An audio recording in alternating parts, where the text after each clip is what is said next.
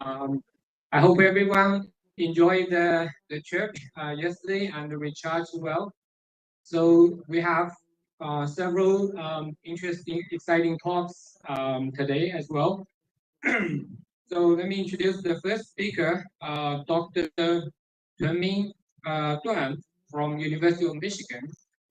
Dr. Dan actually get a PhD from University of Tokyo. Then he moved to US and did two short postdoc trainings from University of Washington and University of North Carolina. And then uh, he moved to the Michigan and actually all the time, right? Yeah. So he's well-respected leader in the field, and we're excited to actually listen to your talk. So his title of the talk is Regulation of Cell Renewed by a Conserved Mitochondrial Loop Acting Downstream Calcium and the IGF-4 Signal. Thank you. Thank you very much. I'd like to start by thanking Professor Chin Zhang and Dr. Chu Yan for organizing this wonderful conference and also for inviting me to come here and share their findings from my lab. I'm sure when I speak for everybody, we have superb. Thank you very much. And I also want to thank everybody for sticking around until the last seat of the meeting. So I'm going to go ahead and start my talk. So my lab has long-standing interest in understanding how the size of organism or organ is determined. Some of the early work in my lab focused on the process of organ formation in genesis.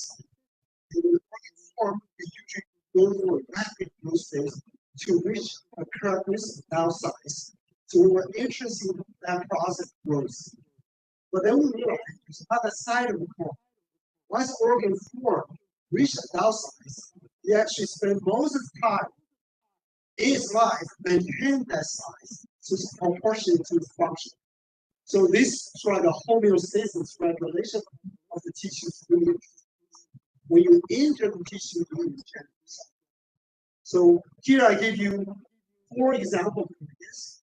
2 I have very highly turnaround rate. For example, in the blood system, as well as intestine system, the cells are replaced very rapidly.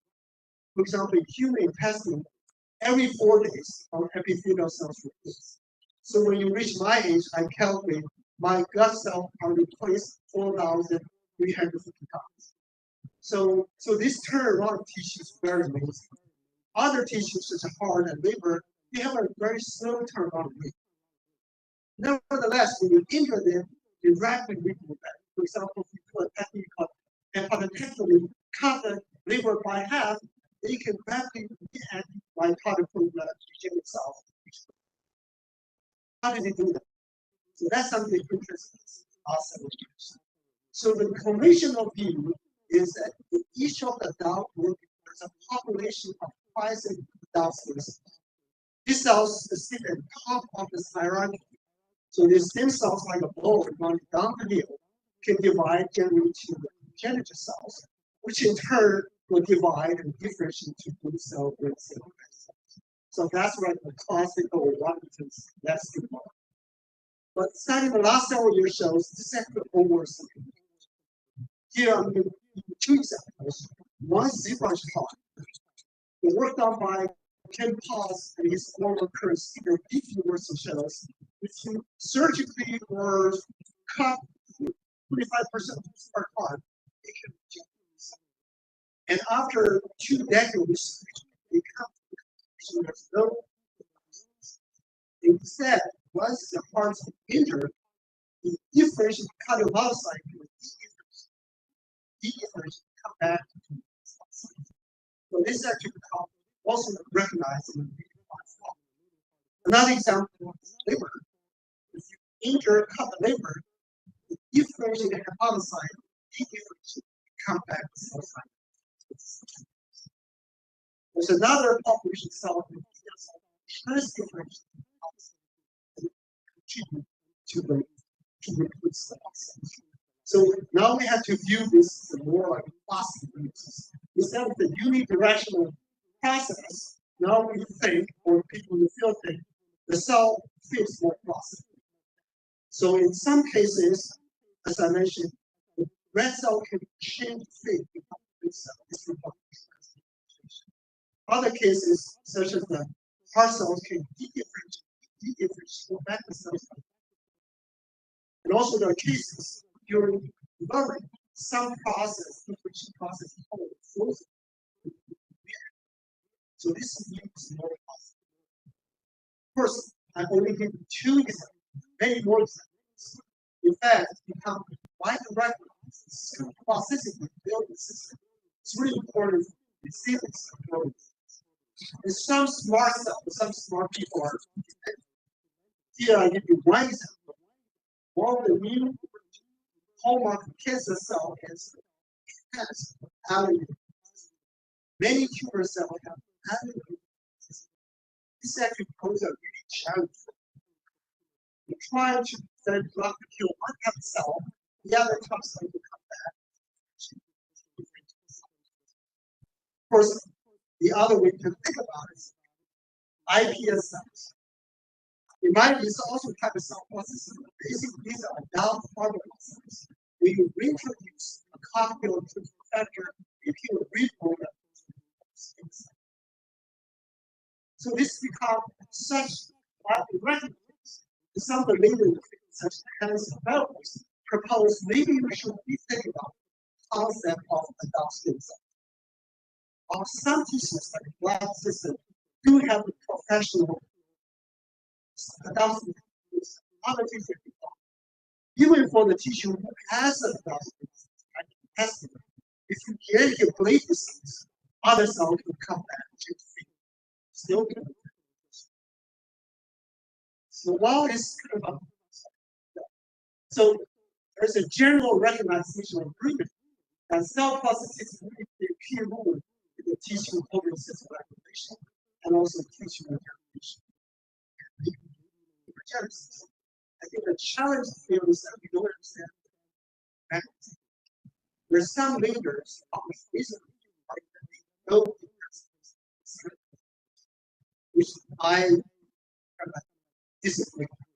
So I think one of the major challenges in the field is most of the studies they've done are based on antibodies. Cut the heart, frozen the liver, do something like that. There's very little, there's no current physiological system that we can use. For example, whether a 40 different cells can really treat different hepatocyte, cell site, in a physiological. So in this concept, we're lucky by accident our system. We found a population of zebra which dinosaurs. We can manipulate the army and induce them back from different systems. So on day 1 of the symposium, Dr. Wang gave a wonderful talk about the different type of dinosaurs. So he's a field leader. He's a leader in our field. So I basically follow the slide, right? So the inocytes, these are mitochondrial cells that first discovered by the Nobel laureate Oxford University. He found this cell in the gill. They actually uptake chloride into the body. So he called them chloride cells. These were renamed into mitochondrial cells and now. As Professor Peng mentioned, that there are 5 types of inocytes. Okay. This all derived from the same stem cells. This stem cell, like the custom model predict, will produce divide generally 2 populations of progenitor cells: the inocyte progenitor cells and the keratinocyte progenitor cells. These will become progenitor. Keratinocyte cell, this will become 5 types of cells. My talk will focus on one of the cell types. So I'm going to go into details. But before I do that, I just wanted to mention one thing. For those in the audience who don't study fish, who don't study inocyte, while reading, I just want to mention that inocyte was discovered in fish 80 years ago. It was used to thought it was a fish unique cell type. Now we realize it's actually correct.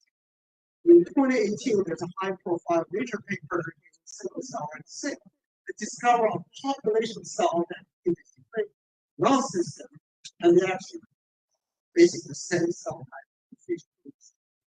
This will follow up by several studies. Now we understand in the human system, multiple organs complete this iron cycle. For example, in addition to the lung, kidney, inner ear, epidermis, testis, thymus, thyroid gland, all iron cycle.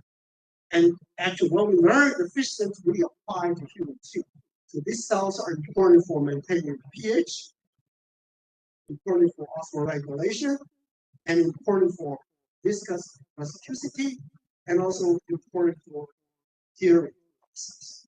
Importantly, if you are biomedical type, mutation in some of the genes, for example, chloride channel gene CFTR, are found to be diseases such as cystic fibrosis, and also mutation in proton pump. The VTPs can also lead to hearing disorder and retinoschisis. So what we can learn from fish, not only from fish society, we also have a lot. Let me come back to fish. So for those who have not seen it, here is a EM scanning picture of a zebrafish INR cells. This is one type of this INR cell. Now these cells are fully differentiated polarized. They contain the apical side, shown here, and the basolateral side. Now these cells contain all the cellular machineries for calcium transport. On the apical side, there is this expresses calcium channel, usually called ECAC, epithelial calcium channel, but now it's AAA6. This expressed at the apical side. Now, these channels regarded as the gatekeeper for calcium transport. And the calcium will come into the cell through the AAA6 channel and bind to a class of calcium binding proteins. And then it will transport it against the radius into our body through the plasma membrane calcium ATPase and or the sodium calcium co-exchangers. That's how our body absorbs calcium. To knock out this channel, we did just a you'll find this gene is essential. So in the knockout model, all zebrafish die within 2 weeks. Dies because they are deficient in calcium. We're using a dye called red, which stands for calcium bone tissues. You'll find the white type tissue, we have some nicely calcified tissues, these organs in the knockout. So this sort of data support the idea that tryptophan channel is really important for calcium uptake. So one of the controversy or debate in the field regarding tryptophan channel is whether tryptophan channel is considered. The structural biology and public structure shows tryptophan channel is a considered open channel. The electrophysiology down there, research work in the cell culture system should be somehow regular. So one of my former graduate students, we decided to answer this question to see whether tryptophan channel is really considered open or regular in vivo in a living cells. So to do that, she had to produce several things. One of the things she produced is the triangular by expressing this calcium reporter GCAM into the INR cell specifically. So when GCAM bind the calcium with change of conformation and emit the GFP signal. So if you read the GFP indicator of intracellular calcium concentration, then she crossed line with our knockout line and show that if compared with the Y type or heterozygous siblings, which each one in our cells show very high GFP intensity, meaning high intracellular calcium levels, the knockout fish have no GFP signal at all. To make sure this is not due to the lower or no expression of the GCAM, she also did another experiment by adding this ionophore. This is a dye, this is a chemical that can permeate the membrane so the calcium can come into the cell. Now all of a sudden you can see the GFP intracellular calcium concentration. So this is the quantified data showing two. One is tryptophan channel is really important for the calcium influx in the cell. The second is that the calcium level in our cells always kept at maximum level. It's a very high calcium level. to drive home the message in another experiment. In this experiment, she basically advantage of available tryptase inhibitors by performing this real-time imaging experiment. I'm going to show you that it works. Anyway, the movie doesn't work. So, so what that is if you have the GMP labeled or GCAM labeled cells, if you apply the tryptase channel blockers, and you see the green signal gradually disappear. And after you wash out the drug, they can come back. The quantifier is shown here.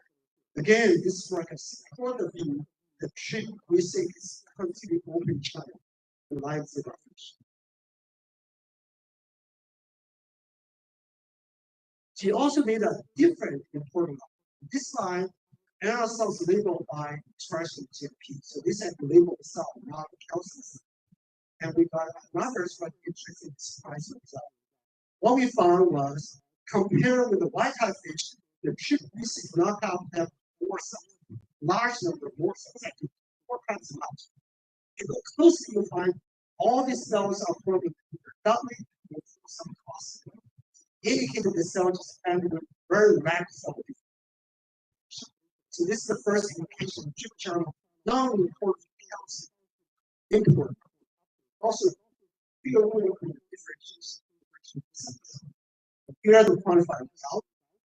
So day 3, day 5, post-fertilization, the knockout fish have significantly higher level of cells. We also can mimic the same effect by using the tryptase channel inhibitors. We show that in the white type and mutant fish, the inhibit tryptase channel is increased. This actually is always functioning. So to show whether this is sufficient, she actually developed this genetic sequence by using 4 genes. You can put back the white type or mutant tryptase channel into the knockout animal, and we can label them using M-cherry. So the one that got your transient show me. So basically, we're trying to see whether we can put back tryptase channel sufficient to suppress cell proliferation. Yeah. So here shows you compare with the M-cherry, and when you works the cell overexpressed white type tryptase channel. She also generated the calcium, the channel that mutant by mutated one amino acid, so the channel cannot conduct calcium income, and that channel has more activity. So this sort of then she had to perform other biochemical assay, came up with this model. This model says that number 1, the tryptase channel is inward amplifying specific open calcium channel. It constantly meeting calcium influx into the cell. So that maintains intracellular calcium in our cell very high.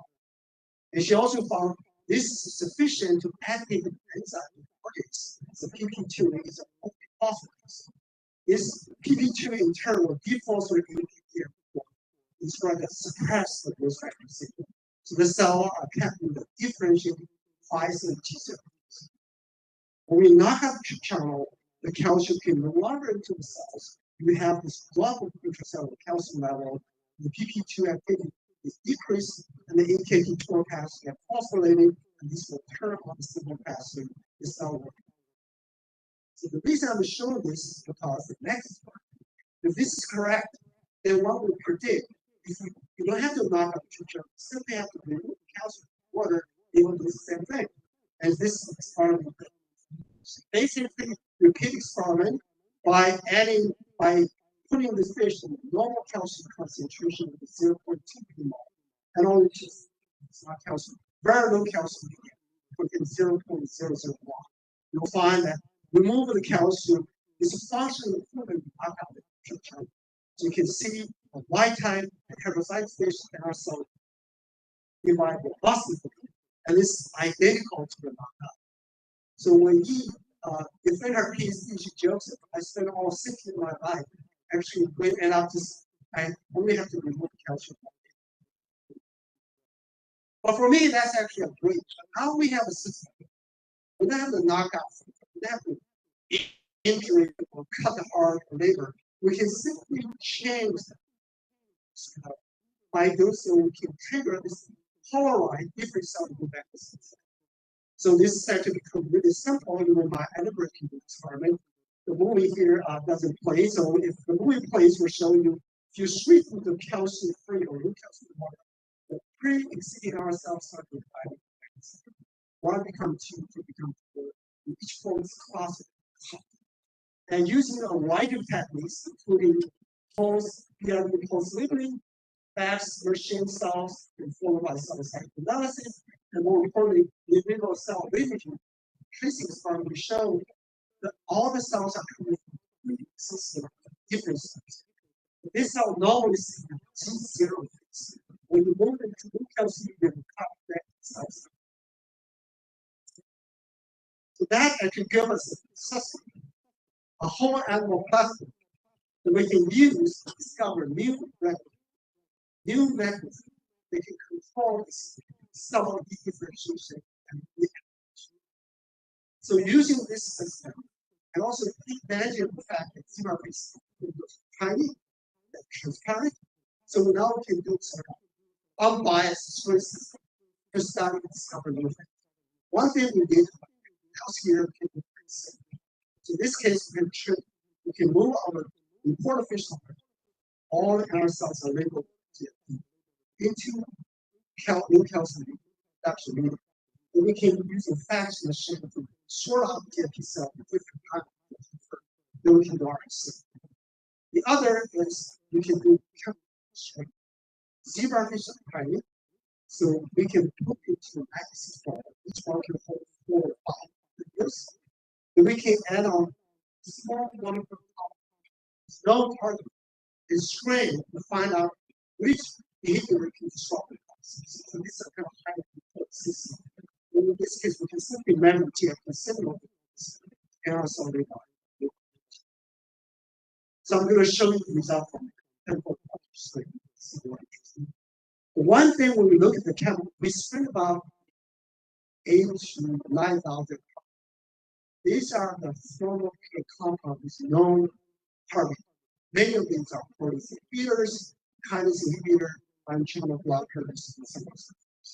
And the one thing John Thomas is become very clear to us is that many compounds that targeting the IgF is the right receptor system are coming out very strongly. For example, I recognize other proteins, the AKT inhibitors, the PI3 kind of inhibitors.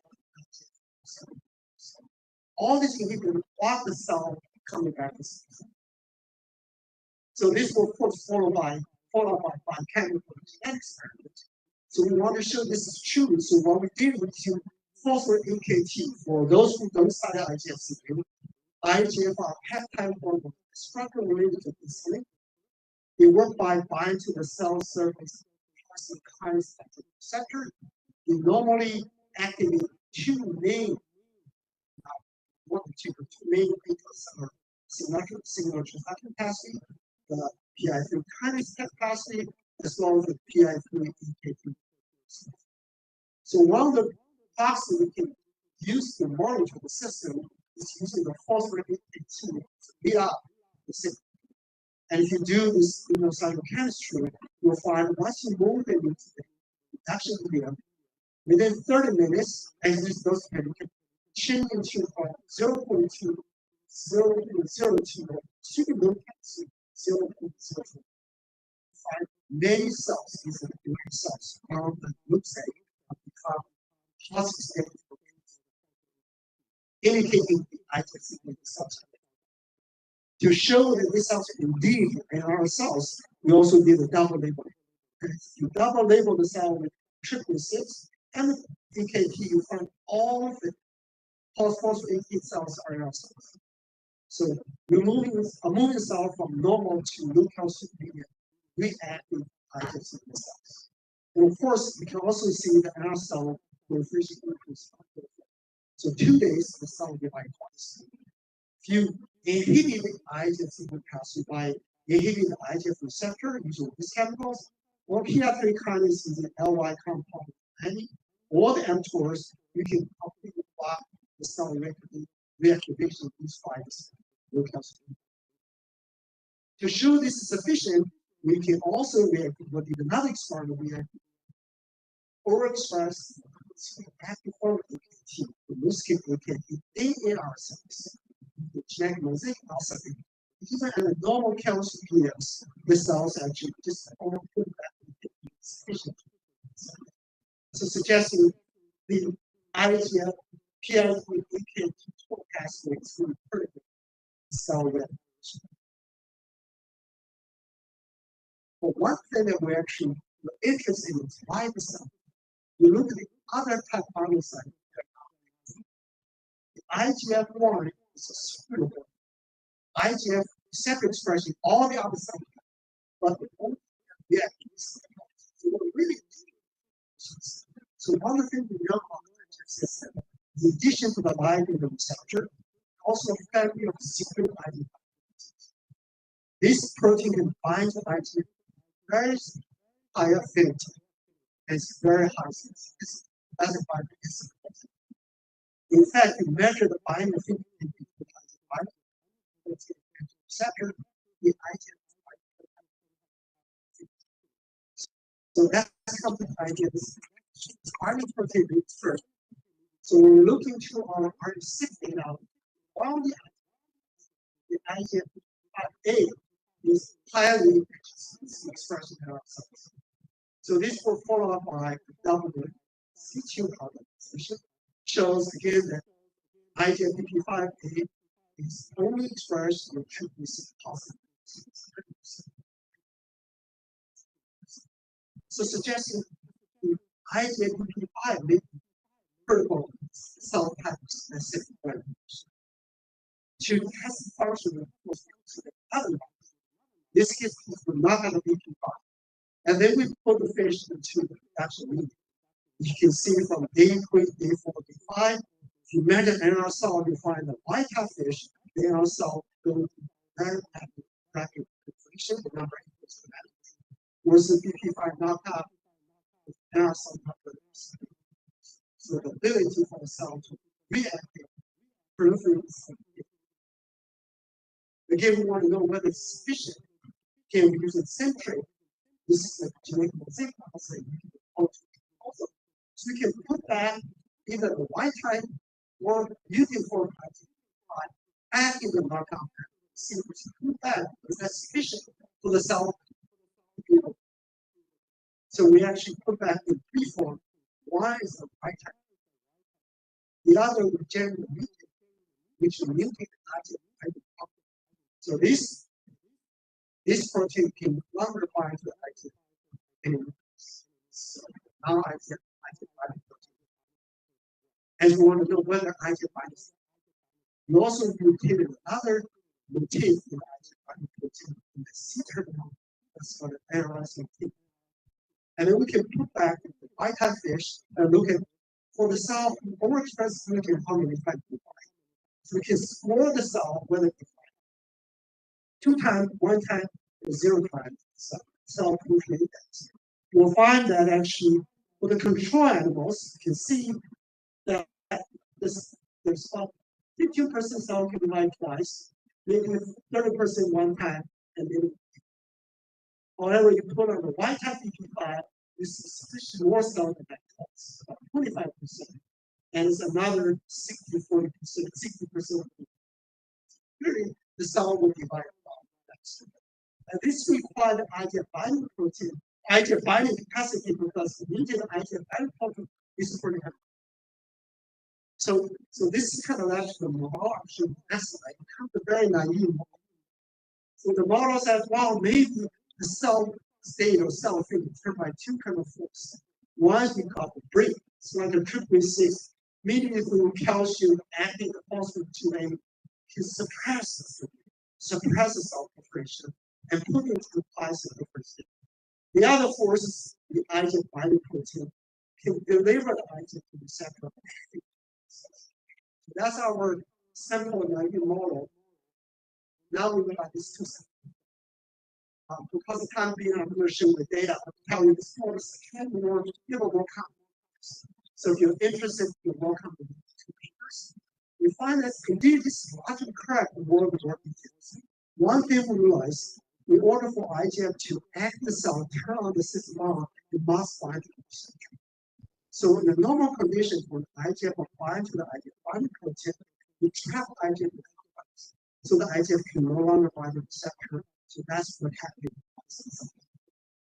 In the reactive cells, it turned out there's another chemical. This is a zinc metalloprotease. It's a membrane tethered enzyme. This enzyme will activate and create IGF proteins. So by doing so, it will release IGF-1 from free the IGF-1 from the complex. So IGF can bind. So this enzyme becomes critical because cells regularly bind another hormone. This is a class of hormone called steroid-calcium 1. So this is a rather dynamic system that can control the cell decision. So let me kind of step down and look at the big picture. So far, what I've shown you is that we have, by accident, got this cell isocycle system that we can easily manipulate the system so that we can induce different cell events. Usually, this system we show is very elaborate cell autonomous as well as cell non-autonomous mechanism that can turn off this IGF receptor PI3 So if you look at the literature, we find essentially many cases similar. For example, in many and also Drosophila adult stem cells, such as neural stem cells, muscle stem cells, blood stem cells, intestinal stem cells, there's a literature show the activation of the sensitive component with stem cell will come back to cell cycle. And also, in addition to this, also show even the naive T cell, when they present the antigen, they also go back to cell cycle by acting on the forecast. You actually go further in evolution to the yeast, you find that the yeast can come up with actually poor conditions they actually stay twice. But once you know them, you can reach conditions they also can act in the cell cycle. We feel that maybe we're looking at the system receptor.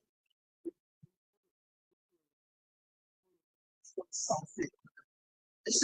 Or reactive. So maybe we can use our signal system to address the question. So one of the things known for is a major muscle rectum.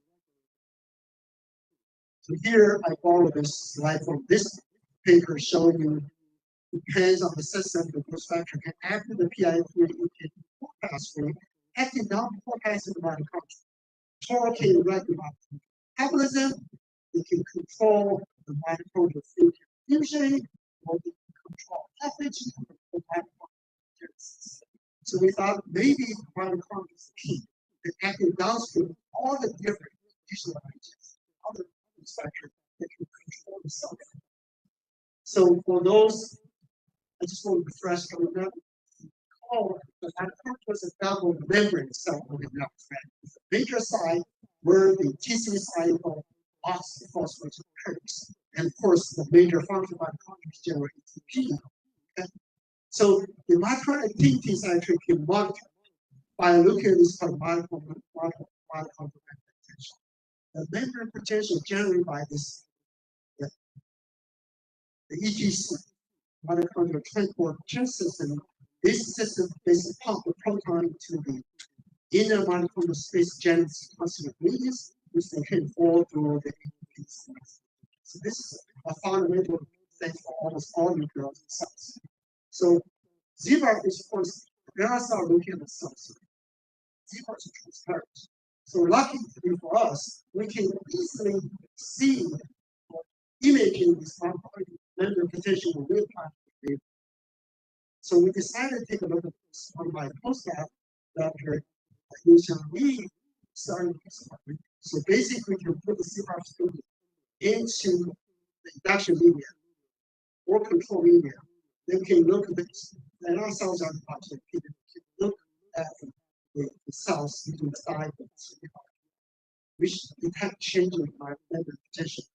You'll find that after 2 hours of treatment with induction, almost all the NR cells, 100%, shows increased mitochondrial potential, meaning the mitochondrial activity. We also measure the mitochondrial number to see whether the mitochondrial number change there's no change. So basically, mitochondrial memory potential is activated during this induction reactivation process. To show whether this is indeed active downstream of the IGF pathway, use on the two experiment.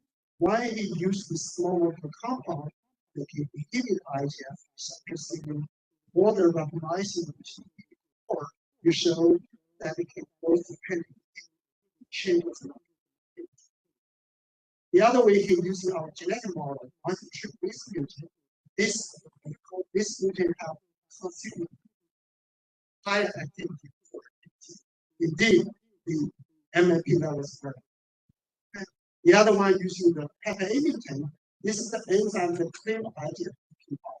So it shows without this enzyme IGF. Indeed, we do not see any increase. So suggesting change in the mitochondrial activity is downstream IGF. So we went on to show whether indeed TC cycle change after phosphorylation mitochondrial metabolism is really key for determining cell fate. So we did 3 experiments. The one experiment we're using a genetic mutant. This mutant deletes the E2 unit of this enzyme for PDH. There's a lot of biochemistry for so if you recall your college biochemistry, PDH is a key enzyme that convert into this cell. It convert from carbon to acetyl-CoA. Acetyl-CoA is the one that gets the TC cycles getting up. Using this system, we found not have this enzyme again our cell filtration. We can also use chemical compound to block this enzyme again to inhibit pH activity that our cell with reactivation. To show this sufficient, we are using another way by adding the activator of the system. One of the systems we can add is second sodium. This is a supplement. This is a material that goes in here. The other one we're using this MOG. You'll find in normal medium, add this TC cycle activators. That's enough to put that. So the TC cycle activity is both required as well as sufficient for activating. So the TC cycle after phosphorylation, as we mentioned, is important to produce CPP. The process produces is also leak up in the RS convection because oxygen using as an acceptor for the. So although RS is thought to be a damaging molecule, this is actually also function for the signal. So we of course want to go deeper to figure out how does the change in mitochondrial activity will change what the signal pathway to the cell. So using the centroid, in this case using a dye called mitosis cells, which stands for mitochondrial RS activity. It shows that in reactive cell, the mitochondrial RS increases. This actually usually starts around 2 hours after treatment, stay after. And we found that if you artificially using chemicals, one of the chemicals we're using is called MitoQ, which is a RS scavenger. Then we can impair the cell reactivation. If you put on the other cytochemicals, MitoPQ, which is some increase RS sufficient to drive cell to the cell cycle. It's like a little times, but I'm going to wrap up very quickly. So what are the effects? So when we go through our RSA, we actually notice one of this key pair here, this enzyme that actually stands for serum glucoprotein kinase. This kinase indicates like it doesn't have a peaceful response. So we show that indeed in reactive cells, if you do RT-PCR, that is STK levels increases. But also if you treat the cell with peroxidine, so it shows now also shows RS increase expression of STK. If you use CRISPR knockout to knock out STK, then you find the cell's ability to protect the cell's height.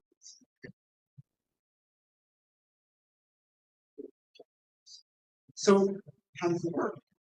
So STK is known to be a cytoplasmic kinase. Then one of my undergraduates actually, he rewrite computer using AlphaFold to look at the structure of the human and the zebra. He found actually they both contain this yellow label sequence. It's actually is a consistent mitochondrial chemical sequence. So that's kind of the idea. Maybe it's taken. So using this experimental field quickly, we show that when you treat the cell with RS peroxide, then the GK will translocate from cytoplasm. Inside the mitochondria is actually phosphorylating one of the supplement ATPs. So this was done by two ways. Probably those straightforward ways. When you add HEK with the ATP's beta supplement, you can see that's directly phosphorylated as ATP supplement. So based on this kind of analysis, we have to come to this conclusion. One thing is mitochondria and also the TC side of phosphorylation really maintain a very low level. Due cell reactivation, the mitochondrial activity happens goes up because the IgF sequence is and this is actually important because this is important because this will lead to increased ATP synthesis, the higher mitochondrial RSL. The increased RSL in turn will induce expression of the SGK. Inside there, SGK can bind to ATPs, phosphorate ATPs, and increase its activity. So I'm not sure the data. Whole experiment to capture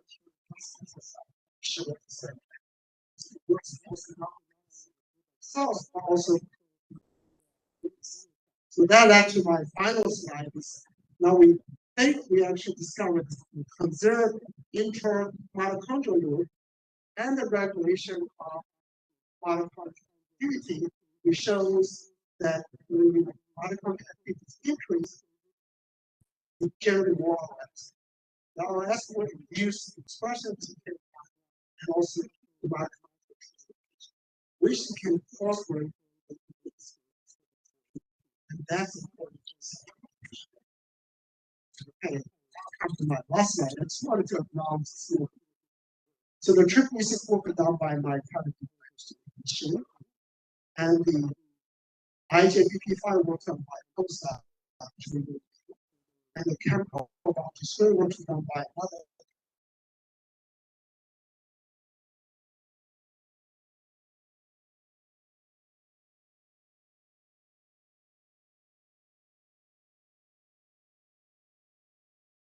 That I want to thank you for the kind attention. Any questions?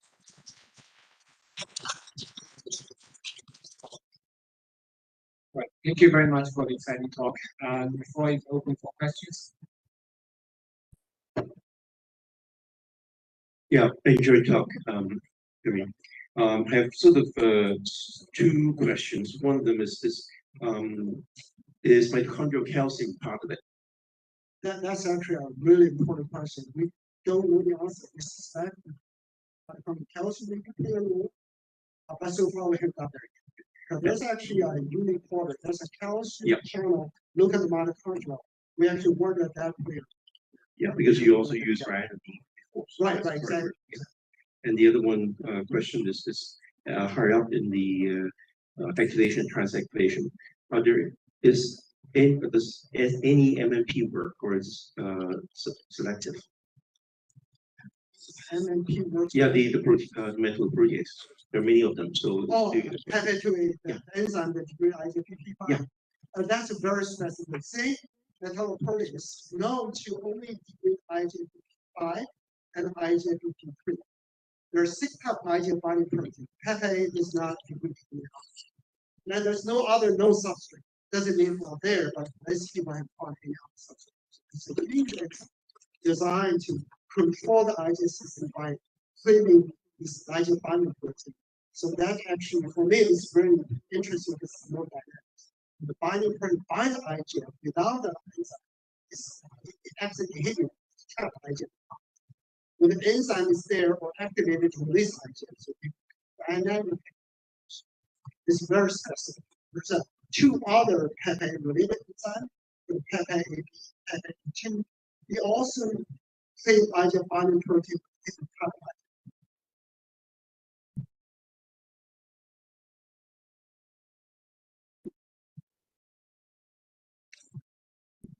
Thank you so much. Nice talk.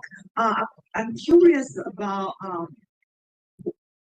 when the fish embryo have more this type of cells, what's the advantage to this fish, and does this happen in adult stage as well? Yeah.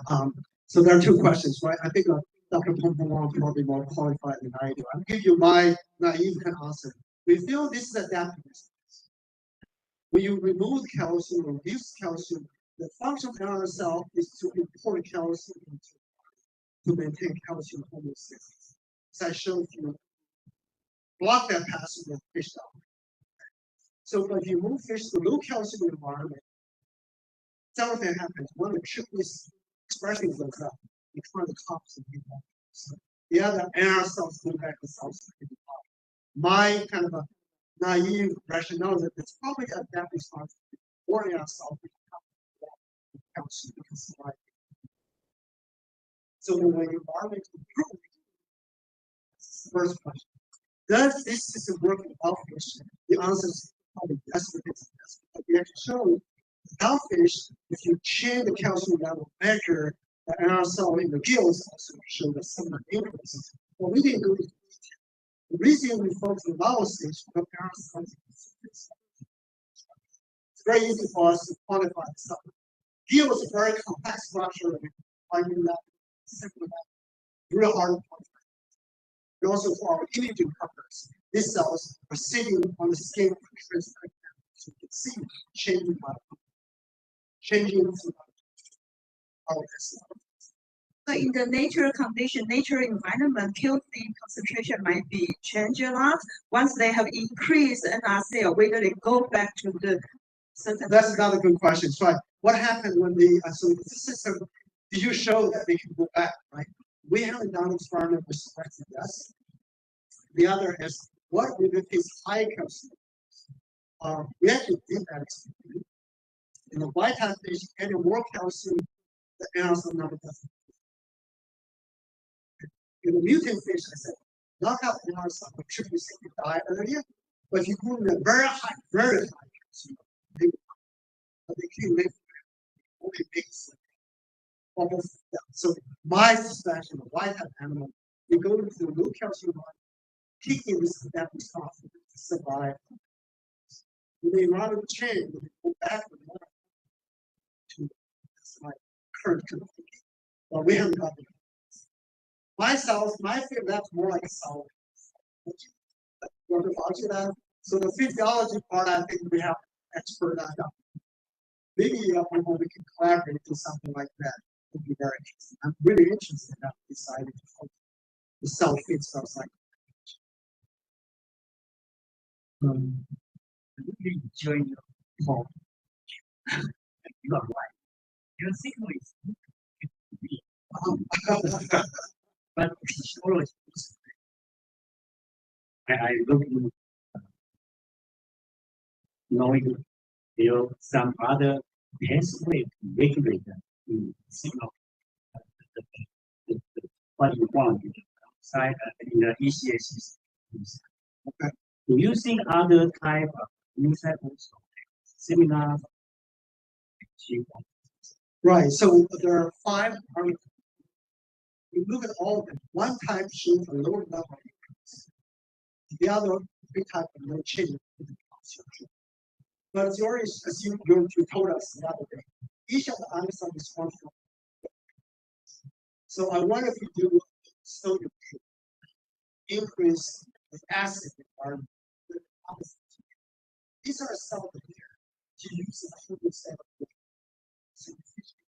survival of the chicken. I think there's so many. So for us, without this system, what there, what the how we do something. back with salsa.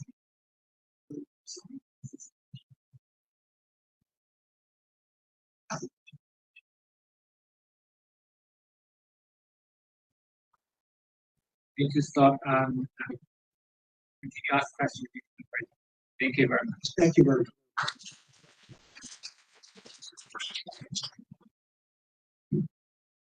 So our next speaker is Dr. Zhang Zibin from Wednesday University, USA. Today he is going to talk about the role of COX-5 in smooth muscle cells. Let's welcome.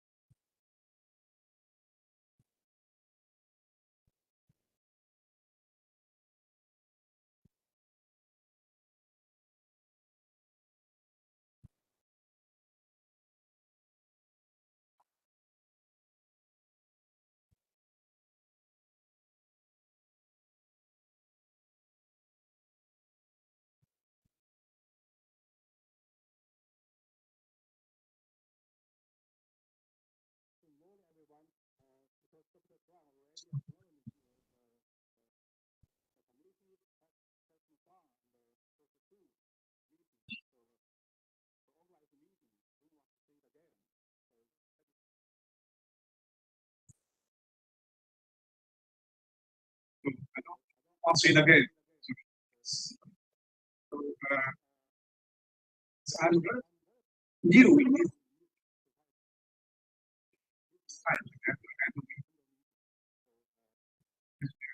the basic knowledge at school is like 7 years ago. After that, I think many kind of project. About 4 years ago, so I started a project based conception. Actually, when I think most of these societies, the population in Mexico, they don't have hormone-based conception. They want not hormone. They want hormone-based.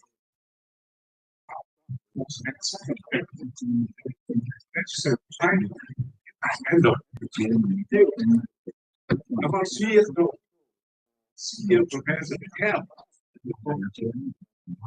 And shared the me how to teach. So since then, I started with myself, people I need to teach students. Until about 2 or 3 years ago, so I have a project. It's fine, I start this project. This is related to so that's here today. So this COX-5 is a COX-9 complex. This COX-9 complex is some unit, and this complex is so one of the major function complex is for protein regulation. See the functions is COX-9 for singing. It's 19 6.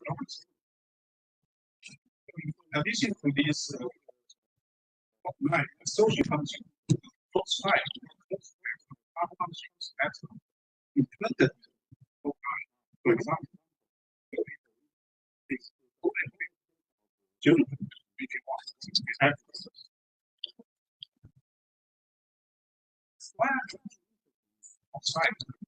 the major problem is Genesis. They study several complex proteins. So we need also hybrid stream.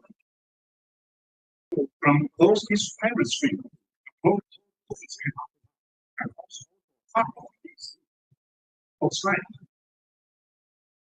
For example, properties of I'm part of and 6 is 6 is going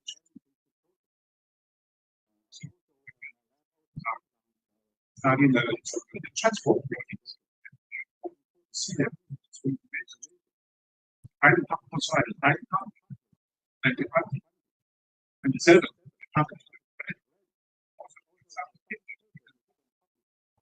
So I'm part of. Right. So it was I study James get close minds. First is close mind. Sorry.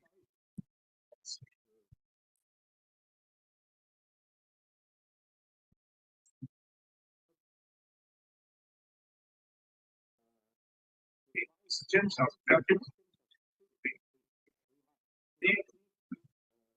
what we want to see. James see has more. All my medical you want to numbers. Also the opportunity. How is that?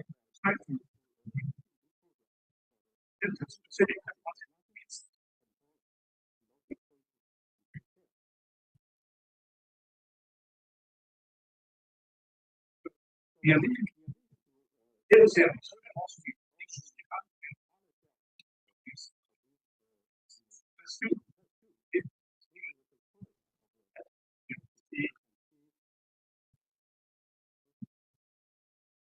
the total cell, this is the only cell inside the first two.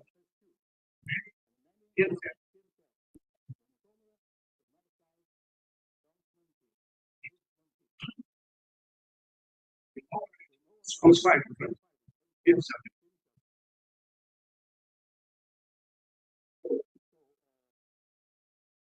second project try to understand function of time slope lines and it's cool.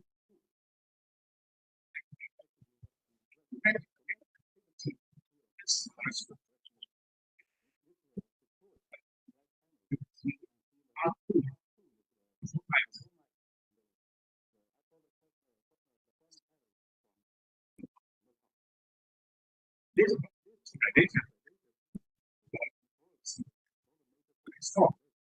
so you're very important. Also, cell.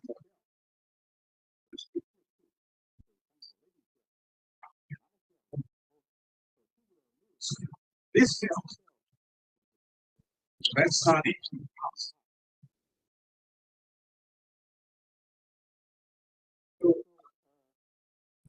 One of my students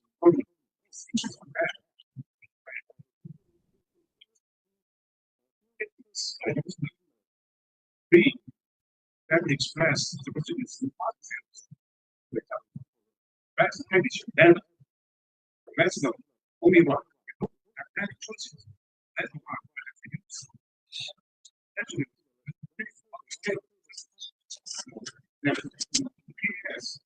As a discharging from the specificity of the screen, some students consider this this line is so specific in this self they can also express the answers themselves. But the answers, that's right. When the right, what's right, right? It was both right.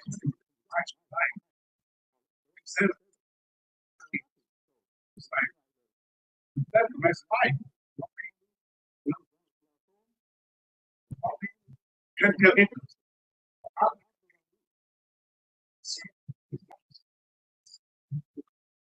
Both me on the screen.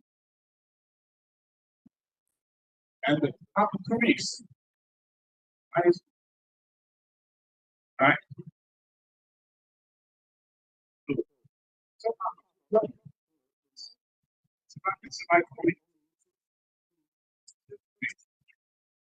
both over there. Well, that's the problem. organs. You can see brain, heart, lung, liver, kidney, is okay. But looking is any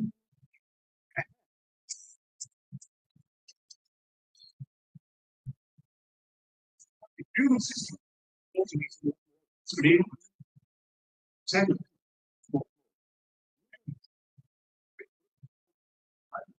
region. So the public check immune organs. So I discussed with someone studying this must be released as sometimes there's a bad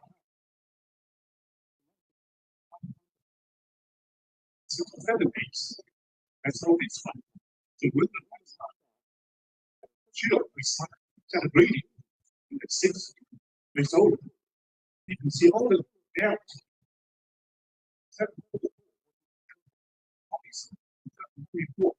Yes.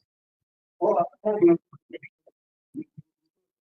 Nobody can see any.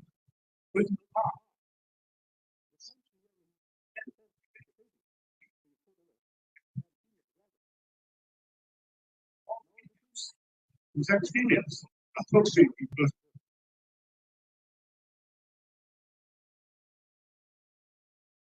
so who has a response? That's it. See how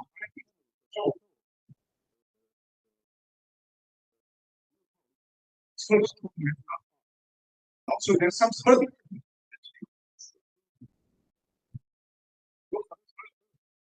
Yeah, no. So with that like swim, you can see the swim count. It's directly reduced. Those are the swim. It needs to proceed.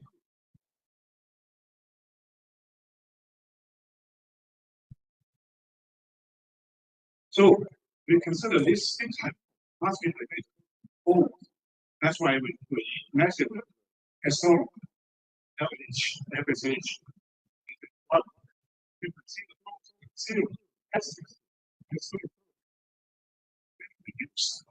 Actually, not how. Actually, very, very.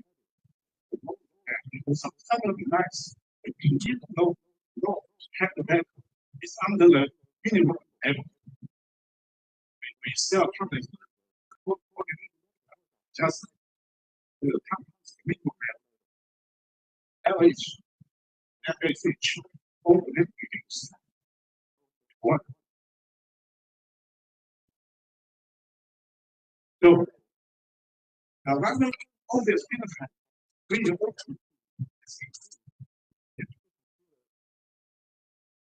fine, it's good.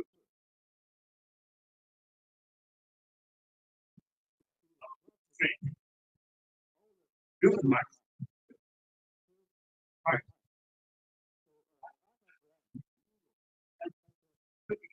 Started open.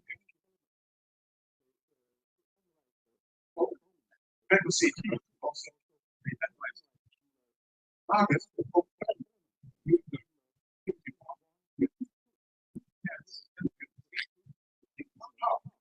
stop.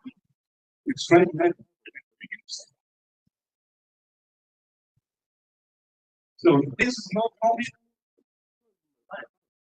other goal. See, right. Say other is for other markets. Okay, see. Look how. So as I mentioned, when you look at my side, because my side, the two looks like you see some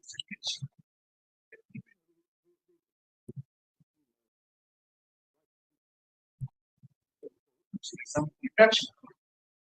Nice.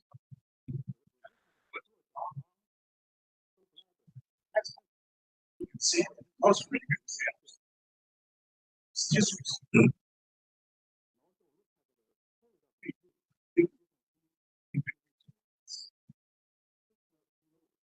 this sign of action.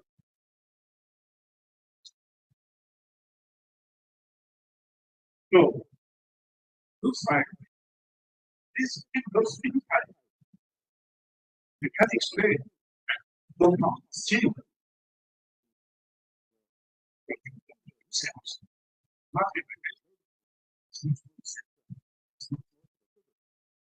this step there.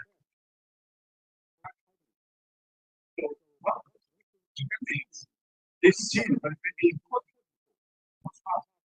for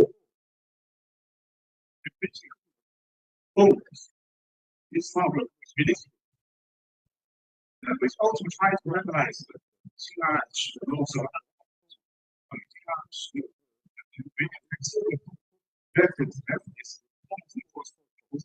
so stable.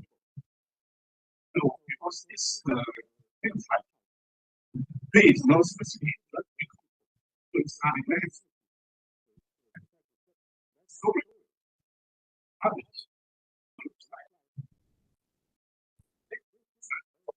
this says hormone.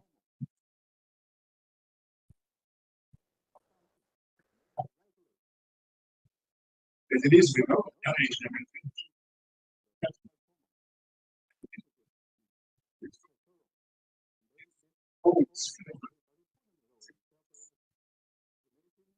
As skeleton 6.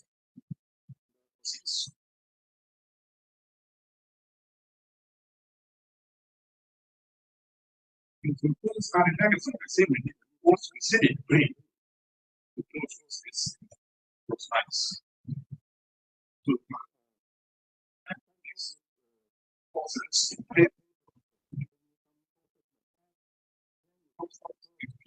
This one is very difficult. During that time, I was somehow in bed. So I have to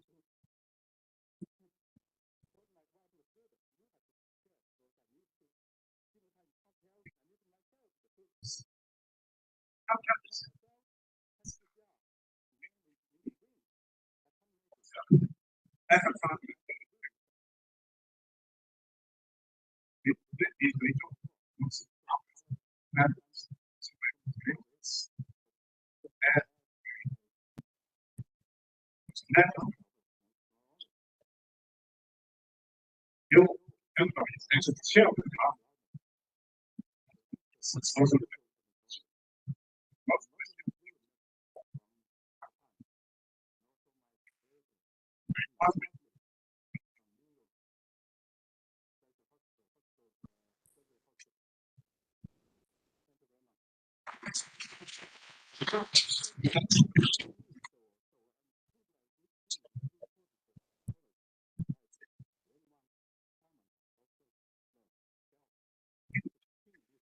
Right.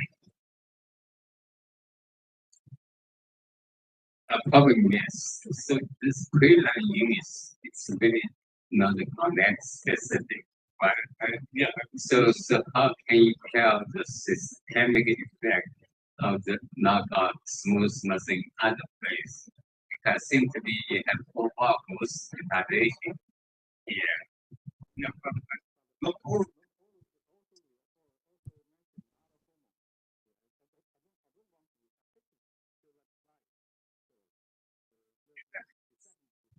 specifics not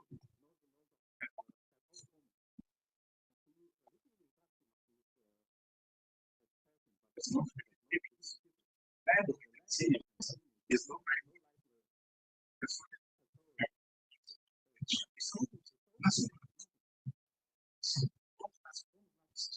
that's not this is specific.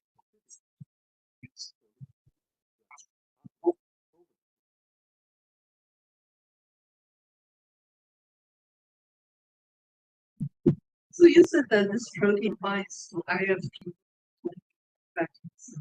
So these are ciliary proteins. Then your phenotype like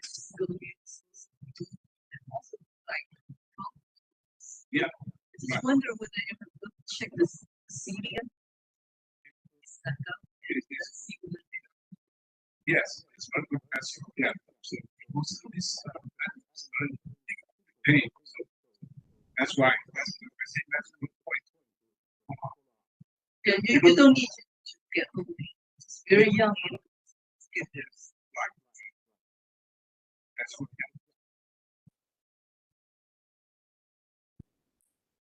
So the knockout is smooth muscle specific. When you get a chance to look at the vascular system, the structure of blood vessel, the blood flow, is your phenotypes very systematic. right. That's massive. But I think this one from the side to the point is that we try to do that.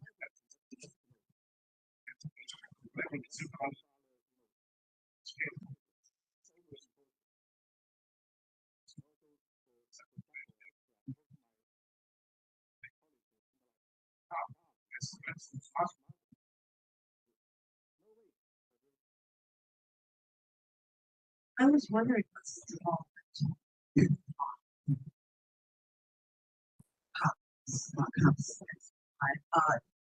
is it expressed developmentally, and what is the tissue pattern expression? That's the reason we want.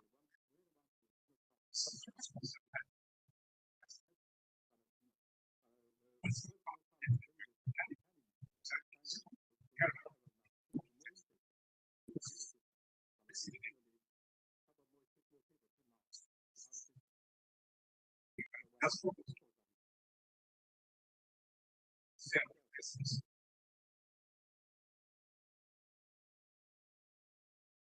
So if you think the hormones is a major effect, we actually supplemented.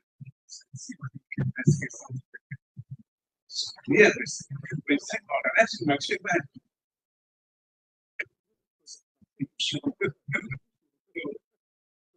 That's really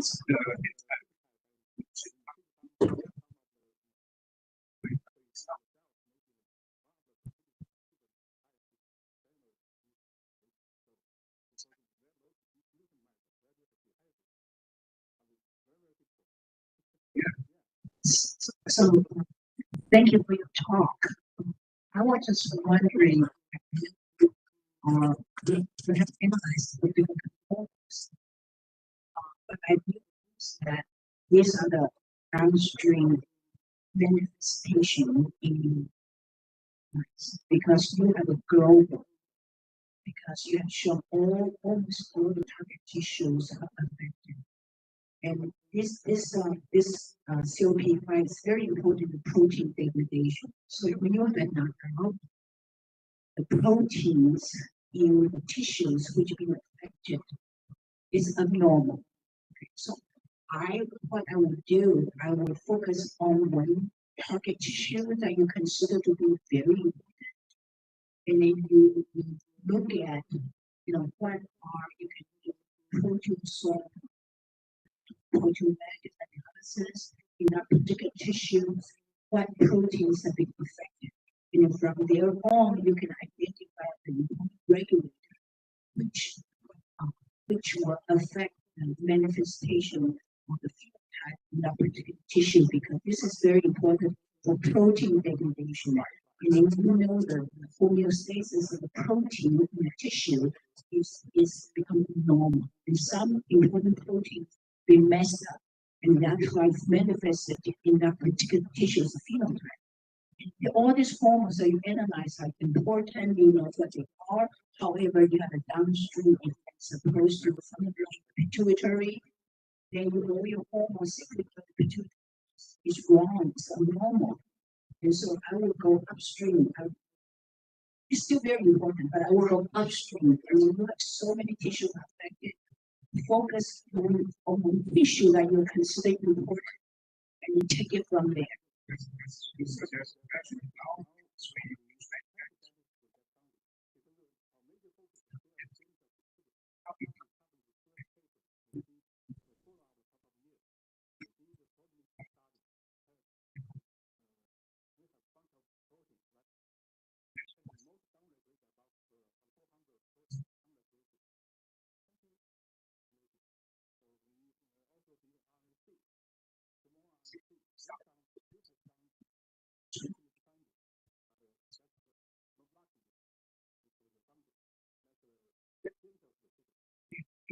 a global knockout, and so many tissue affected. So you have to choose one tissue that you're interested in, something could lead to novel findings, and you take it from there. So you have to, thank you, Dr. Zhang again. So our next speaker is Dr. Liu Yiwen from Department of Life Science, Donghai University, Taiwan. She's using liver fish as a model to study the kidney development and have the implication in renal disease. Let's welcome Dr. Liu.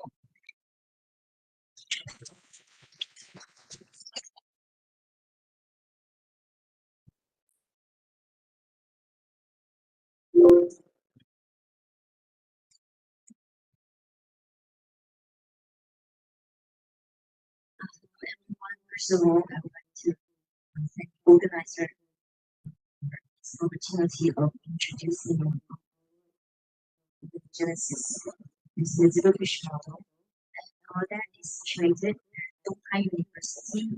Our school has the reputation of university in Taiwan. So welcome to this.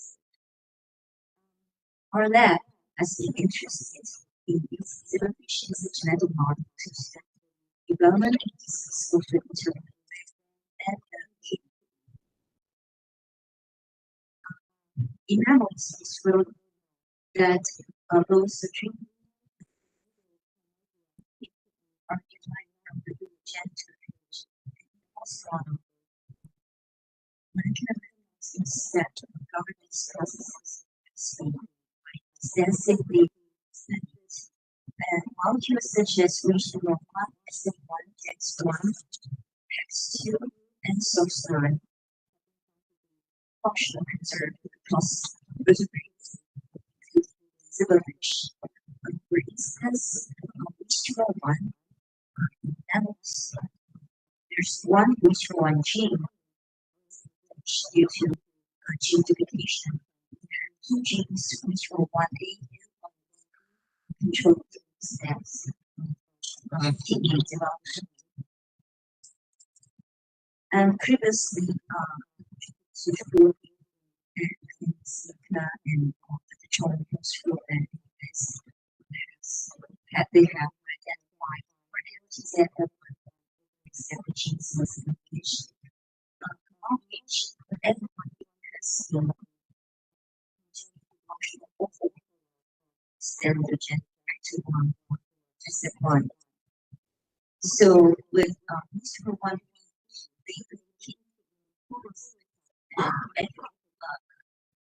they make internal cells that we each one related sites and everyone labeling the internal cell. We can actually study the parallel development of natural environments and the internal tissue. And also by the combination of neutralized like blood vessels and the histochemistry protecting into the tissue are able to study the interplay through the tissue and vasculature during development. So this experiment was actually done by a PhD student. So the internal lens embedded shows the protein cells and these networks of adult silverfish contain neurons, receptors, which are essential for kidney regeneration and hematopoietic stem cells. In terms of regulation, regulates the expression of tissue and Buddhism and sites. Describes the expression of standard genetic enzymes and Buddhism are important for the structure and function of epicytes. So we have found that genesis, which for one expresses interlinked and finally segregate one another. So earlier our question is what regulates the segregation of the injury causes for endocrine expressing cells within the region, and what regulates the segregation between internal tissue elements. We would like to ask whether or not signaling plays in this process. So first step, we would like to know what happens to tissue development when there is a global of activity. So to achieve this, we use the knockdown the transcription factor RNA. So what we can see is that the internal tissue is drastically expanded in RNA, and also the regional one and what we express itself to segregate in this natural embryo.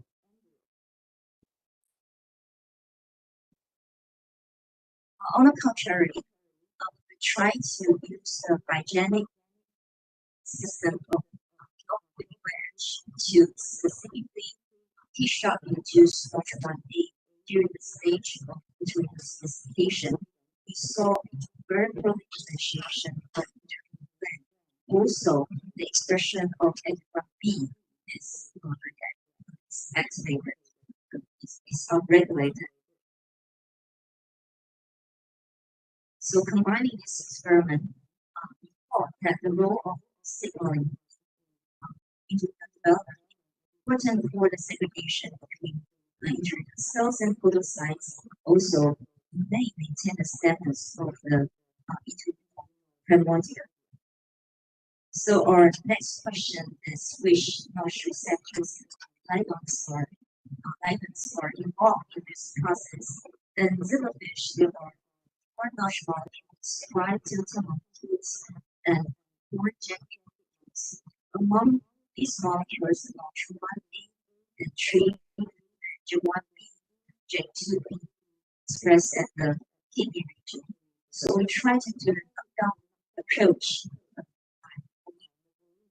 We found that the combination of notch 1A and 3 knockdown, and also the knockdown of J1B J2B would cause active segregation between cells, which labels podocytes, and tribi-adjacent cells, which labels internal tissue. So this knockdown of ligands and other receptors actually cause active segregation between podocytes and steroidogenic cells. However, it is a bit different from the local notch embryo results. So we speculate that it might because J1B and 2B are expressing part of the F1B expressing cells, and it functions J1B may function in promoting the differentiation or steroidogenesis in the neighboring cell, but at the same time maintain the status or the H1B expression at the primordial and tumor cells. So the conclusion is that JAK signaling might ensure timely segregation and differentiation of kidney and tumors. And we asked whether there might be any indication into in the human rare disease research. So my friend and collaborator TNT at Moscow University, China, she has identified ART for human ART mutation allele. The ART for its low density receptor related protein 4. And this mutation actually causes standardizing that lead sequence that means fuse digits. Also, together with other mutations of your ART4 gene, these mutations cause abnormal upregulation of these transcripts. Well, we check the knockdown phenotype of URP4 in zero fish. What we saw is that URP glycerin which could be due to effective extracellular matrix formation.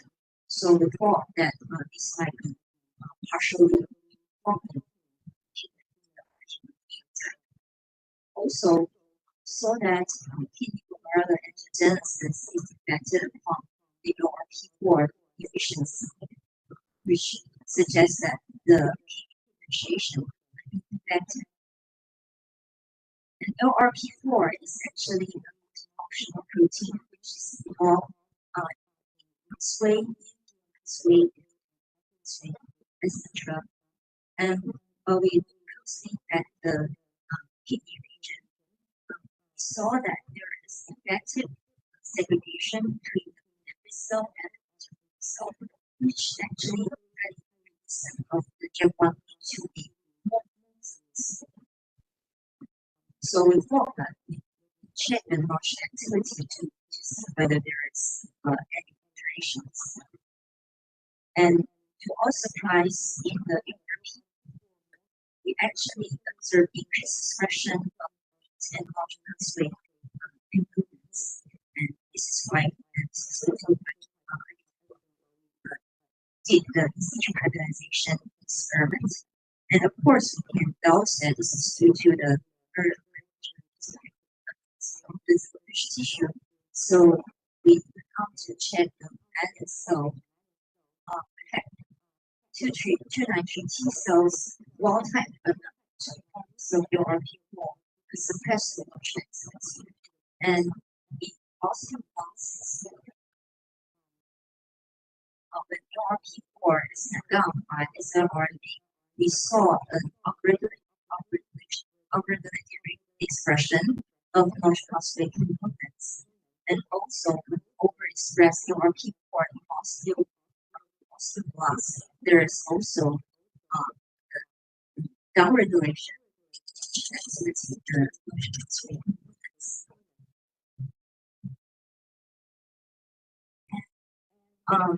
For the kidney development or circulation, is that notch phosphate may be important for maintaining the standards of and also for the segregation between cells and fluids. In this process, functional notch activity determines for the type of segregation and differentiation. And we have evidence to show that it might be some genetic interaction between these genes. And this is an instance, this is an example, linking one mutation. So my friend has isolated 2 mutations, and the mutations actually cause adult onset muscle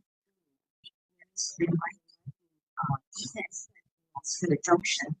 And AP1 is actually exerting dual roles. It involves visceral synthesis and transcriptional coagulation.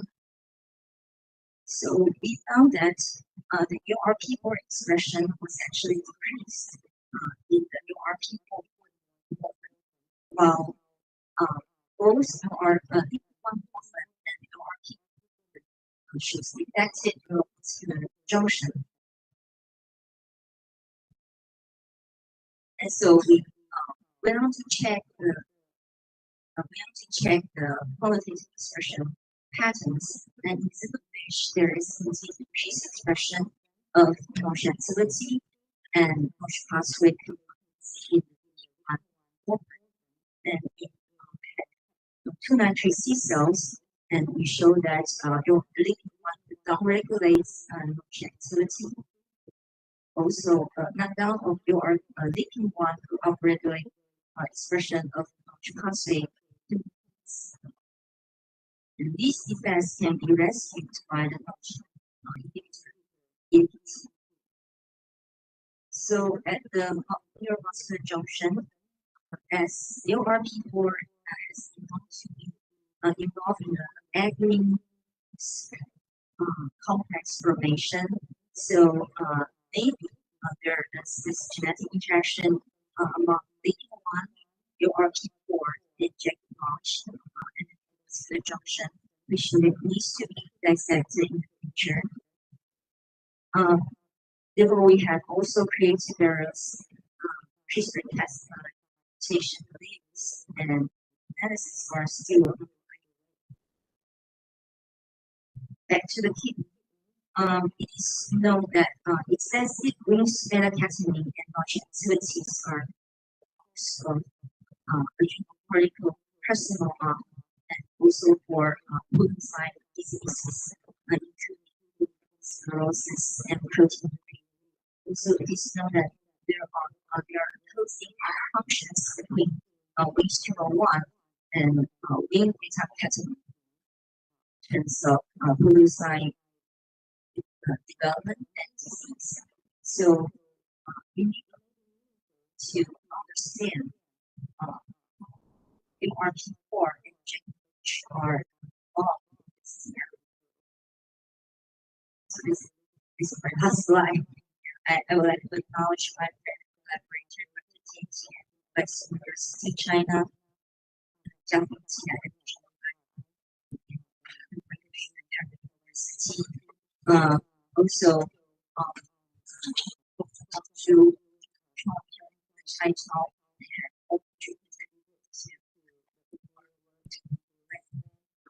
friends at 东海 University 智威结理性生化图书协和 University participating in the work.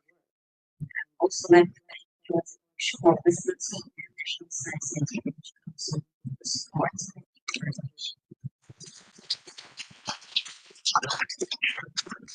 It is very encouraging that the data I generated 20 years ago can be shown in your file. Thank you very much for the So I'm wondering, you look at the like in knocking down, and you show the defect is different, right? Do you actually check the notch activity like in knocking down, whether the like independent notch signal is to show that you need the tissue specific alteration of the notch activity. Yeah, I know, to that detail. So we don't know yet. Thank you for the information. So most of the work was done using morpholino. Morpholinos are well known for being high toxicity. Did you do any genetic rescue experiment? You did not done. Yes, we have done that. Just I don't have time to show that. People work and also for G1 people we have tried to do this. So I have one question. So LP1 is most involved. Yeah, this is my most involved translational activity and also so the difference you found is transcriptional activity or metabolic effect. Yeah, we have some transcriptomics or in order to know the answer. Any more discussion? So if no more, there we say stop to you.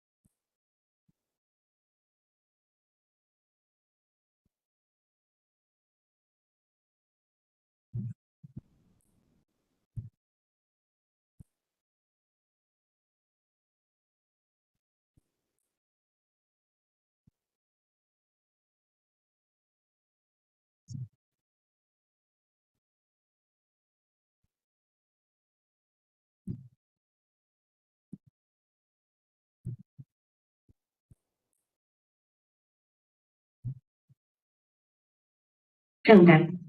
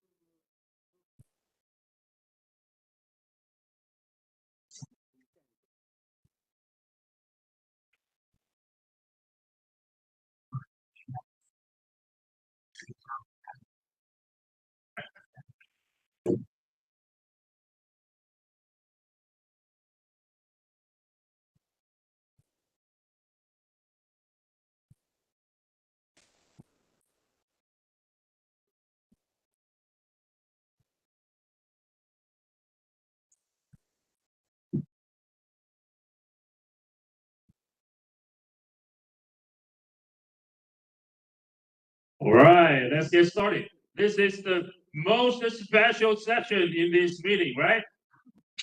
Yeah, all of us know that this is the most special meeting because the most special session because I am chairing this session, right? Yes, yes. No, actually, this is the special session because this is the only session that we have in-person speakers and online speakers at the same time. Now, you know what I'm talking about.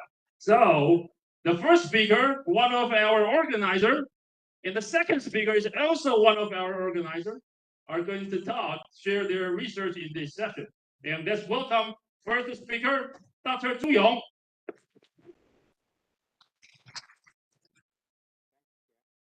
Everybody can hear me, right? So next time we need to invite that guy to organize it. But thanks everyone. Well, thanks particularly Pastor Chip Zhang and his team for their hard work and for their trust on me and work with me in this possible. So anyway, so I have to be honest with everyone. This talk I just kind of get together on the way here because all kind of different stuff I had to deal with. So first, I couldn't decide what to talk about. Either I'm going to talk about it, study about the topics that seems important to me. So I couldn't decide, man, I could briefly talking about comparative ovulation. So this ovulating topics, we in there, and then some particular genesis and sex conversion. Starting to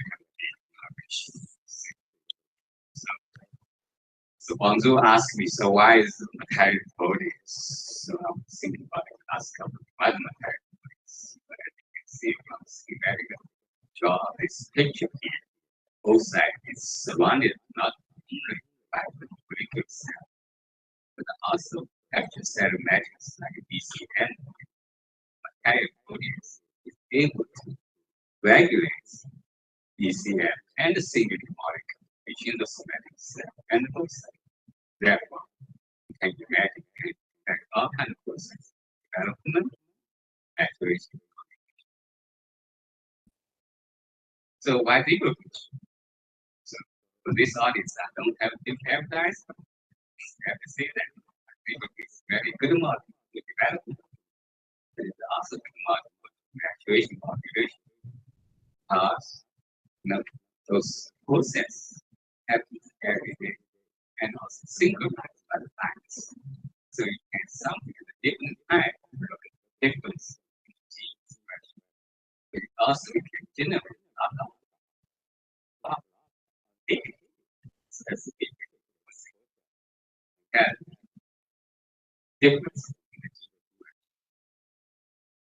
So that certainly we were interested in the maturation and population. So when can it become better?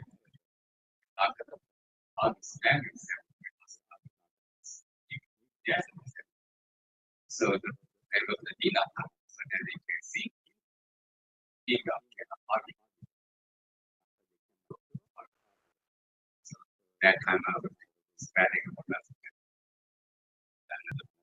this is like argument stuff. This is a wonderful model. It's an observation.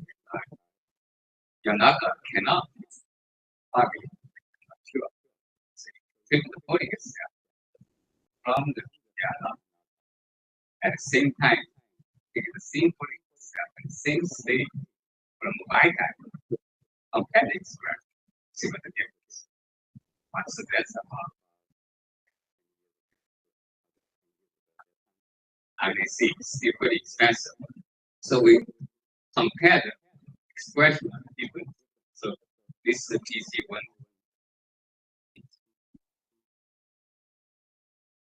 Analysis. As you can see here, scale the expression profile is clearly separate. And also, you see, that's very tight again. So if you look at each start with the genes, so the value will be significant between the and like that. 3,000 genes. So what do you do? That's the magic.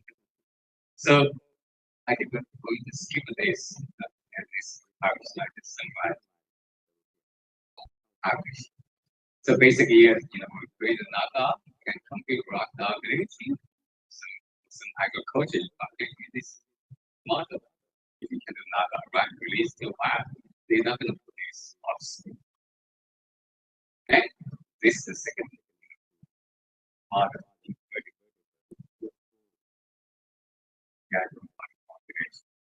It's also functions. Now we can develop and with the operation of C, 10%.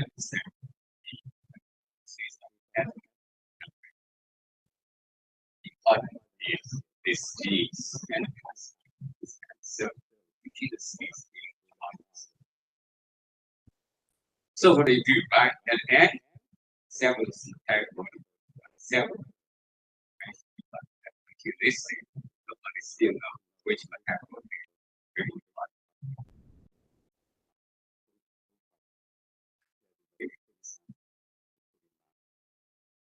So that's the kind of end of story here. So what do you do, right?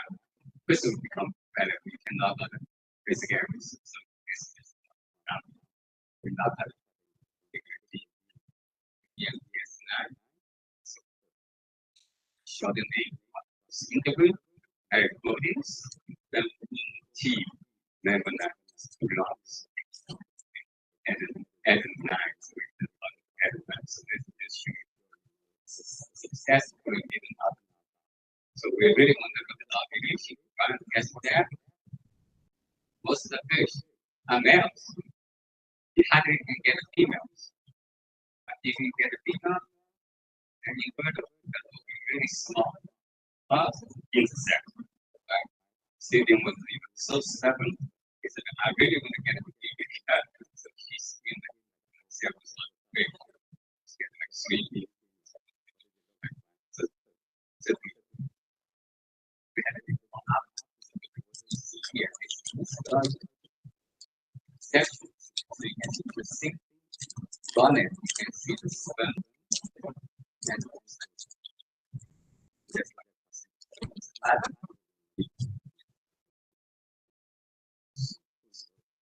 because this is not this old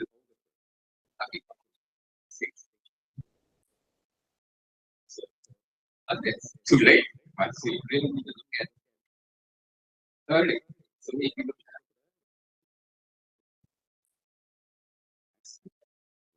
on the bypass.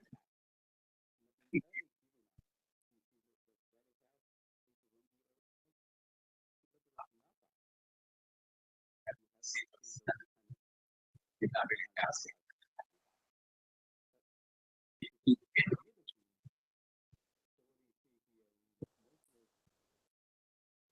Bypass, they keep developing.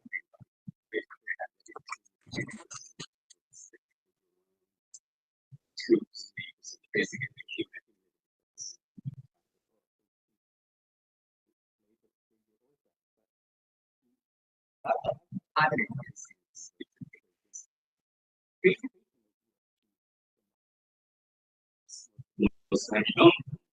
So, as you learn from Judah lecture, zebrafish normally don't change in sex. So their sex is really very early Judah, 75 years gradation. However, if you have less gene cells to start with, you can become male. You have more gene cells, so you can evolve that configuration. That's such as like operation, operation of those of the cell, operation of primary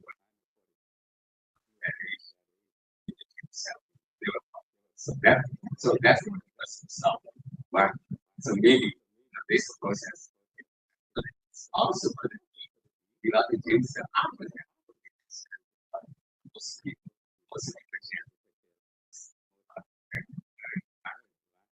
So that's what supply disappointment are not off. But only that is the migration. But other than delay, but they migrate to migrate. But we also did not see significant difference in the denominator. And then no difference in sex rate. Every time it's really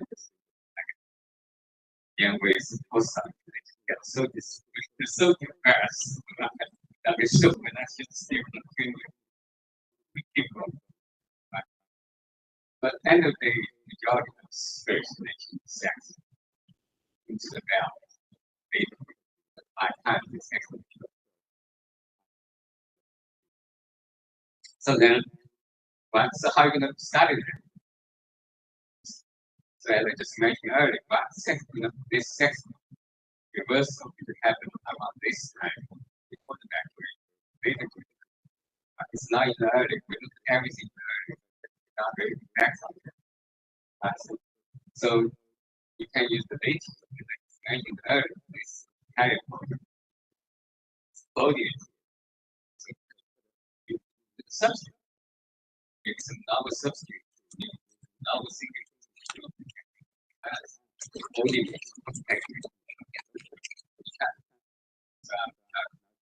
This will take time to do something.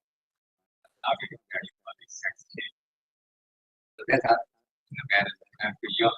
Yeah, I think every sit I see young, why not? Right? So too early, but not too early. Early enough is fine. I'm sex. But then really big difference.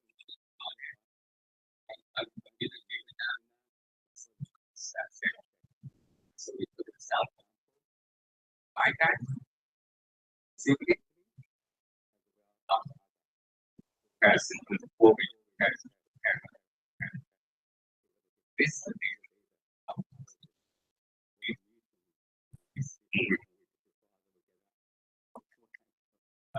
so you can see this WT 61 is able to bypass the choice. WT 47 is already it's early to bypass. As you can see from this slide, this is like on this slide here. Shift. Both sides develop.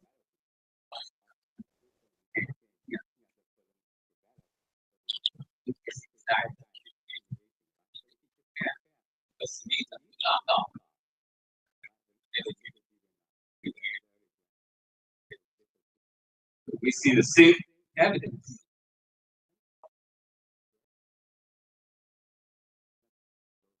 Anyway, it's a good idea. And see the RNG look.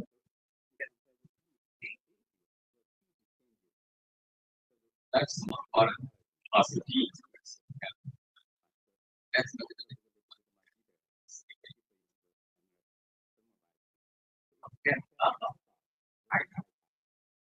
and 32.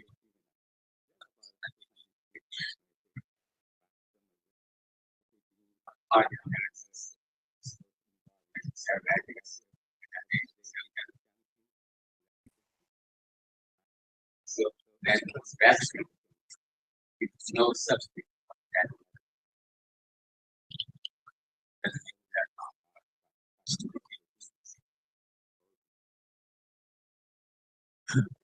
So since the fact us acid sex and this upgradation of this and have public conversation and certainly we expect to see some change back on this. We see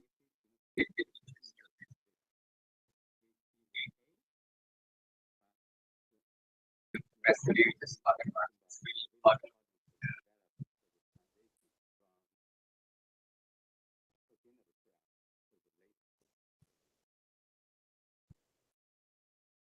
If you compare like that, you know, you can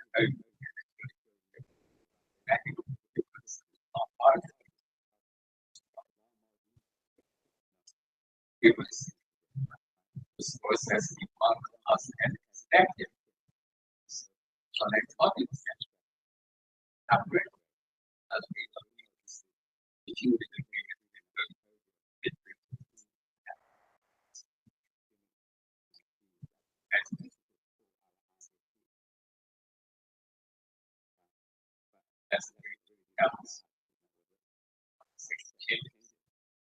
that's awesome.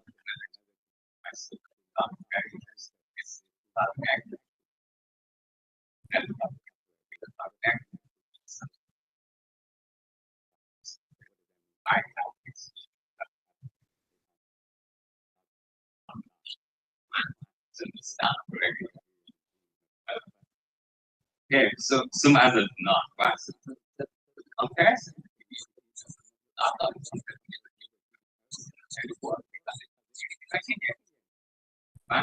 anything change, but nothing.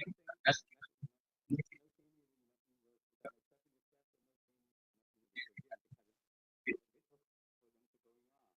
the best.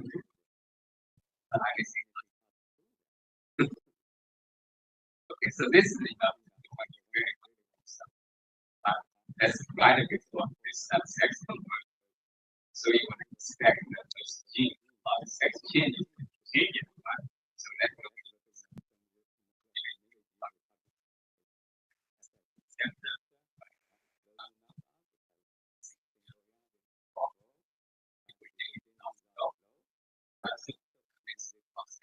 speed, the height,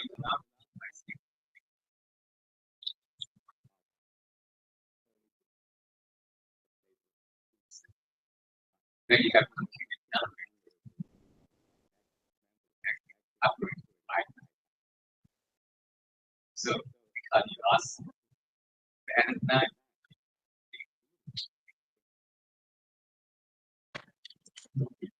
And so home messaging here. I guess so then we have to look at what is really fun there. So that's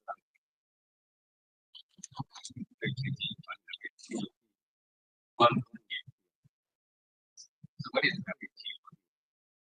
So in the early studies, right?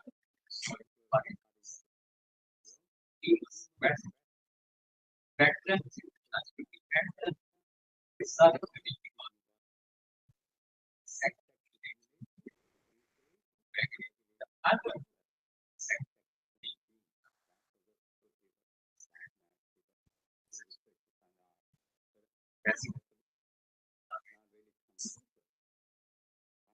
the reason here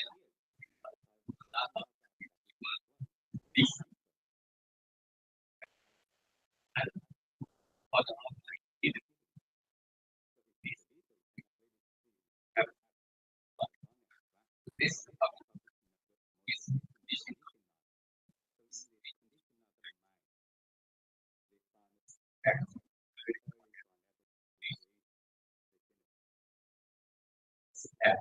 most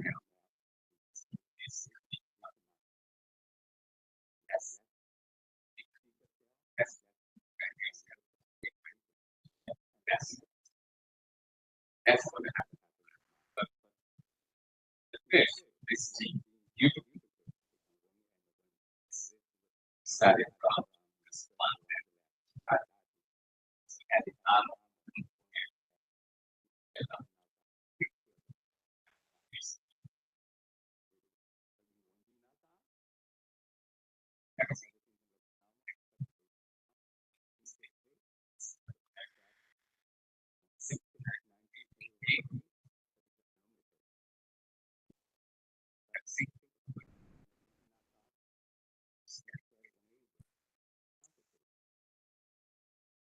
Okay.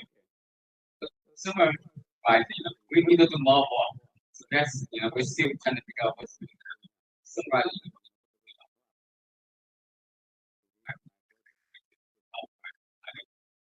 Of any political best state.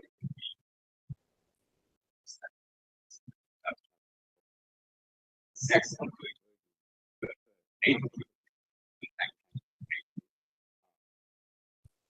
the baby is very significant.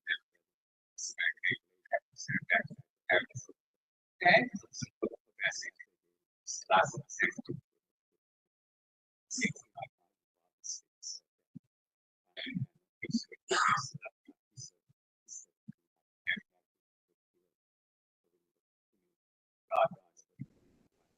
I do not have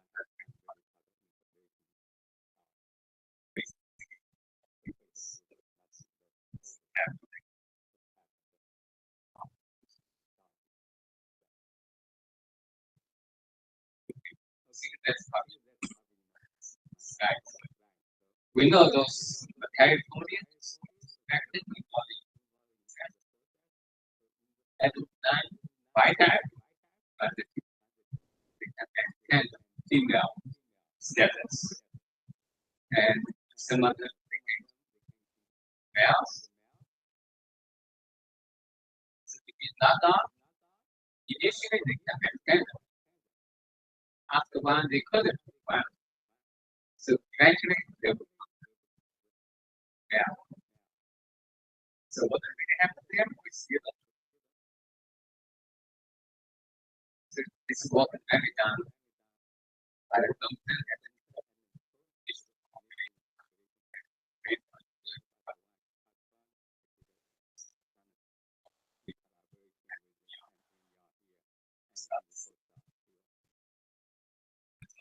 thank you.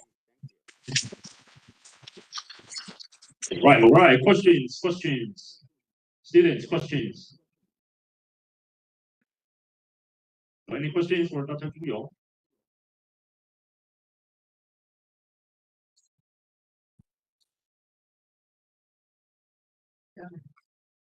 Very interesting work. Actually, a lot of sex reversals. Still,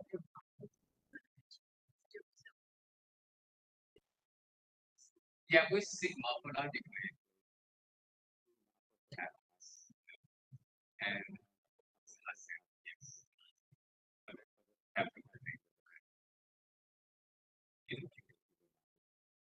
but that's not really us. Okay.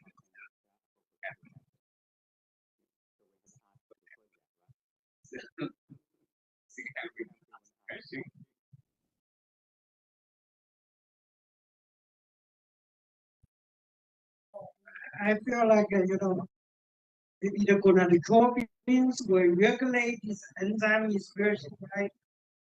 How can you explain that we are knockout that deficit receptor expression? Do you have any idea how? Yes, do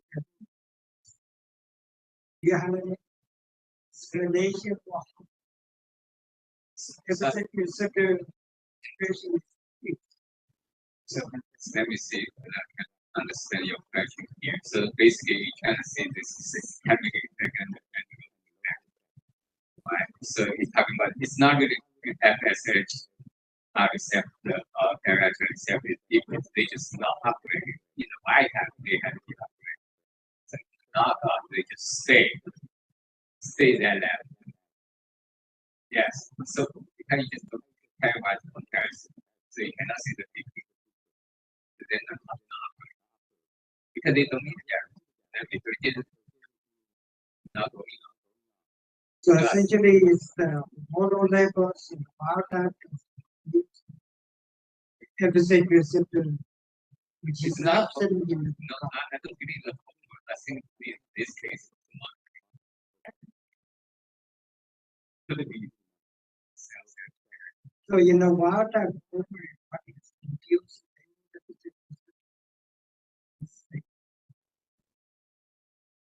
that's what actually. You know, I think that's the FS actually. So to answer the question, yes, I think it's still that's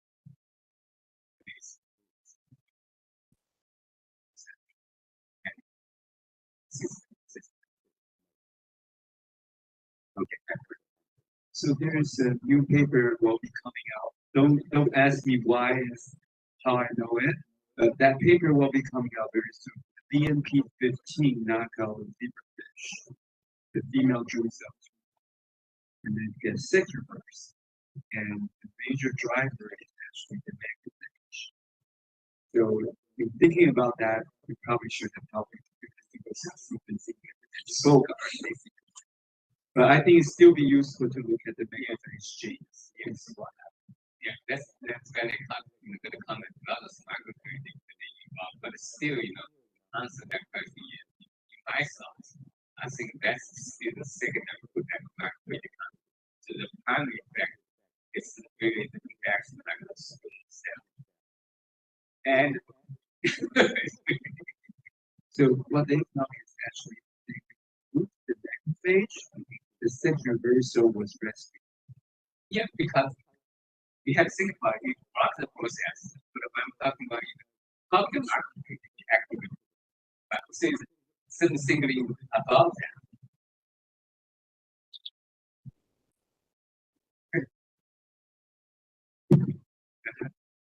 So two questions. If we think cell produces awesome, it's part of the process. Right. It's possible to test that by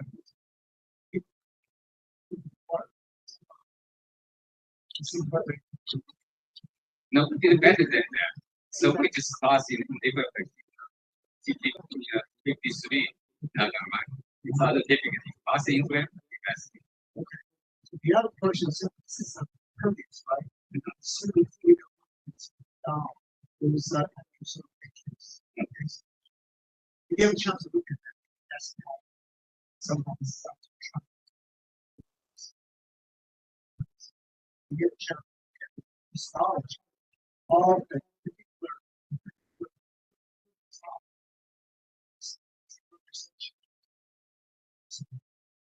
yeah, this very good comment. We have to look at that. So really, there's so many things to look at. We really want to look at the early second happen to get things that are those models. One last question, 30 seconds. Actually, I just want to make a comment about the extracellular matrix activation. So it could be that these other tissues that tissue homeostasis, extracellular matrix activation is really so I think that thank you. Let's give Dr. Zhu Yong a big round of applause. Ladies and gentlemen, let's welcome our very last in-person speaker, Professor President Qin-Feng Zhang.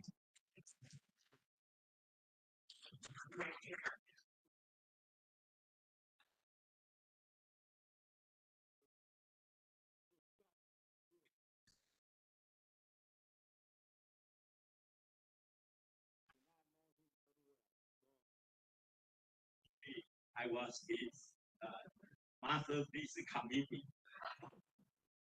I forgot it, and then I just brand choosing. Okay, ask the guys for the final chair. Get us the end.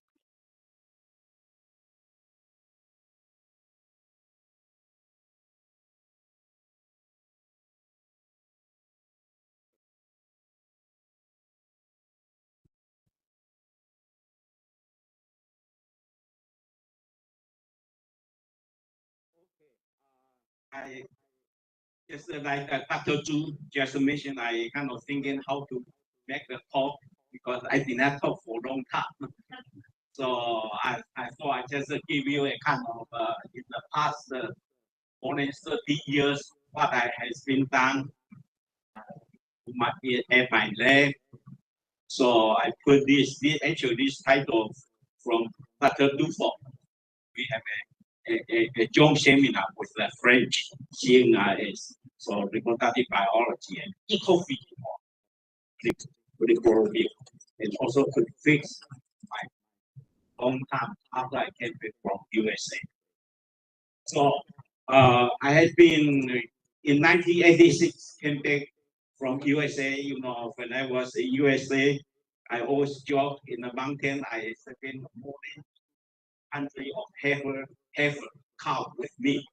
I came back to Taiwan, not many cow with me because so I need to switch from the domestic animal to the, especially I'm in the aquaculture department of NPO. So I use all the non-conventional marine organisms, especially aquaculture species, very important because Taiwan long-term important for aquaculture. Black pocky, the reason I choose black pocky is this species, first marine species chose by Taiwan for the marine culture, because in Taiwan it was more freshwater culture. So in 1980 period, starting to ask the people to do the marine culture because prevent the main thing. We have certain period the land is sinking because put out too much fresh water. So this is the species. And then I found it out so interesting. It's sex-changing fish. So I thought, what is the life science question? Very interesting. How fish could be sex change in nature. So that is the reason. And grouper, later I used grouper to compare. And because I know Dr. Dufo is expert in European field. So I started to do some research for Japanese ear for the collaboration. And then tilapia, also very popular, and one of the most important culture species. And prawn, you know, in 1980, Taiwan so first for the prawn culture, especially penis monodon, 草虾. So it was one of the most output export to Japan. We got a lot of money of the prawn culture here, actually. So prawn at that period, penis monodon cannot be produced in the nature, in the culture condition. So I try to have the farmer for the reproduction regularly. That is the reason. So I have the reason choosing something like that. And Craig recently worked with Guangdong, and we have a PhD with the crabs. And coral, finally, I'm so interested in coral in 90 period. So I kind of more attention for the crabs anyway. And this is the year life cycle, very, you know, Dr. Dufo mentioned, but this is a Japanese from Philippines and along with the Taiwan, Korea, to manage China, Japan. I don't want to quote because time is very short. So, and so the graduate student, Zheng Xun, is away in Kaohsiung, able to publish online for this. She said that. So we have been working with Dr. Dufo for about trying to understanding the endocrine system of Japanese ear. Also, I think because try to compare with the European ear. So we have done quite good number of research in this area. I will not go deeper for this. And then finding out their sex differentiation is very unique. They are differentiate, and then for the male and for the female, gonochorism. This could be a kind of comparative research for the black pocky, because black pocky is from male to female. So I use this as a comparison, and they also very interested have the intersex period. And we have been doing this for in the last 10 years about their sex-related gene and so difficult to do this, knock down, knock out. We do some all this because the ear environmental factor control or influence sex differentiation very strongly. Like during high density will be most go to the male, so something like that. So they are kind of genetics and environmental sex determination.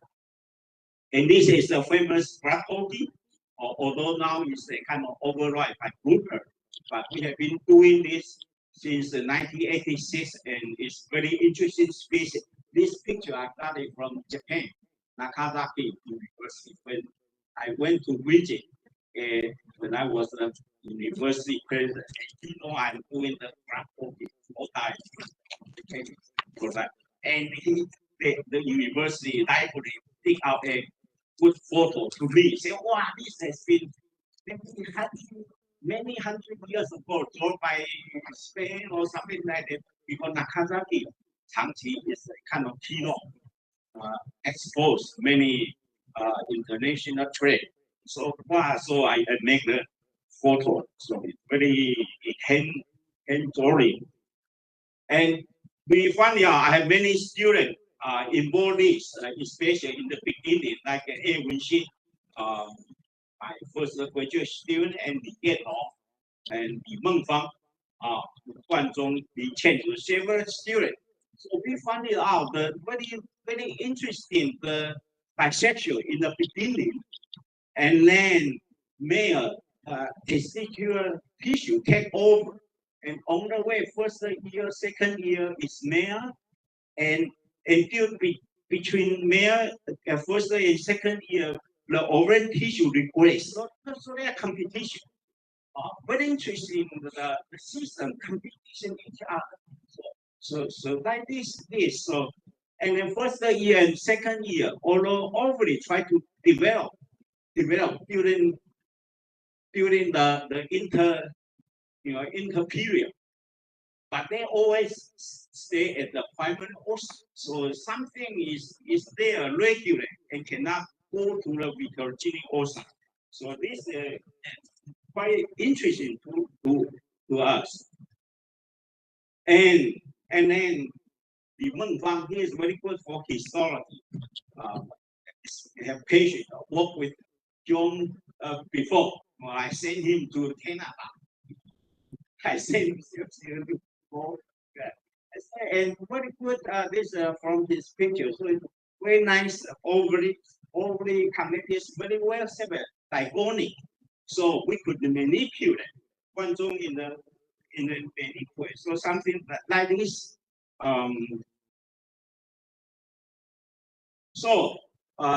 Because I trained was a kind of classical endocrine student long time ago. So at that time, I spent a lot of time building from the ground, developing sequence form, radiomenace, whatever, something like that, and different type of the radiomenace for I go to Japan, Tanaka, doing very good for the ear culture.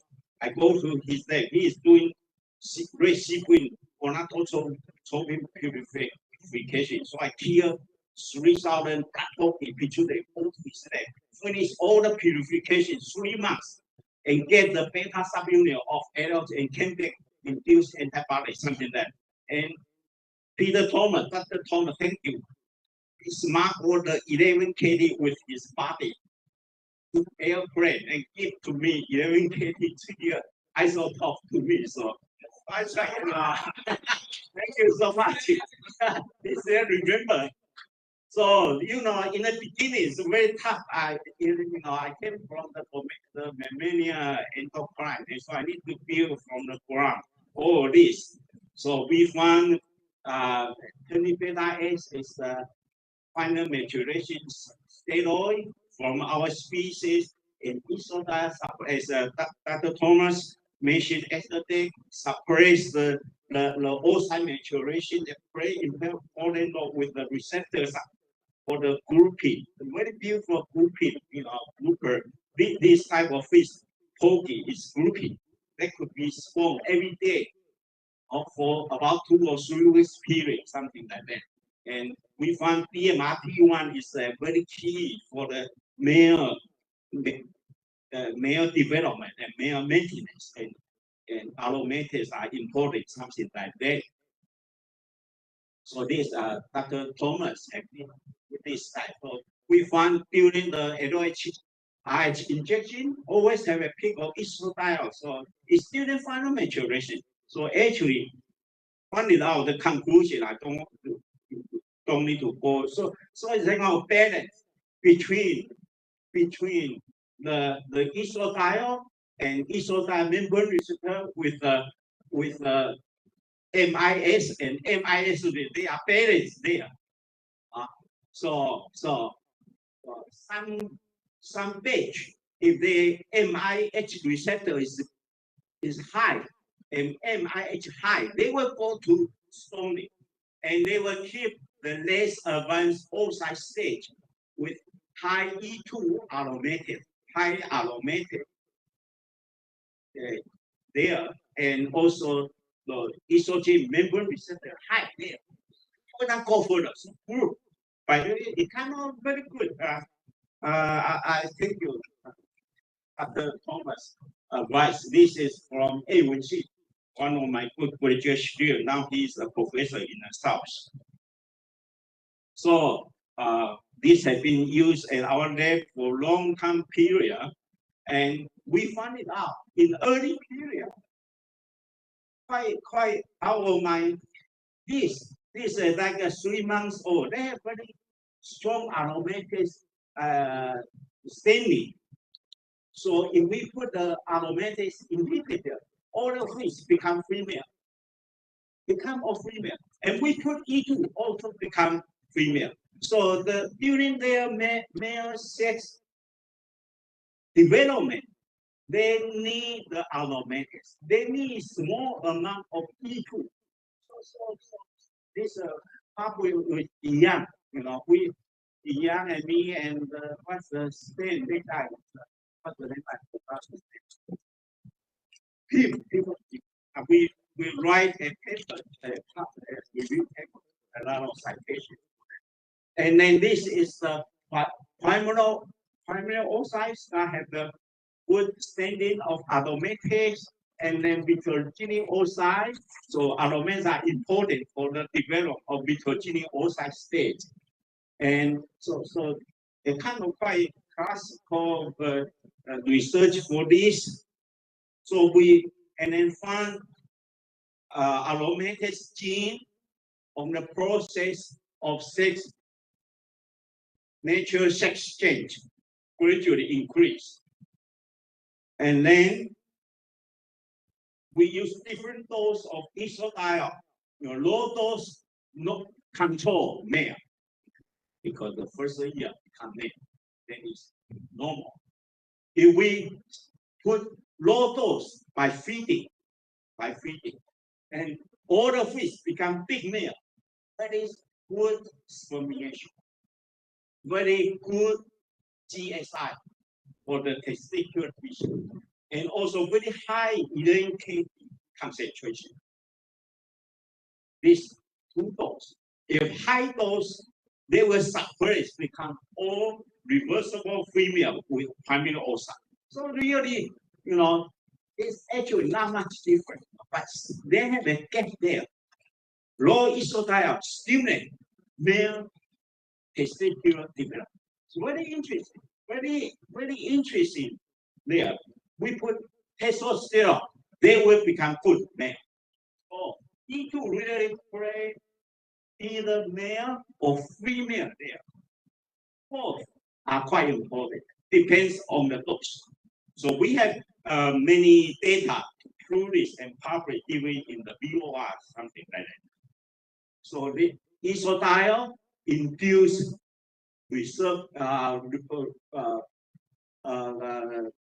reversible female.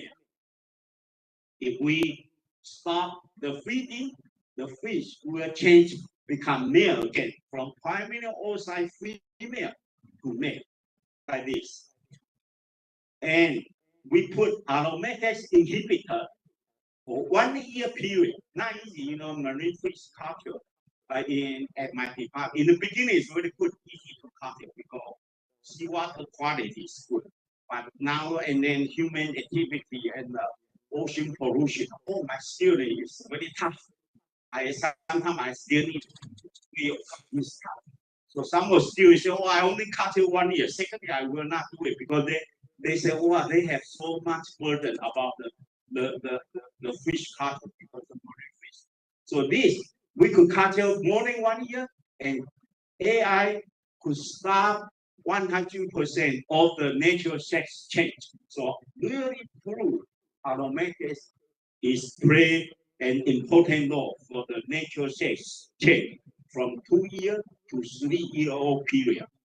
And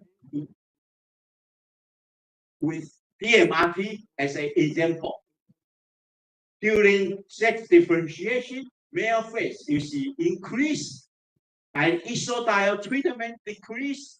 If stop the estradiol treatment, become male again, and this increase again. So it's really estradiol really sensitive and correlated with the status of the fish, either male or female, or during this process. So this is the genital. You know this as the male gene and female retentive gene. I'm okay, right? Thank you. and chain rule is here.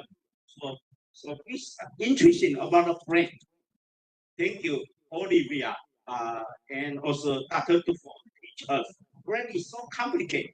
Really, out of my brain. What is out of my brain? So chain rule learn a lot about the brain section. So very good. And also one of the India postdoc with me. So we are doing the brain. How is the brain during early period, during the period of gonadal sex differentiation, and we found out in the brain, the certain area there aromatase and also other genes related steroidal. I just did not show it out. Other steroidal gene enzyme gene are increased during the period of gonadal sex differentiation. You see the point here. And the aromatase activity, we could measure the aromatase activity also increase. So it's really in estradiol chain rule measure the estradiol by radioimmunation. At the time we still have the radioimmunation, not now, but in the period. So estradiol increase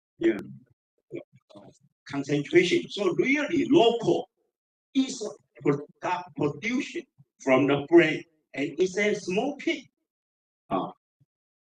And also, she stand with PCMA, certain region, PCMA, they are increase the cell number, and also the brain neuron cell marker is increased. Very beautiful. Not just a gene change, also the cell number.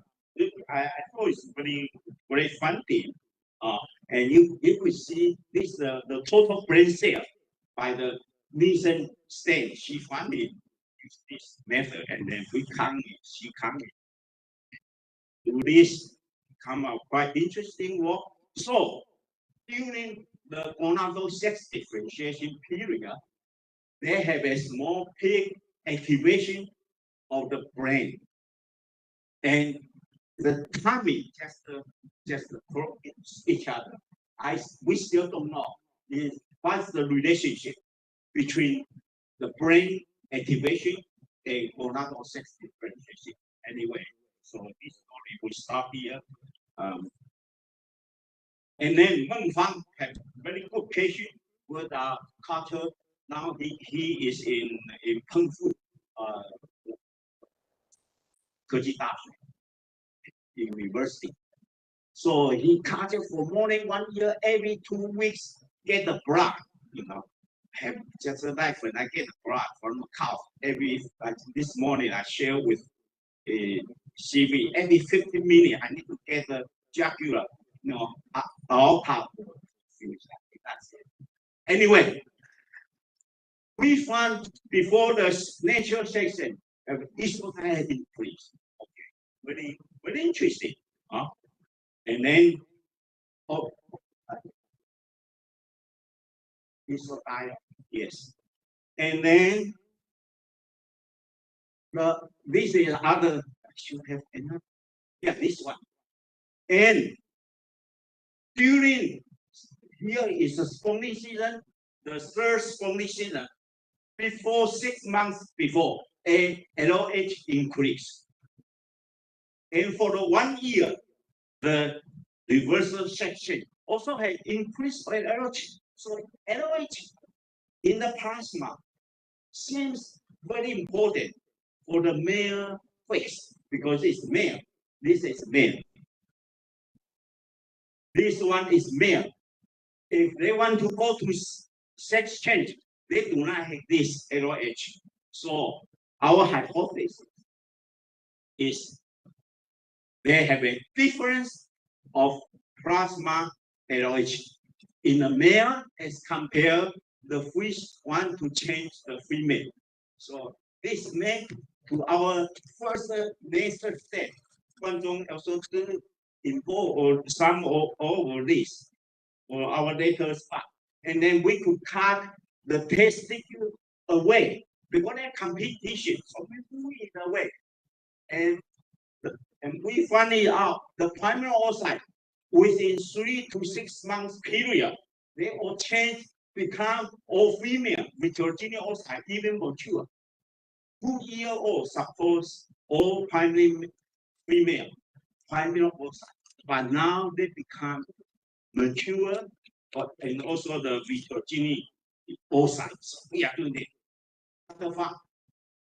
Probably I'm the third generation of Yao. Yes. Sorry. I need to pass. So, and then Guangzhong doing the epigenesis, methylation, and we find it out after remove the testes, all will develop. At that period, aromatase methylation increase, and aromatase expression increase.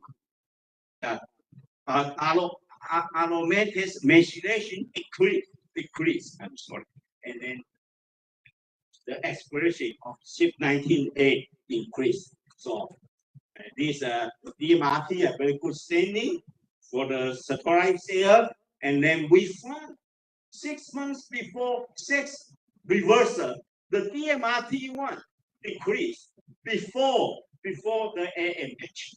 This AMH no different, but at that period, 6 months before natural sex change, DMRT express become decreased. Therefore, the fish could sex change to females. So here, therefore, I will not go for this. I mean, Guangzhong knock down RNAi of the DMRT1, and then could induce the female germ cell development. So this is the story. DMRT1 is a switch, and very, very important. Okay, I go to another topic. Follow. It is so important. I was so fascinated by the coral spawning. So in 1995 period, I started to interested. Although I cannot swim, I cannot dive, I don't know anything about coral. But I start to do the coral research. This is our species, Amphibia and coral. I'll still take a photo of this. For so important, bleaching, now is the world attention for this. So new research need to be done for coral restoration. That's the idea. And this is the life cycle. Have sexual reproduction and sexual reproduction. So I'm interested for the sexual reproduction. If we could have control the sexual reproduction, get the sperm and egg, fertilize, artificial fertilization, and then release to the ocean. And that this is the background, the idea I'm thinking of. Spawning in the south of Taiwan, always follow the lunar, 那个叫做什么马祖生日的时候，马祖生日是3月20号。So they follow very well. Follow very well. So I'm curious about the inside factor control. In addition, the outside, the sun, earth, moon factor. Anyway, so we are doing the inside system. And this is other people data about 70% of the coral are bisexual. Fish about always human being 0%. And from our data is 80%. One of my students who allowed screening in the northeast, or 80% are bisexual. That is, you see, the rulers, owner. It's very complicated. This is the typical bisexual. It's a GMCLC, also GMCLC, I see here. And then even the cysts are the oocyte are in the cyst. It's so complicated. Coral is so complicated. So complicated. So the oocyte inside of the cyst, just the navel adjacent, and if it's away, I forgot the skill, how many oocytes they come. You see this, and we find this species. Certain of the very difficult. I only ask us to level 30 currently. Typhoon coming at that period. Typhoon always come to Taiwan. Now typhoon did not come to Taiwan. Right? We are safe. You see here, male, female, male, female. Every year they change sex. They enjoy it. They really enjoy the life. Coral don't know how to live the life. Right? And this one stay in the female. This stay. You see that is. I originally asked them to. Okay, we implant, transplant. Okay, this coral, we know they are changing sex every year. I try to understand how the environmental related. Anyway, now we really do a good job. Sometimes typhoon comes far away because coral reef is not very deep. Like 10 meters already. There's a wave very strong in this forest. Mass forming, and this is from our aquarium. They could spawn. It's beautiful. You like, and these are almost ready. They just 1 hour, 2 hours. They were ready to spawn, and VG, is a correlate with the stage development, and then we start to do some endocrine because this is during spawning have the isotile increase. This is the gluconide isotile 10 times increase or 100 times increase. A big surprise. I said, oh, this still make up the data. Let me feel happy. Then I asked another student to repeat the experiment again. And then even they release to the water. The day of spawning, mass spawning, the water, we check the water, have good concentration of isotile. And then I start to purify a little bit coral extract and give to the black pokey pituitary cell culture and measure the fish and all its concentration. Classical, I learned the pituitary cell culture from Dr. Dufo, set it up all the system. This is a beautiful the dose response of coral extract, and then with the GnRH antagonist could have the dose suppression. So it looks logical based on my challenge data, and then we measure the annual cycle. Very good. I was big surprise. I was really big surprise. It's 10 times increase. When we do the hormone assay, never could 5 times different. 10 times different. And so we try to get the gene from library stuff. And this is a PKH few years ago.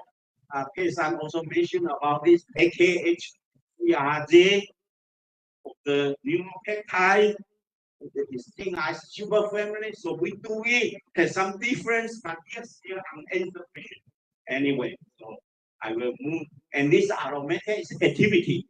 My name is too. I can set it up the aromatic activity very well with androgen diol to get to the peak there. But so far we did not want aromatic really classical SIP19 gene. But probably recently some people say probably it's other gene but had this type of activity. Anyway, the conclusion is during sperm season, a lot of the reproductive hormones they are increased. I think in my life, and I answer this question. But we put my one of A1C, he is very good for stereo purification, and put the isotope of 3D prelinonol culture with coral extract tissue. And then we could detect by senior chromatography and HPLC is only okay. By that time, we do not have we could detect the red color, we detect it. So really have the coral have the steroidogenic enzyme in coral because when I present outside, this is the enzyme disruptor accumulated from outside, always challenging this. And then we get the steroid gene and actually also some other important steroid gene. So really demonstrate have coral have intrinsic biosynthesis steroid hormone.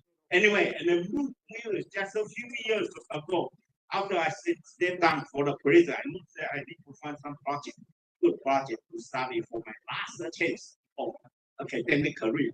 So I decided, beautiful, beautiful. And high hydrogen sulfide, high temperature, low temperature. Why is it's a natural laboratory for the climate change. And Turtle Island, we also call Turtle Island. And then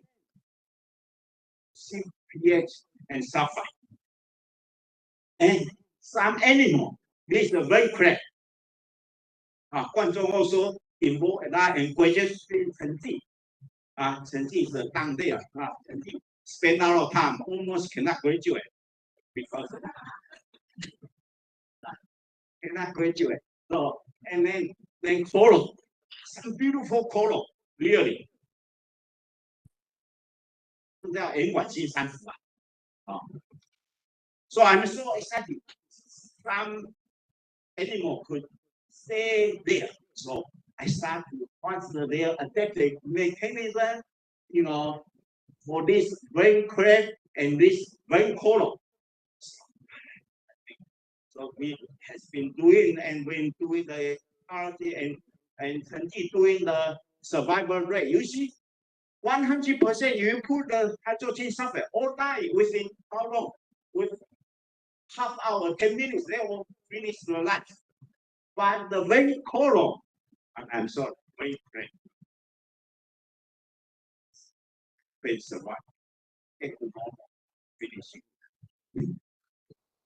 So one of the gene SQR. Thank you, Dr. for help. So the PhD is very good for this. So we suggest duplication and subfunctionalization is involved for this hydrogen sulfide detoxification.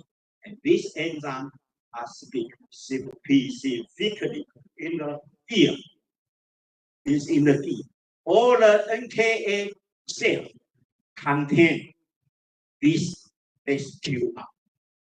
And we are doing this. So a nice photo for the journal. And then this color, and what's this sample? This sample just a sun color. When they are happy, they open their tank. As we were a few days ago, one of TV take my student how to feed in the colon. And then, wow, interesting. And interesting is this species, this animal related to the species. They have 7 outside, but the hydrosoluble area only 2. They have some selection, the environmental selection. And the color here outside, more or less one type of color. But in the extreme environment, they change color. They become 3. We don't know. So interesting to me. And then we're doing the color classification. Here in hydrosoluble way, the skeleton density is decreasing. So become light. Their classification really effective. And color porosity increase. And the carbonate and hydrate, they try to do the job. So they increase. Carbonate is very complicated. Many different types of carbonate and hydrate. So they are increased. For the reproduction, we find it out very interesting. This is their germ cell stage, very similar. Hydrosoluble rate and non-hydrosoluble, very similar, no different. But their reproductive activity in the hydrosoluble is 100%. All the colony, all the poly we get, all they have the developing egg. But in the control side, only 80%.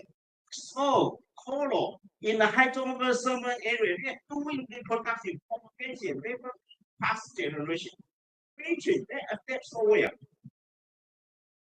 I'm finishing. Okay.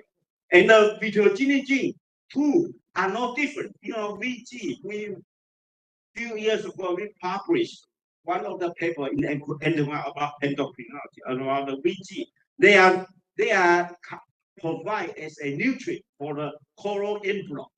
And for hydrosoluble and non-hydrosoluble, no different of the gene expression of the VG. By the end, I'm happy. Finish. So I just did not really summarize, but just kind of in the past what I have done, in fish, translation, coral, and also the black protein research, sex differentiation, sex change, and we are, I think, one of the best in the world for the coral germ cell development, and also one of the pioneer group to do the coral sex hormone. So, and now I'm more focused and other things. As the quantum doing, he's a young guy and more energy. And more guy pay more attention about try to answer how is their adaptation strategy of this animal to survive in hydrosoluble. Because now I'm very far from my university, but it's not easy. Even typhoid coming over, they need to die. DIB. Okay, so thank you so much. And final, thank you. Many Dr. Tufo, Dr. Thomas, and Nakama Sensei. I went to there for 4 months for many good work. And Tanaka-san, he is very good for Io culture. I went there just day and night, work very hard for purification of erotic beta subunit, and came back there to induce antibody. And also many of my students, thank you all them. Okay, thank you. Thank President Zhang for his interesting, educational, inspiring, and energetic talk. Now you know how he's coming. Okay, we can have 1 or 2 small questions. Yes.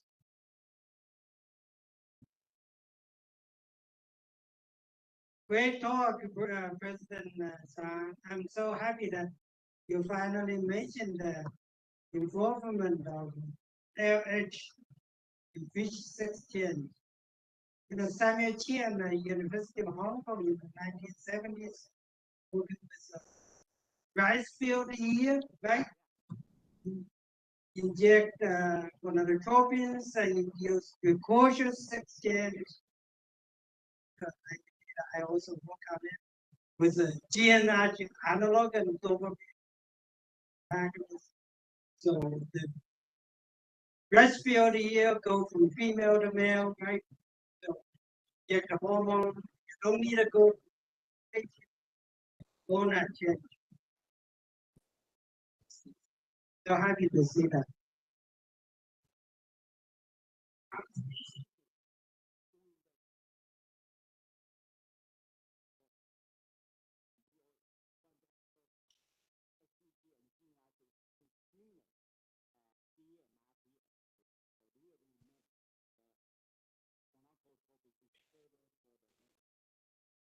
Let's give President Zhang a great round of applause. So the last speaker in this session is Dr. Guan Guijun from another Ocean University, although this is not the first Ocean University, another Ocean University from Shanghai. And we will watch the pre-recorded video, and then Dr. Guan will join us online in the Q&A session.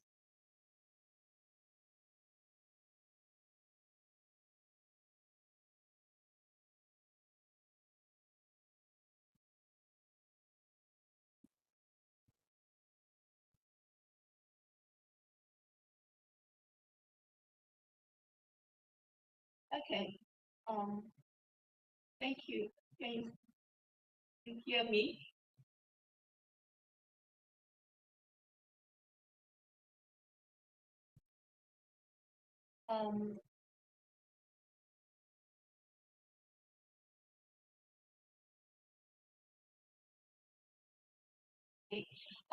Thank you very much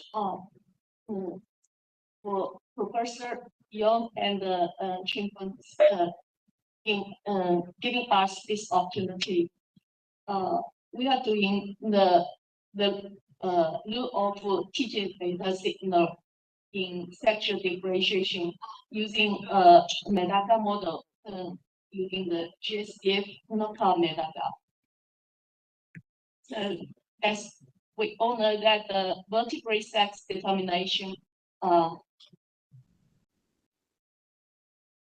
right.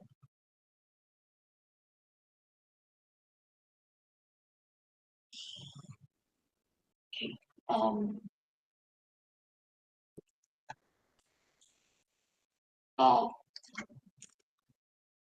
Can you hear me, or can you see the screen that I share? Yes, we can. Excuse me. Probably I lost the connection. Okay. Okay, thank you. Okay, okay. As we know that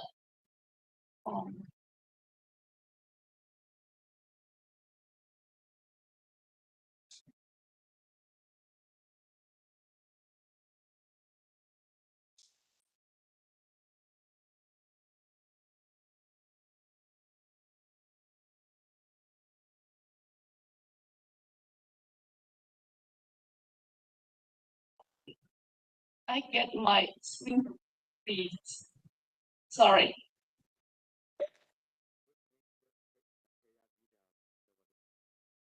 Okay, okay. Just. Okay, thank you.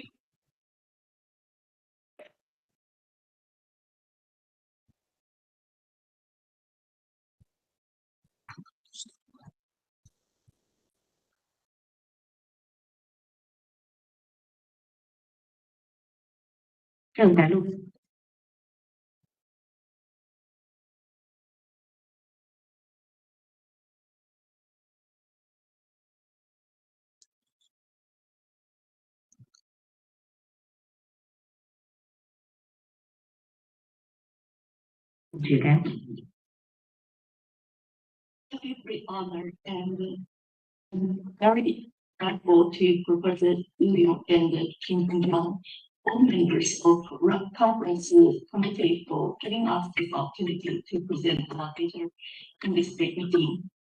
We are focusing on the role of PGF beta signaling in sexual differentiation of vertebrates using target disruption of GSDF metadata in animal model.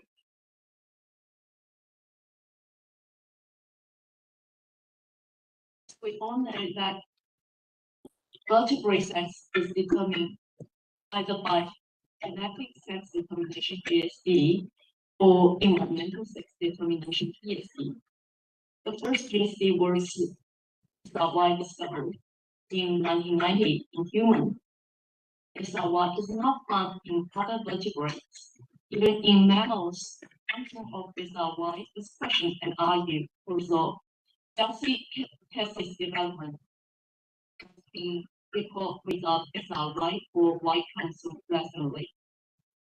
Like mammals have XY male heterogamic system, birds, reptiles, amphibians, and fish have AW female heterogamic system or multiple or complicated system or sex determination.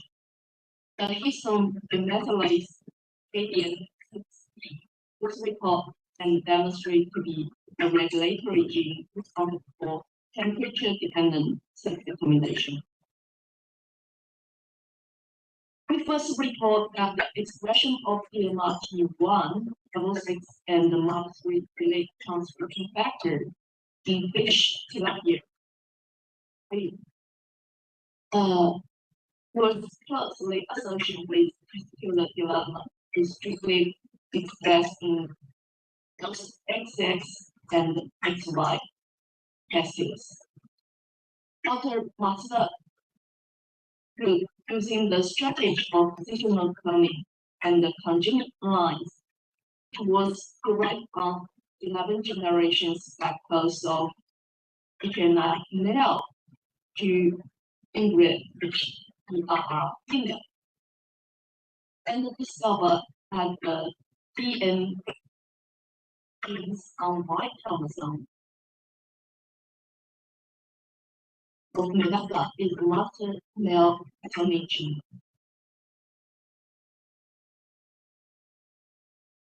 The Shibata report that the GSDF or the donor soma-derived factors, a member of TGF-beta family genes, all expressed with EMI in the same somatic secretory cells.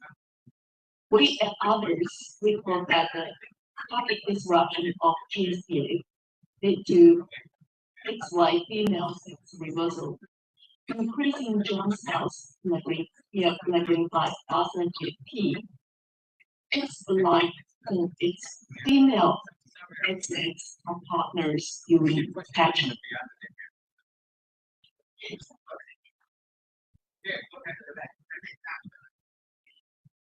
Nevertheless, these XY females with giant ovaries will either subfertile or infertile, filled with arresting primary oocytes.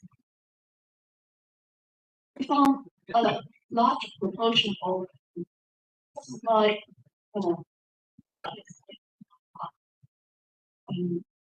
HMI genetic background instead of the well-ordered direction. This was spontaneous to proximal site sperm in normal testes. Testes in GSDF knockout HMI is bigger and show hypertrophy with extensive proliferated cysts inside the testes.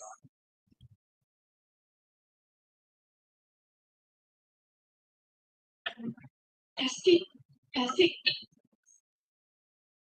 synchronized develop in GSDF knockout ovary. At least two populations of stem cells. One positive group is anti-BP3 and H3 lysine K27Me3 antibody in immunofluorescent actions. The other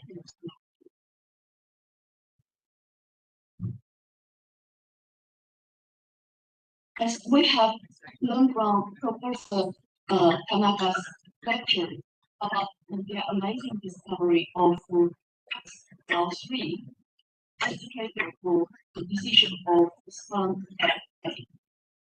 There are two populations. One is type 1, goes slowly division. Other is type 2, goes quickly mitotic division and subsequently entering meiosis.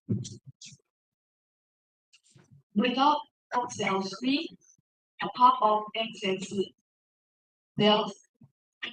germ cell will undergo chromatogenesis to develop XX sperm in the ovary. We expect TSF beta signal also working in this type 1 to type 2 transition. Male and female gonad starts from the very beginning, common family, sharing the same quality of themselves. And the male germ cells will arrest at the GOP1 of mitotic cell cycle, undergo male-specific DNA methylation, and resume proliferation 10 months after hatching in the data. While female germ cells enter meiosis during hatching and reach the end of first meiotic ovaries. We designed a plasmid containing 3 colors as a reporter and established a transgenic method for gel-like line. We monitor the effect of germ cell undergoing mitotic and meiosis division. Synchronized synaptodynamic complex SYCP3 GFP and the histone 2D programming promoter driving IFP. As you can see, many primary oocyte germ cells are homogeneity, showing orange colors, and normal ovary, a wide range of primary oocyte. Highly heterogenic XX or XY ovaries. In contrast to the strong signals of SYCP3 in primary oocyte, in normal primary oocyte,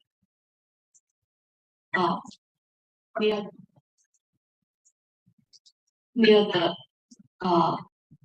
body. These signals are very weak in GSDF division, like oocyte. In fact, the decrease of SYCP protein products in this GSDF knockout, like oocyte. Okay, a summarization.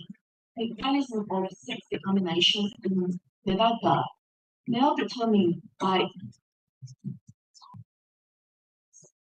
initially GSDF signal expression. Without GSDF, XY hypoplastic ovary or testes will develop. This transgenic GSDF expression in GSDF knockout and over testes in both spermatogenesis and oogenesis occurring in the same gonad. How does GSDF work with secret differentiation? Perform RNA-seq analysis to identify significant difference between 1 month ovaries and testes with impact GSDF or mutant.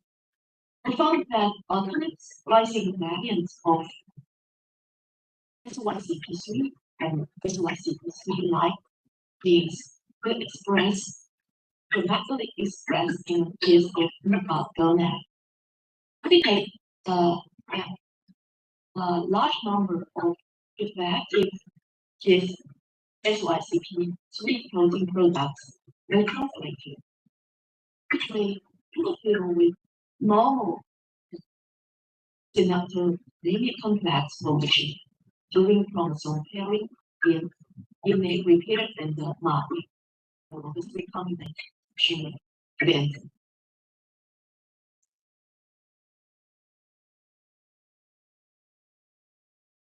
A comparison of protein mix analysis and hold-down assay is to have analysis.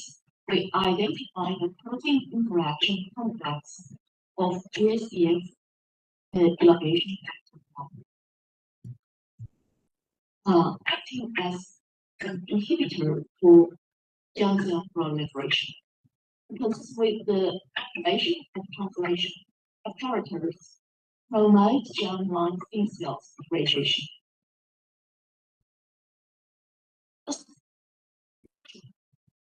Apart from somatochronia B,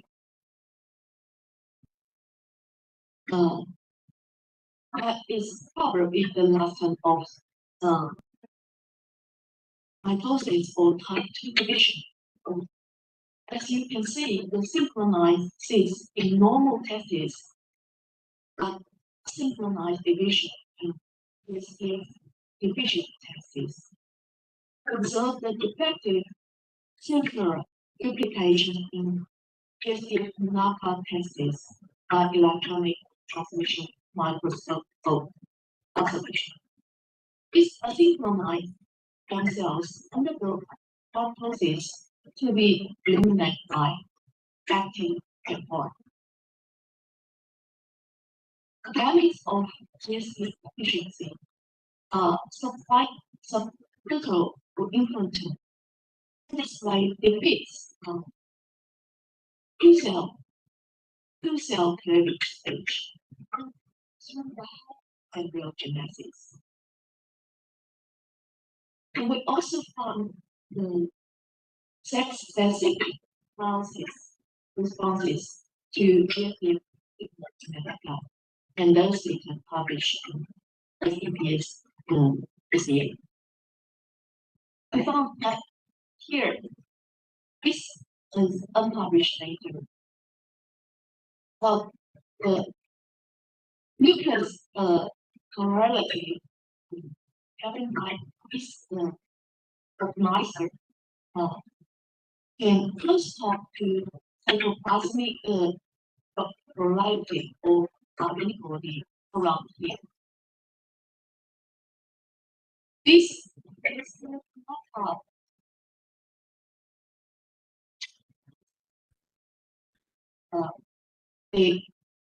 due to the unpaired DNA loops around here. So this organizer assembly is larger damage. Activated translation leads to thinning and swelling of mitochondrial membranes, indicate mitochondria are overloaded with energy generation through lipid and glucose metabolism. So this sex-specific responses to GSF have a rule of treating the beta in the balance between P-body translational request mRNA RNA particles and the translation form.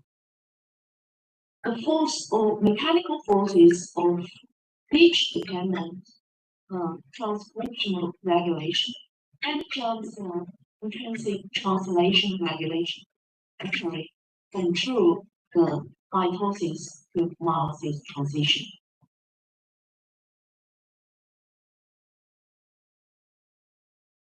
So, in conclusion, GSF is involved in sexual differentiation demonstrated by brain and cell function.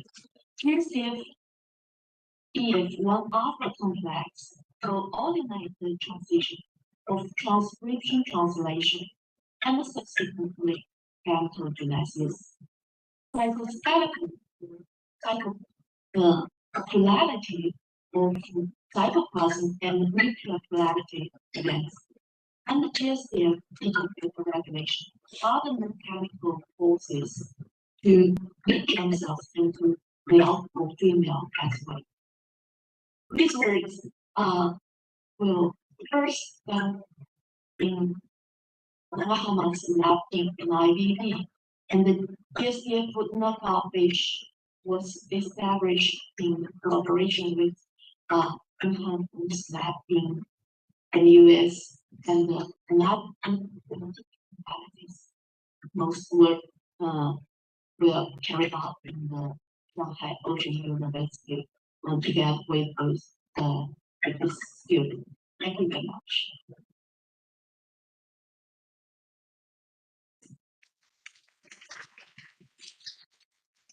All right, let's then start it down for one for her wonderful talk. First of all, I would like to thank Professor Zhu for his invitation. This is the second time I attend this wonderful conference.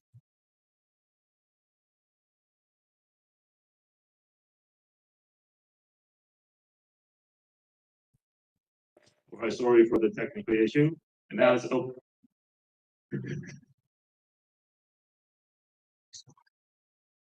All right, so now it's open for Q&A questions. Any questions from the audience?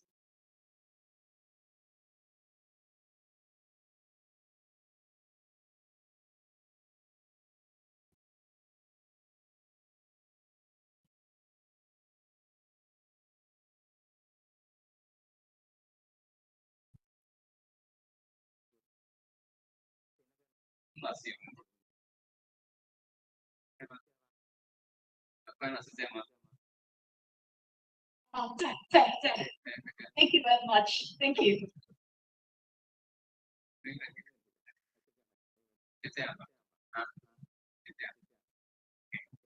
All right, then thanks, Dr. Guang. Now I'm going to close this session. Enjoy the lunch.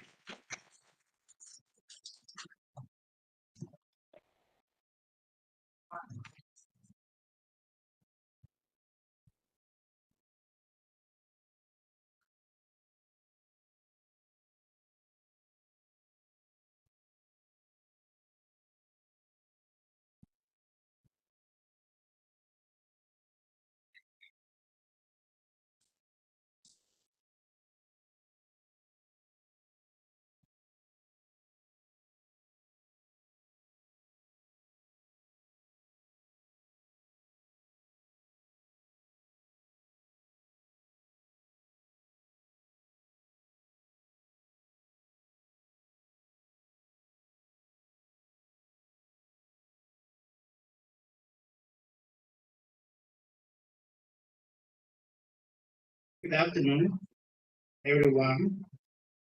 This is Shen. We find it easy to make a strategy for making.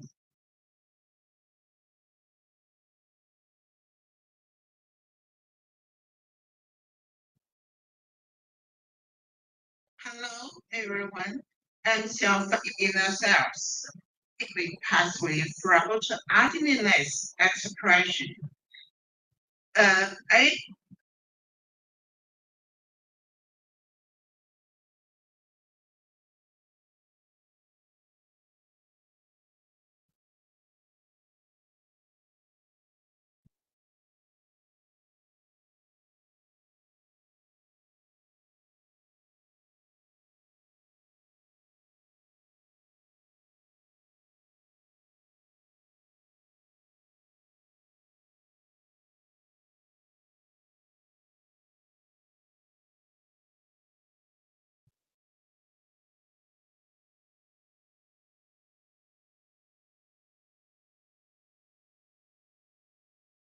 Good afternoon, everyone, for GO enriched observation structure conclude my talk. The paper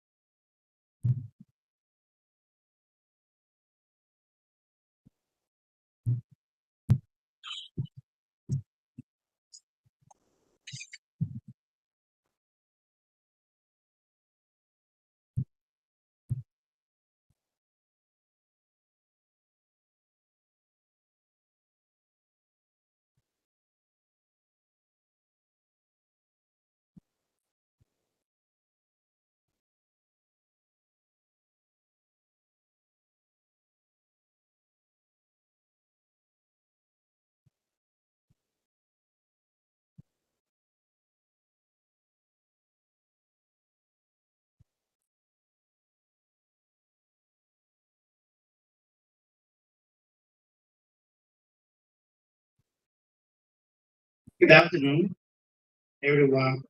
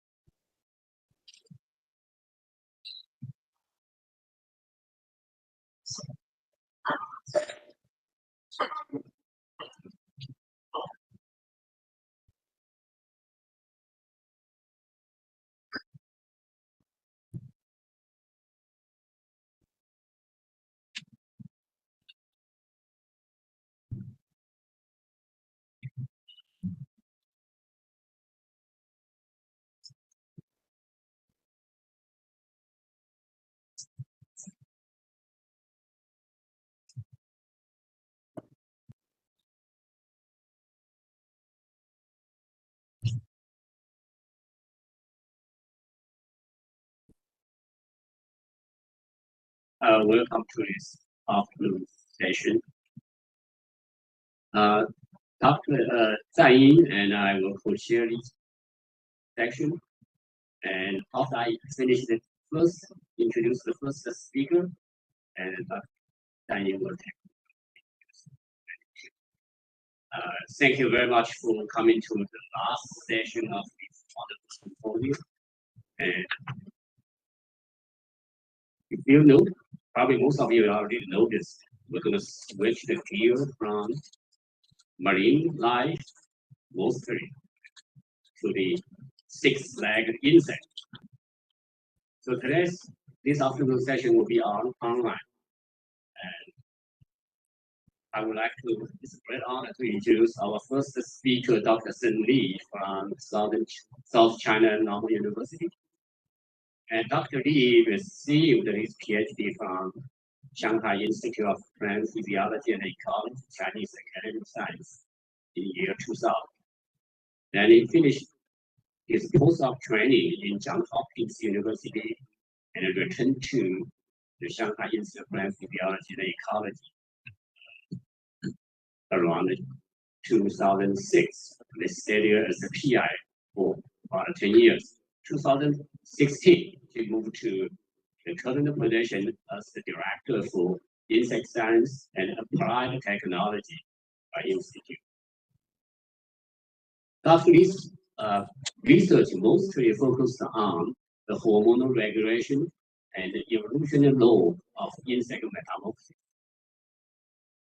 And because of his contribution, he received multiple awards. And the most important one, in my opinion, is the Outstanding Young Scholar Fellowship from the National Science Foundation of China, and also received the Changjiang Scholarship from the Ministry of Education. So without further delay, and I would like Dr. Cindy to present, because he is traveling right now at the airport, so we will play his pre-recorded presentation.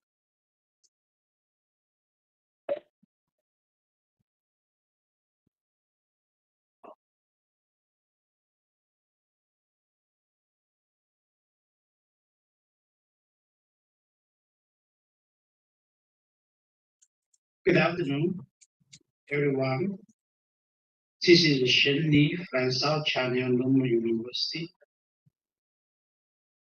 Thank you, Professor Zhu, to invite me to give a plenary lecture. I'm sorry I'm not able to attend this wonderful meeting in person.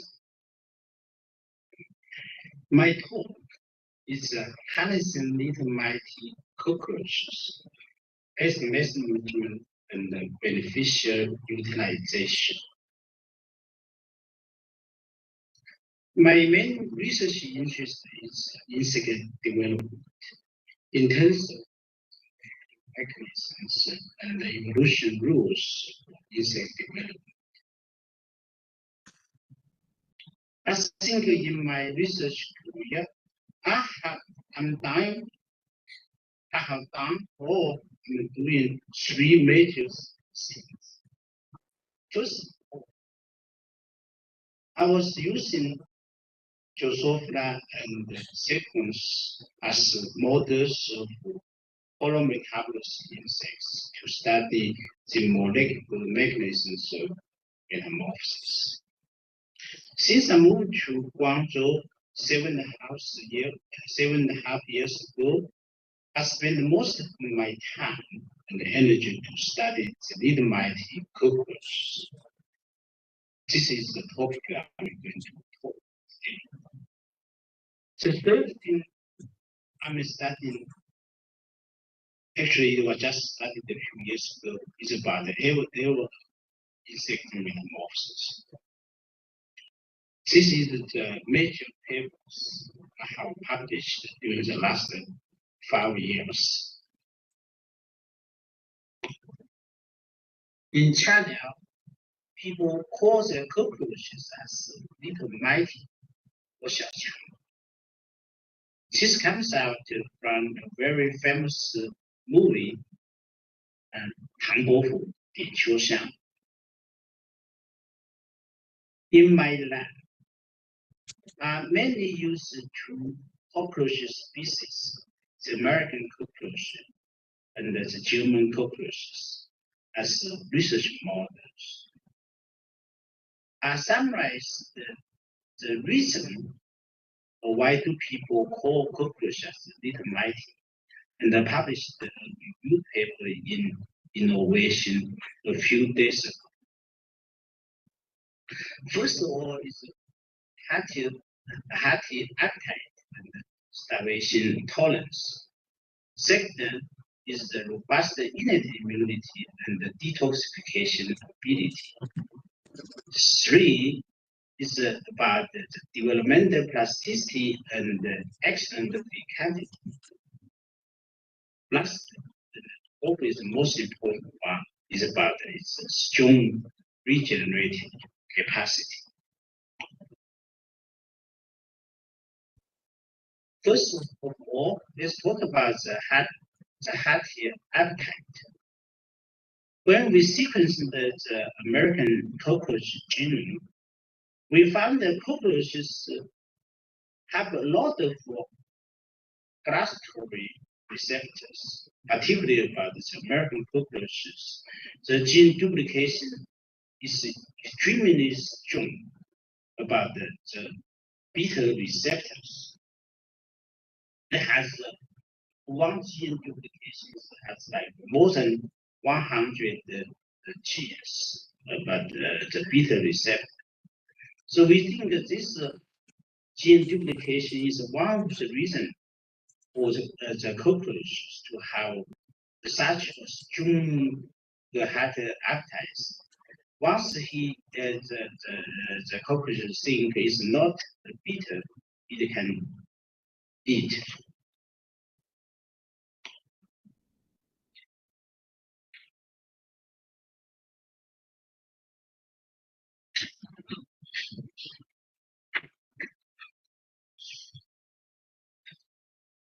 Based on the feeding behavior of the cockroaches, we developed try to define which kind of food component it would like most.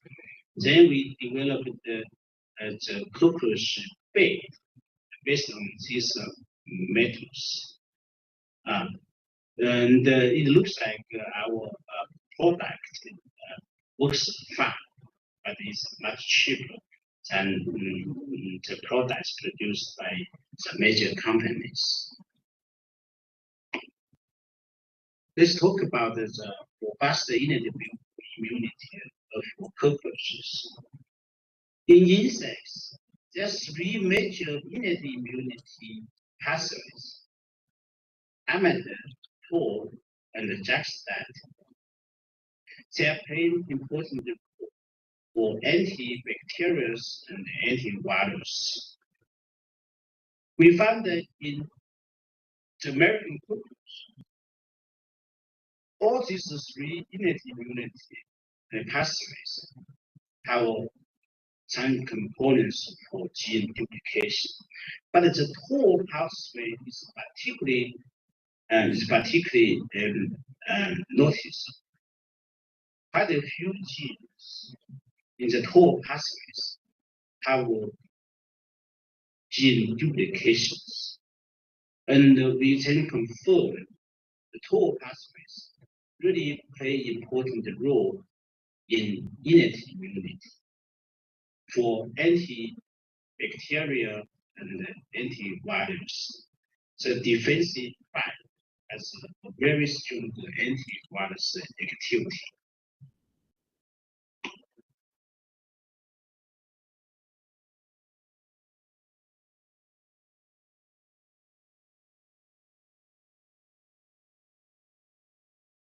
Let's talk about the developmental plasticity and the action fecundity. About the developmental plasticity of cockroaches, we also wrote a review paper in Current Opinion for Insect Science. And as most of all insects, molting and is controlled by two major insect hormones, juvenile hormone and ecdysone. For example, here, when knockdown of the major juvenile hormone downstream transmission factor KIH1, we can see precocious metamorphosis. We can get a very small adult. If we knock down important ecdysone primary response gene ENAD3, the larva will not become adults. They will become supernumerary larva. So Chavez summarizes this pathway called MEKR ENAD3. Actually, this pathway is not only regulated by the molting and the metamorphosis, it determines the developmental plasticity.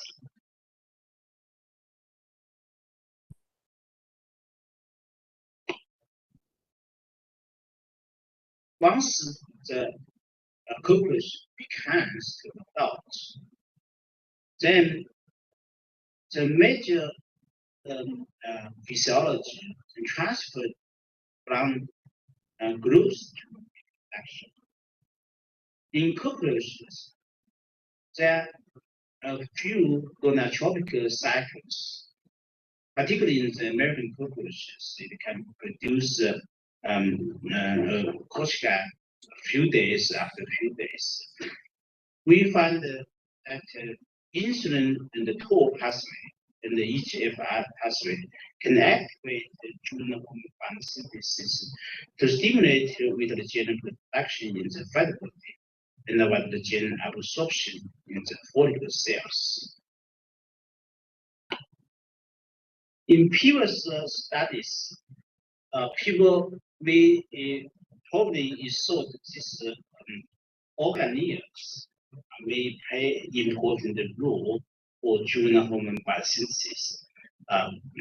But people never thought about this inter-organ communications or functionally regulated hormone synthesis in insects. We just found that actually the inter-organ communication dynamics regulated juvenile hormone biosynthesis and the female reproduction in the American cockroaches. And actually, it is a cell membrane, insulin and allostatin. So we are binding the receptor and activate or inhibit calcium release from the ER. The calcium can activate mitochondrial activity or transcription factors, CREB and the cofactor CPP. And also mitochondrial activity and CREB CPP. So we are crosstalk to each other through a metal nucleus interaction. So this is probably the first time to understand how organ communication control insect hormone biosynthesis. Female reproduction can be divided into 3 stages: pre-vitellogenesis, vitellogenesis, and the choriogenesis. Choriogenesis is the process of the reproduction of chorion. So we found that the chorion was controlled majorly by ecdyson, and the ecdyson and the FAT-F1 gene expression is just like significant control for ecdyson biosynthesis and the ecdyson signaling. And the FAT-F1 expression is decreased by 5-MC modification, a very important epigenetic regulation. Then we find that 5-MC modification can authorize choriogenesis and fertilization by preventing longer FAT-F1 expression. So slow genesis control the sperm quality. Once the eggs become mature, it will be oviposited, so that the embryonic development will begin. In cockroaches, it's a very typical way for egg organization. So the oviposited orchid is not individual eggs. We find the orchid exists in mantids, cockroaches, and locusts, and a few orders of insects. And we defined the molecular mechanism of orchid formation is some structural proteins. We undergo scleralization and mineralization. They form a very firm and strong structure to protect the eggs. And one of the most important reasons for function for orchid is to protect the water from loosening. so that the embryos can develop well in tropical and subtropical areas. We found that actually the American crocus has an alternative reproductive strategy. It's called parthenogenesis. So American crocus can reproduce without males, but this is a how-to reproduction strategy. We find that the German crocus other species don't have this kind of ability to reproduce without males, without mating. We find that this is because the meiosis is something unusual because the without mating they can produce as the second division for meiosis restored for mitosis. In insects, there are quite a few ways for sex determination. For example, X, Y, Z, W. But for cockroaches, most of these hemimetabolous insects, they have the X type of sex determination. But this is the underlying molecular mechanism is never understood. Then we use the to be a very special cockroach as model to study the X type sex determination because these insect species have a very strong sexual dimorphism. The males are much smaller, has a wing, but the females doesn't. So first we defined this chromosome level genome. We found actually the male has one X chromosome, but the female has two X chromosomes.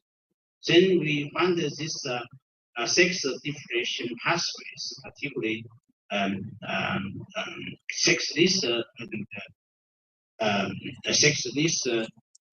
trial double sex, the control of this sexual dimorphisms is mostly because of the male double sex can promote inner 20 primary response genes expression. So only male can produce inner 3 to have this metamorphosis. Now we are trying to identify this sex determination pathway. It looks like it's controlled by RNA and splice infected in the dose-dependent manner.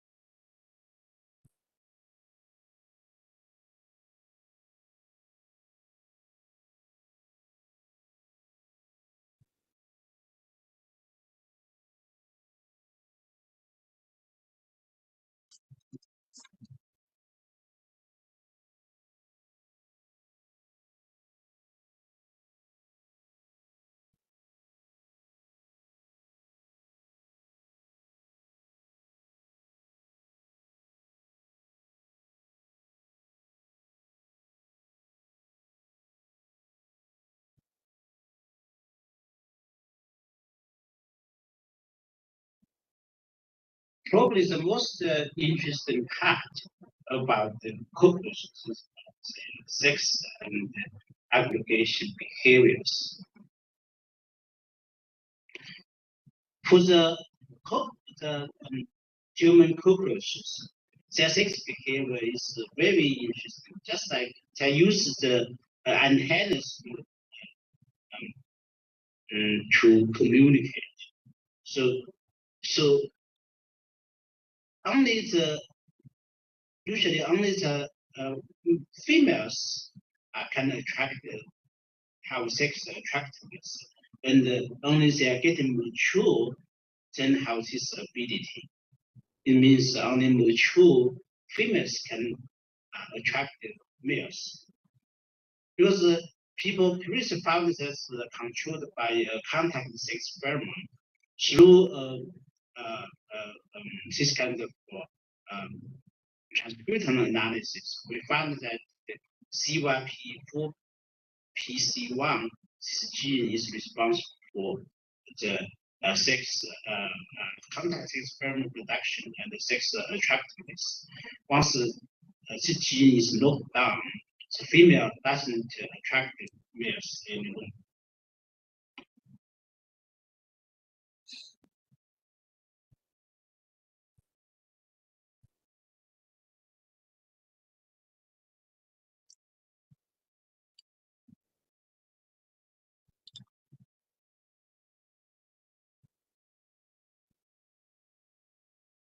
We found that the CYP4C1 gene expression is controlled by sex differentiation.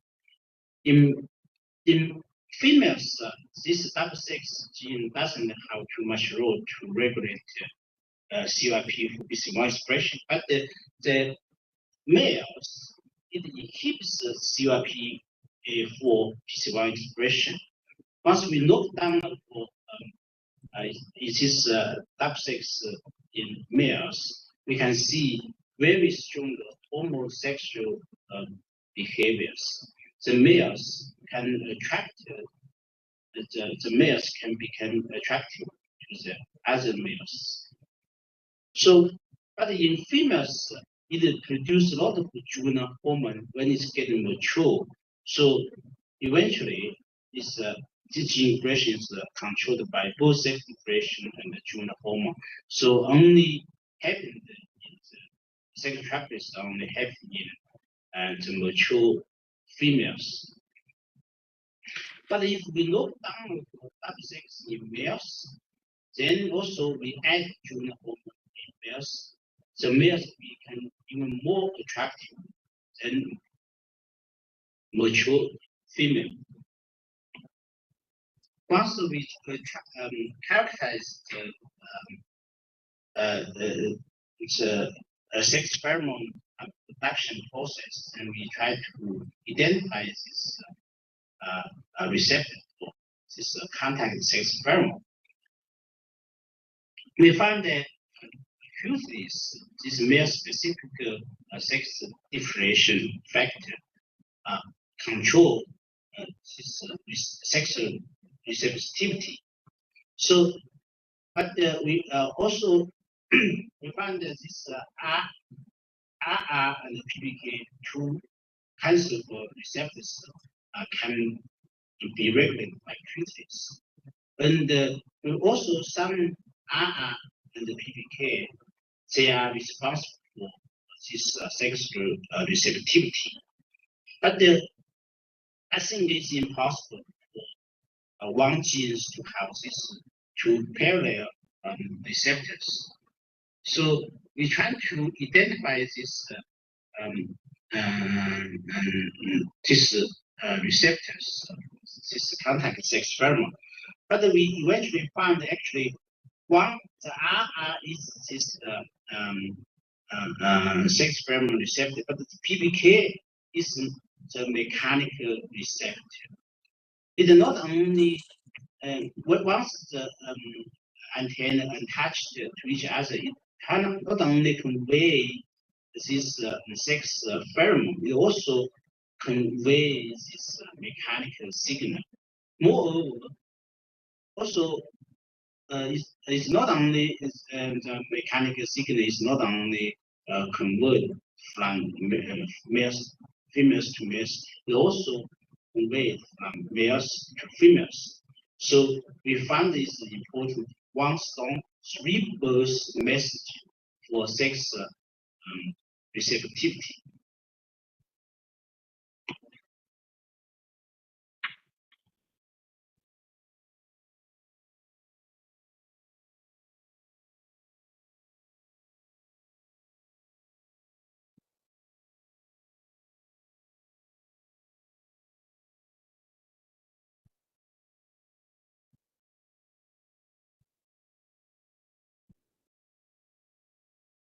This sex attractiveness, sex receptivity is controlled by sex differentiation pathway. This is actually conserved in the American cockroach. The American cockroach has even more robust sex attractiveness. It's also controlled by a very complicated system. It's through two sex pheromone and two sex pheromone receptors. This is olfactory receptors different. And in two types of oocyte. And that's the two sex pheromones induce sex behaviors via two olfactory receptors. We find something very interesting. This is not only so sex behaviors only happen between the sex mature males and females, but we find that this all sex behavior only happen at midnight, at night.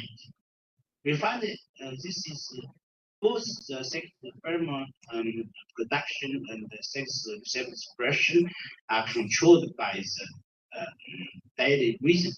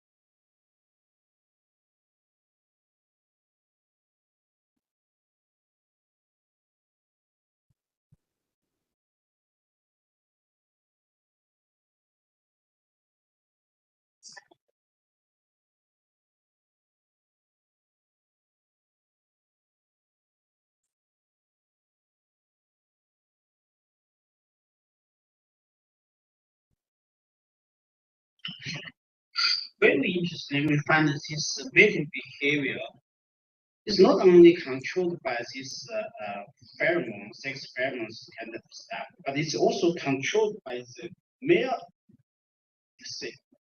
It's controlled by the protein in the male sex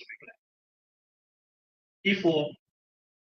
Usually, if this American cockroach, if like male and female, if they like each other, it's easy to mate.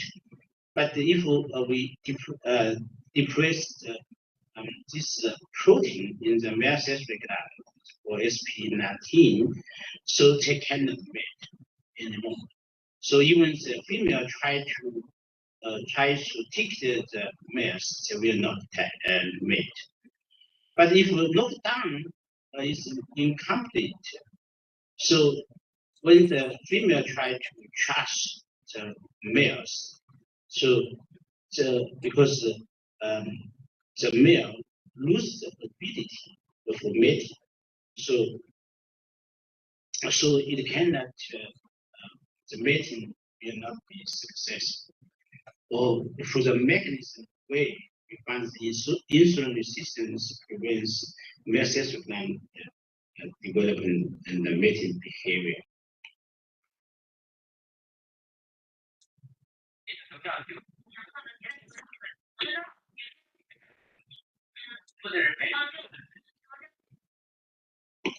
We also found that the American cockroach has very strong aggregation behavior. So we identify the kind of polycatic as this kind of aggregation pheromone, and we can use the fences to attack this kind of aggregation pheromone. We can use it as to produce this cockroach room. I think that this will be very important for commercial purpose.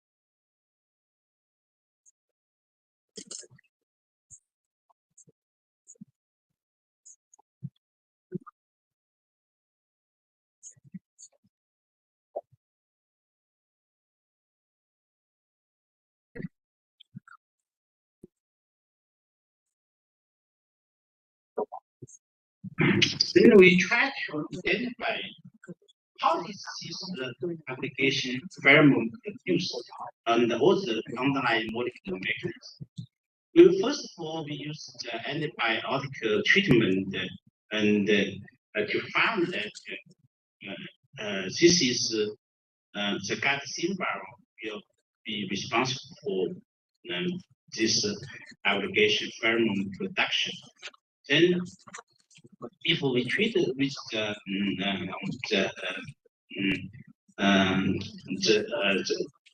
fence back, they can restore the aggregation behavior. Also, then we later defined that there's one type of bacteria is called Isopha vibrio, and has a responsible produce the sex aggregation pheromone. Then we use the metagenome and found that this type of bacteria produce a polycan synthesis. This is called PKS. This PKS gene is a huge gene, is able to produce aggregation sex pheromone.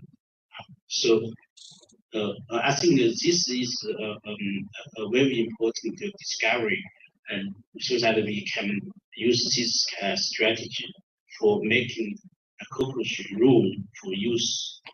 So now let's talk about the most probably the most important evidence for the American cockroach as a little mighty.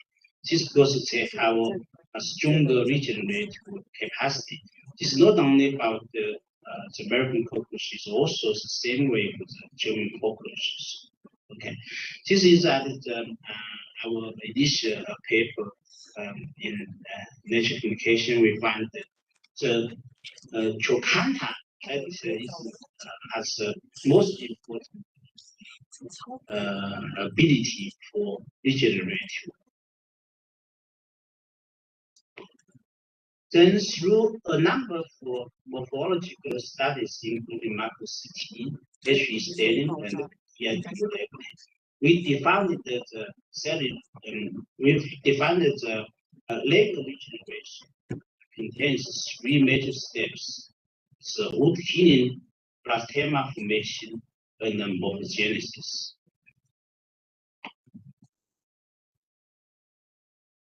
Then we used a huge amount of transcriptome analysis and analyzed screening. We defined that at least 12 transcription factors are involved in this leg regeneration. And we found two transcription cascades and all these factors forming the complex transcription regulatory network. So defined this transcription regulation to leg regeneration in the American cockroaches. We also used a phosphoproteomic strategy to try to look for which kind of kinases are important for regulating leg regeneration. We find the ERK and CK2 two important kinases. They form a kinase cascade. So ERK can bind directly phosphorate CK2, but CK2 then regulate the DNA replication and the cell proliferation. So also we defined this is kinase regulation of leg regeneration in American cockroaches. Using similar screening strategies, we found that epigenetic regulation, particularly the histone methylation and the histone acetylation, and they're also very important for leg regeneration. Also, we define the IOS is important to initiate for legal regeneration in American cockroaches. For some unknown molecular mechanisms, IOS can directly phosphorate tyrosine substrate and including the ERK kinase. This is probably the main molecular mechanism for how IOS to initiate negative regeneration. Also, we found that the insect hormone ecdysone is extremely important role negative regeneration. So this happened negative regeneration only happens in lymph larva stages. Once it become adult, so no regeneration can be happen any longer. So this is the take-home message. So how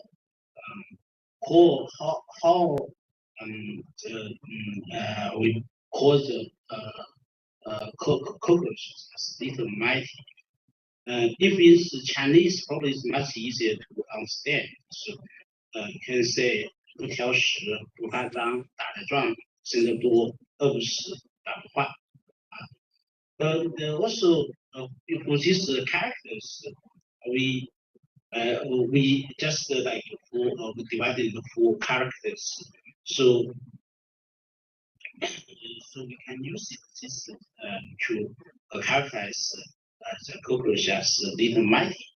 And also to understand why cockroach as little mighty is important for us to do pest management and the beneficial utilization for these cockroaches. Thank you. Thank you very much. And hopefully you can enjoy my talk. Bye-bye. I will be happy to answer questions if you have. Good afternoon. Thank you, Dr. Lee, for to provide tons of information. I don't know if anybody can. Okay. Do you have any questions? Are you there? Yeah. Okay, wonderful. So I'm sorry I'm not able to attend the meeting, but if I can answer the questions if you have. I think I have one question.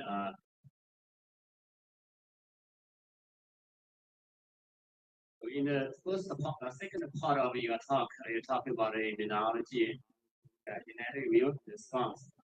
You identified 3 pathways. So can you elaborate a little bit? Were you able to identify each pathway specific genes, like marker genes in the cockroach, like the thyroxine in the TOL pathway and the tyrosine in the IMD pathway? What about the viral or TAP1 in the JAK-STAT pathway? Those genes identifying yourself also in the cockroach? Actually, we didn't do too much about these 3 unit immunity pathways, but we looked down some key components in the pathway and defined that the TOL pathway is the most important. And also TOL pathway is not only mode for anti both the positive or the negative bacteria also is involved in antivirus effect. So, but we didn't do too much work on the innate immunity. This is probably some people else maybe continue to do that.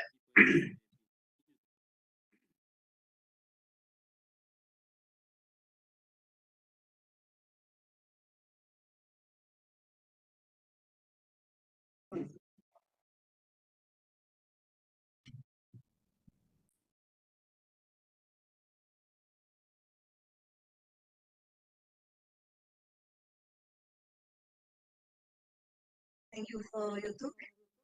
And, I was wondering if the regenerative capacity applies to various organs. Can you say again? The regenerative capacity of the Okay, cocoon. okay. Does it apply to various organs, all types of organs? In general, so it doesn't mean all insects has this kind of strong regenerative capacity. As in most of these holometabolic insects, because also these, they don't have appendages, so have imaginary discs. So this imaginary disc has very limited regenerative capacity. But we have actually compared with many insect species. Only it looks like the cockroach has the strongest regenerative capacity. Like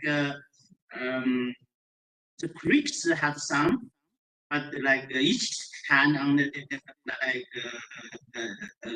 grow a little bit after each molting. But at low cost, some insects have a little bit. But it looks like a cockroach has the strongest regenerative capacity for two reasons. One is the hawk star has lots of like stem cell-like cells. They're very important for cell proliferation. The second thing is the basal space. It provides a huge place for the to grow like leg or something like that. Two major reasons. And what about the brain? Brain, we didn't do too much on the brain yet because the nervous system looks like much more difficult to regenerate, including the nerve cord. It's much more difficult. Thank you. Thank you.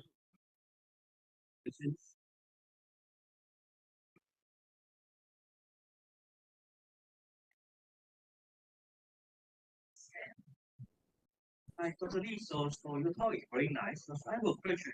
Do you think that if we use the DSRNA as a pesticide for this insect would be good?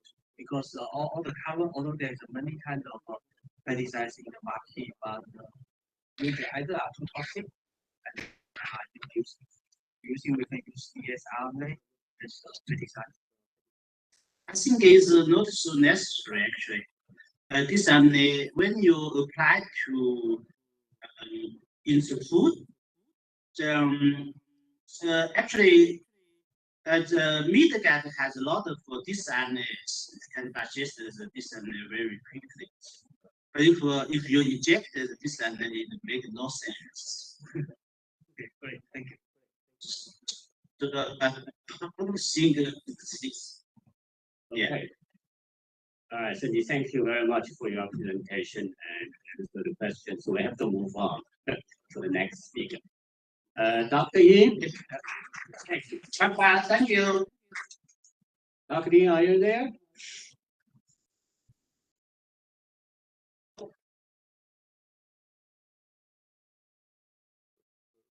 Dr. Yin, are you there?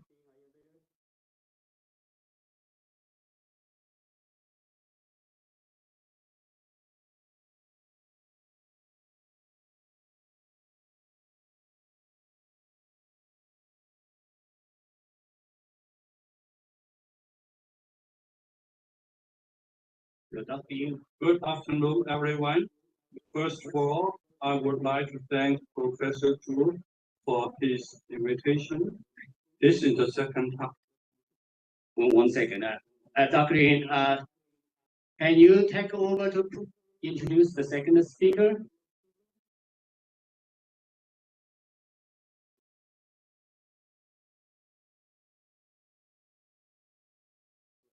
I'm online. Is it? I'm online.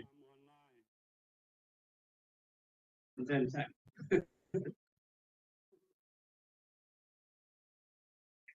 right. So our next speaker, Professor Qili Feng from the same university, South China Normal University, my long-term collaborator. And today he will talk about the DNA secondary structure on the gene regulation.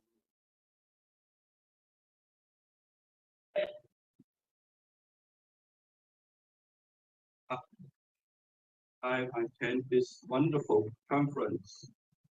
Today, I would like to talk about the epigenetic regulation of gene transcription by DNA advanced structures. As we all know, DNA has a couple helix structure with A and T and C and G base pairs. However, some DNA molecules can form advanced structures such as G-phosphorus and IMOT, which are not normal base pairs. For example, in which regions of a genome, 4 G bases associate each other through hydrogen bond to form a G base, and then 2 or more G bases stacked on each other to form a G structure. Similarly, the complementary sequence of a G structure is a cytosine-rich region, which correspondingly may form another advanced structure called IMOT by C and C base pair. Advanced DNA or RNA structures have been reported to involve in many important cellular processes, such as transcription, replication, telomere modification, and protein translation. So far, a large number of G4 structures are found in genomes of different species. For example, in human genome, more than 700,000 G4 sequences are predicted by bioinformatics analysis. More than 400,000 G4 sequences are detected by DNA sequencing, and 120,000 G4 structures are detected by antibody analysis. In human genome, 64% of genes contain G4 sequences, which are not randomly distributed. Most of them are localized in the region of promoters, transcription start sites, and telomeres. We analyzed the genome of 37 species in 14 rows in evolution for their G4 sequences. We found that the number, density, and the ratio of G4 sequences in the genomes gradually increase with evolution from lower, higher animal species. More interesting, more and more transcription associate factors in the genomes adapted G4 sequences with evolution, suggesting a new mechanism of gene transcription regulations. Based on these analyses, as well as our previous studies, we believe that, like other epigenetic mechanisms of gene transcription regulations, such as DNA methylation, histone modification, chromatic modification, and non-coding RNA, DNA advanced structure is a novel epigenetic mechanism for regulation of gene transcription and phenotypes, which does not depend on DNA primary sequence. How about G4 structure regulates gene transcription and phenotypes? Here I give you a sample. We analyze all the G4 containing genes in sugar-1 for GO enrichment and found that fatty acid, OA binding protein, ACBP was highly enriched. This protein is involved in lipid metabolism by transporting and protecting acetyl-A ethers. We date using paradoxating PDS, which is a binder and stabilizer of G4 structure, to treat the sugarworm larvae, and found that the larval development was suppressed by the compound. The question is whether PDS functions through the G4 structure in the ACBP gene. We further found that this gene contains a G4 sequence in its promoter, which seems conserved in many species, including human, rat, sugarworm, and hamster. Circular dicroton analysis shows that this G4 sequence can form a G4 structure with typical absorption peaks in the presence of potassium. When the larvae were treated with PDS, the larval development was suppressed with a small body size and weight.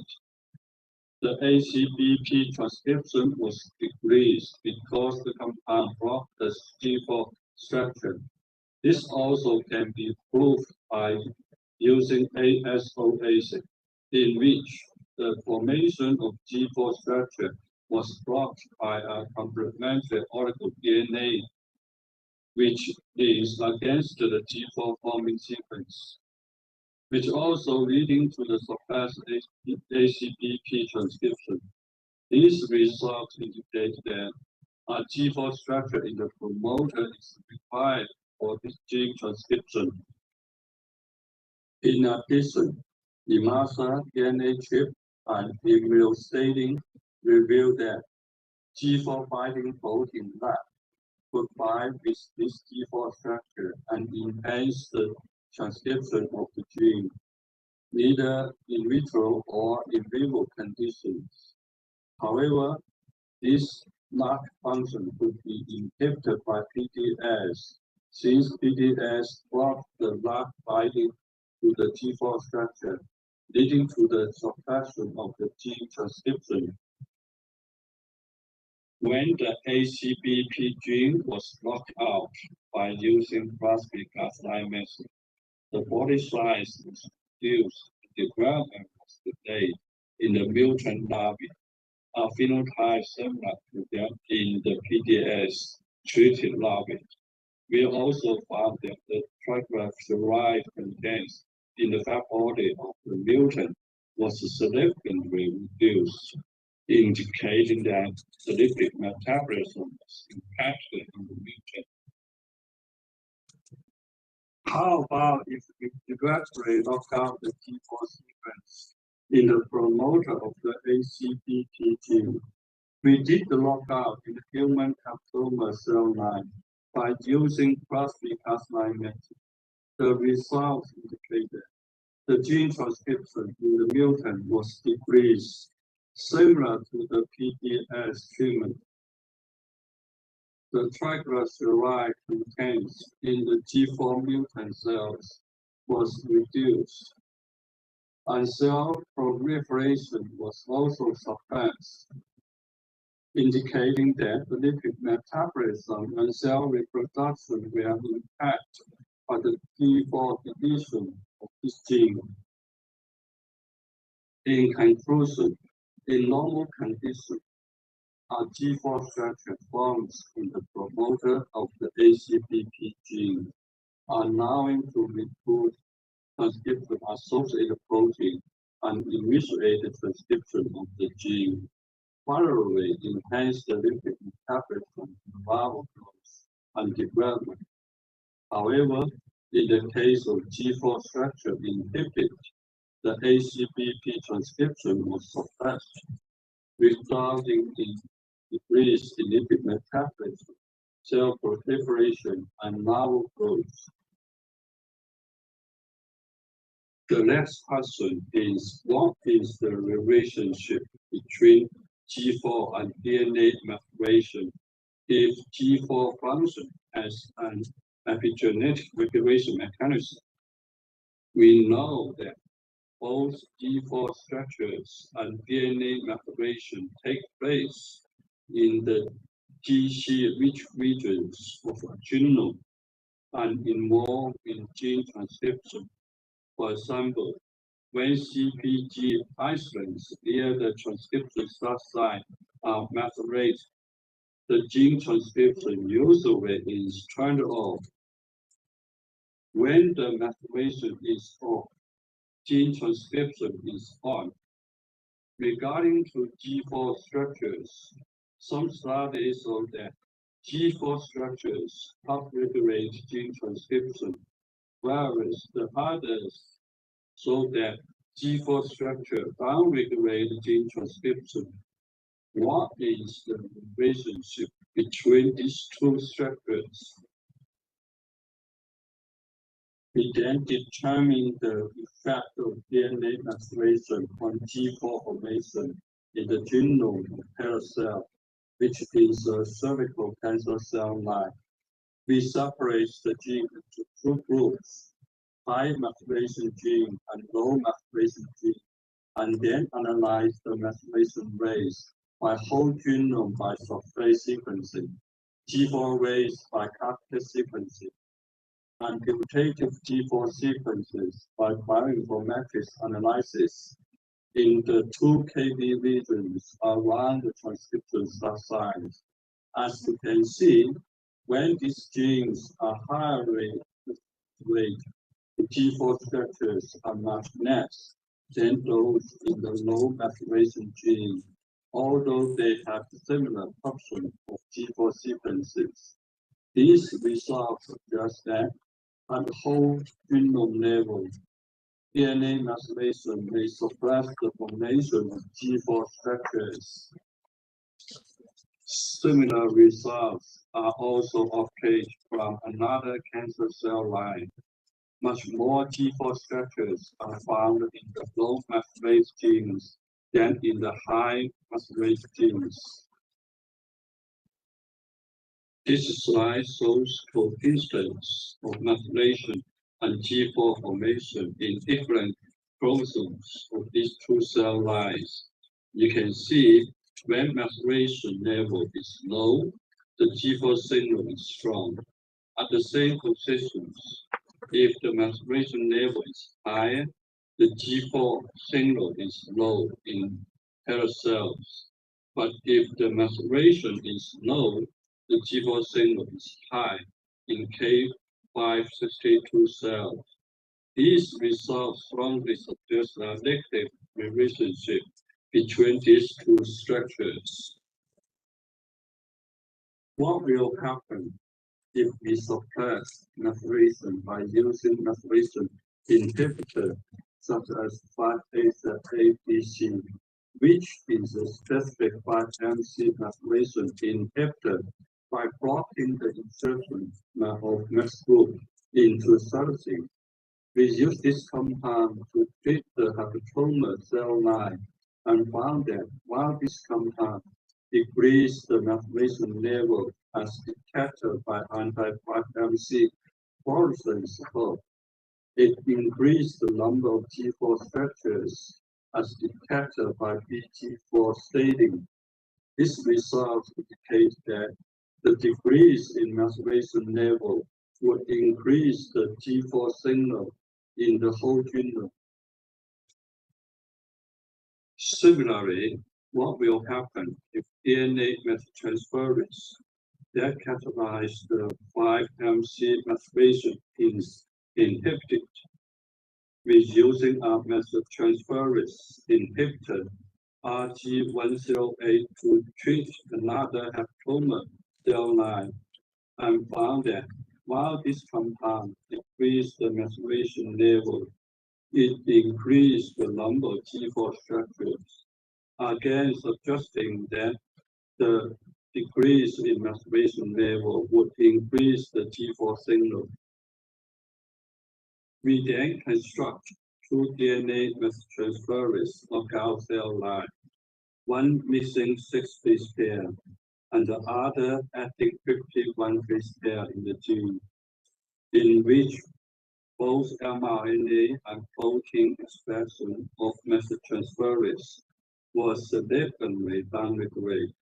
In this methyltransferase mutant cell line, the 5-MC methylation signal was reduced, whereas the G4 signal was increased, indicating that as long as DNA methylation is inhibited, there is a higher possibility for G4 formation in the genome. We use G4 cut-test sequencing method to compare G4 formation between the wild type and the methyltransferase knockout cell line.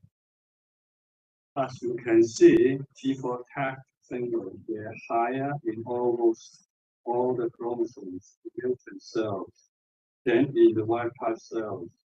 These results further confirm that when DNA methylation is suppressed, more G4 structures are generated in the genome.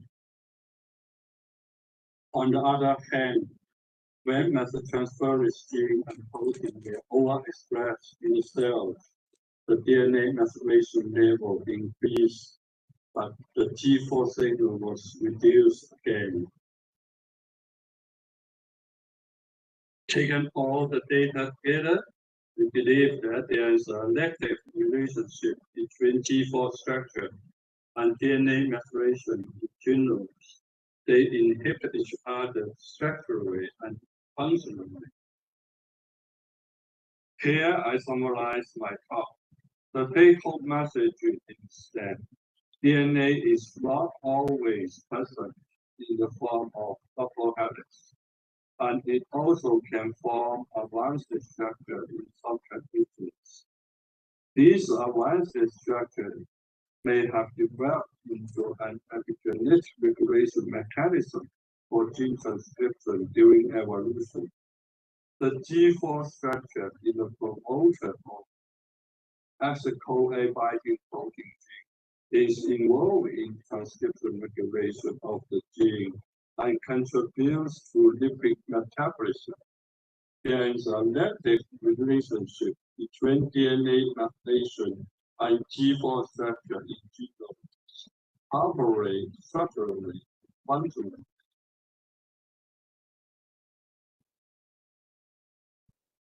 I stop here. Before I'm taking your questions, I would like to thank my colleagues and students who did the work. Professor Tang Liu, Fei Xiang, Qi-Shen Song, who is our close collaborator in the University of Missouri of the States and is also in this meeting. My PhD students, Li Jun, Xiang, Zhao Zhuanzhang, and Feng Wu. Thank you. Thank you very much. I would like to take your questions. Hello, everyone.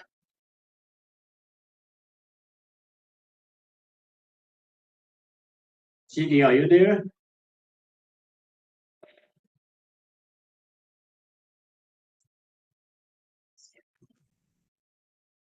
Yeah. Okay. Any questions for Gigi? Okay. I have a question. I'll take the lead first. Let you guys think about.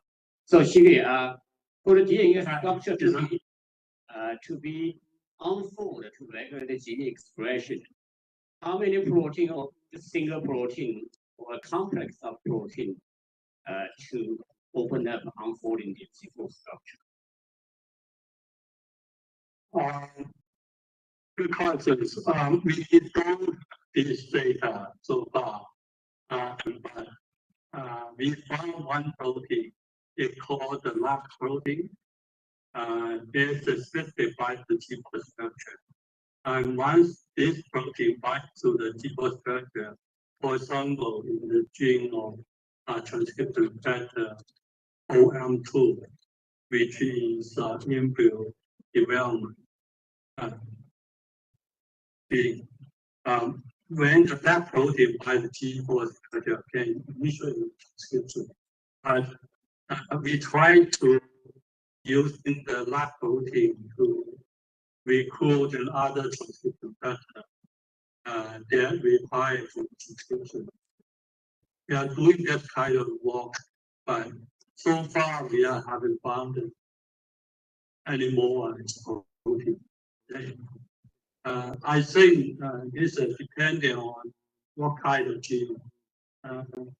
In our experiment, for example, in the transcription process and for the protein translation process, it seems different. For example, in the protein translation process, we found that at least the two proteins seems bound to the G4 structure to initiate translation. So it depends on which case. All right, thank you.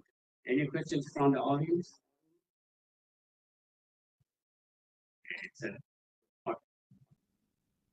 You.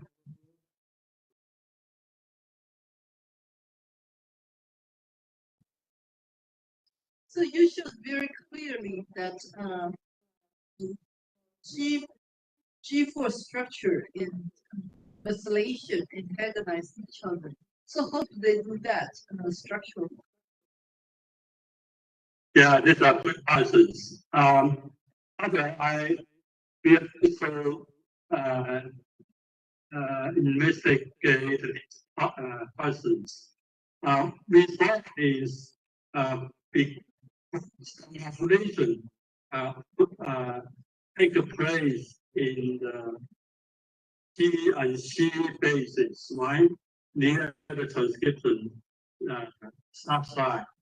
And at the same time, in this region, it also has a higher density of G bases.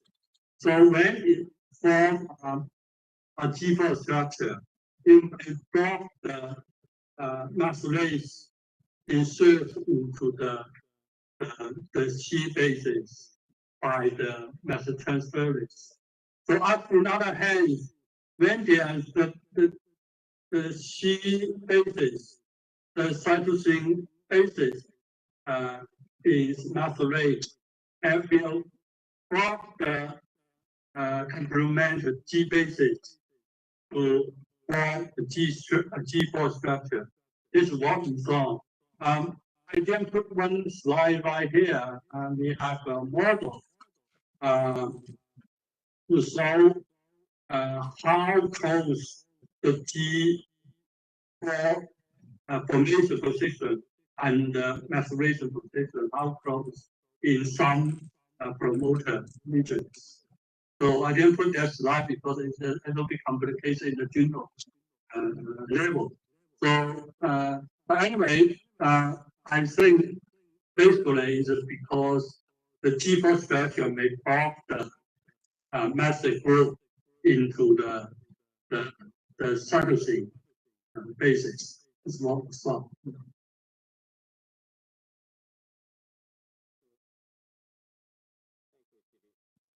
Thank you. Thank you.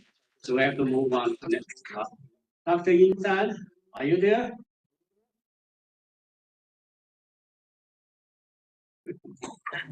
Yes, I'm here. I'm online. Dr. Yin Zhan, can you introduce the last speaker? Okay,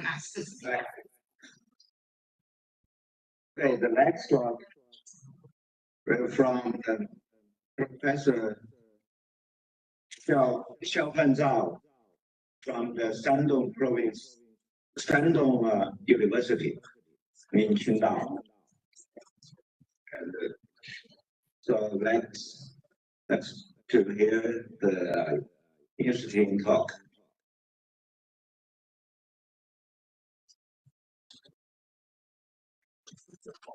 Hello, everyone. I'm Xiaofan Zhao from Shandong University. Very nice to participate in this.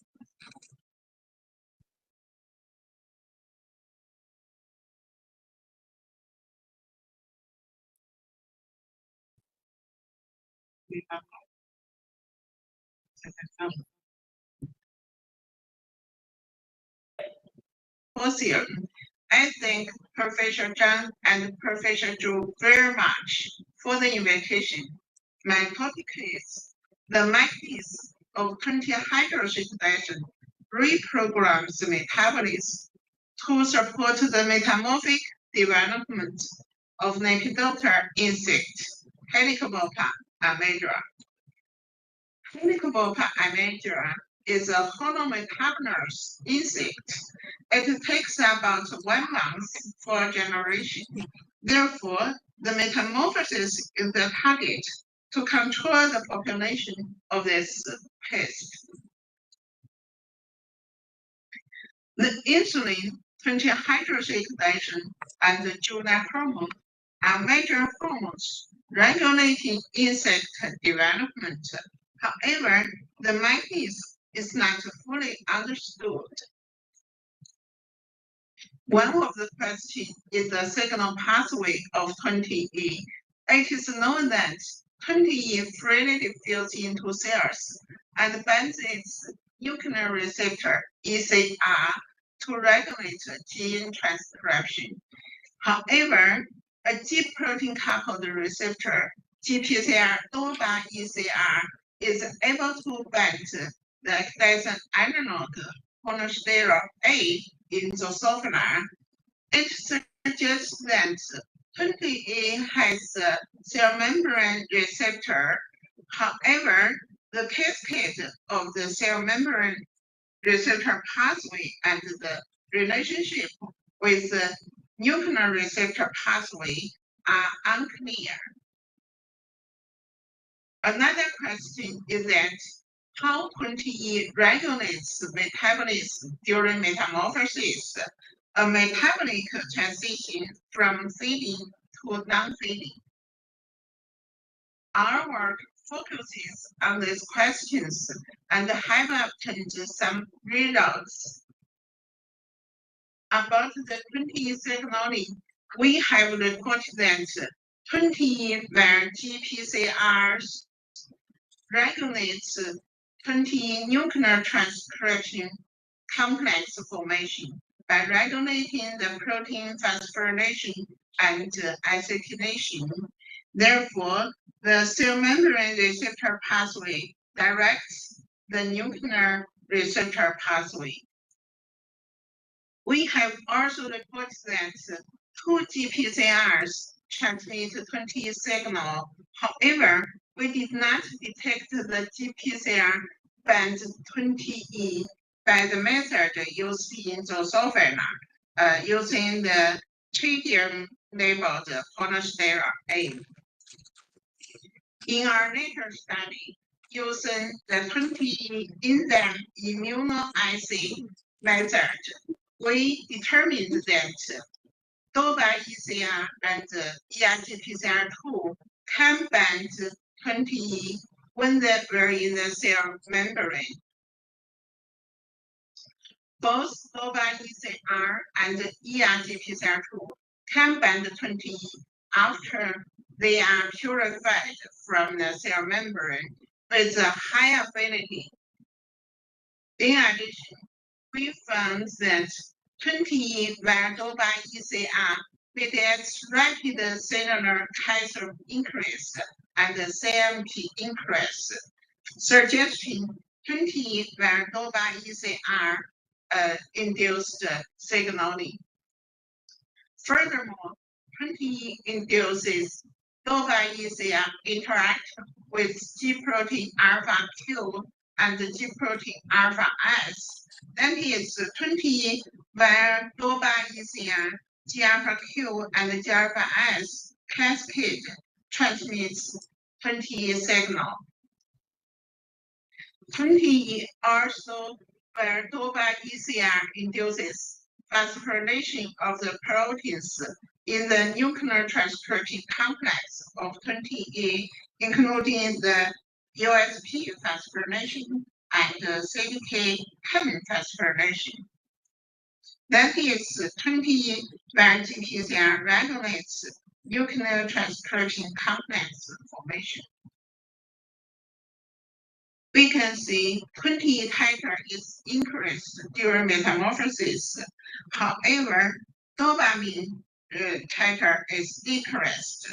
Although some increase during metamorphosis, 20 is able to displace dopamine from the DOPA ECR because 20 has higher affinity than dopamine to the receptor.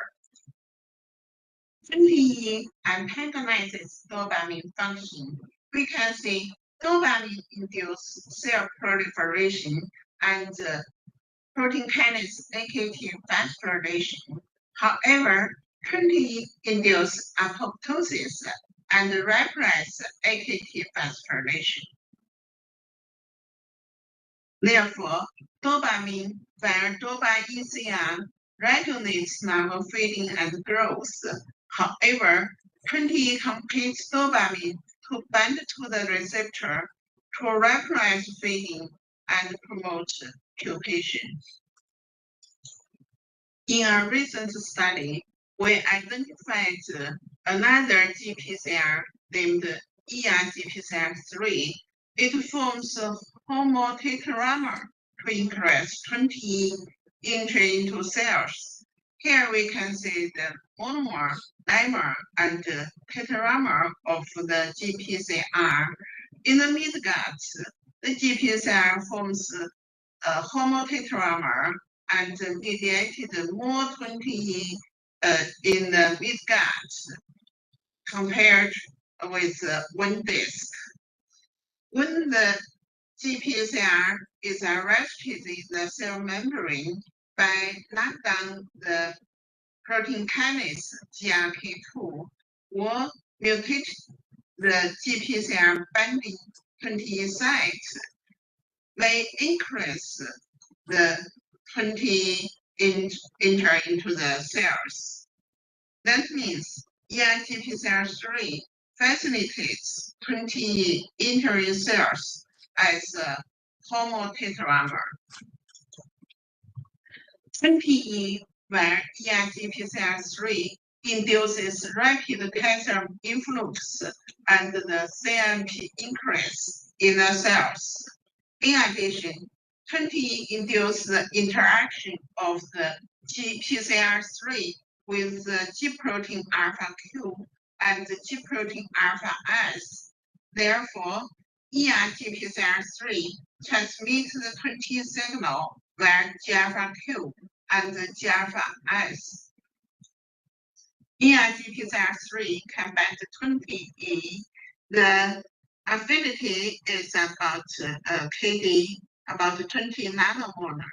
So ER-GPCR3 is a 20E receptor.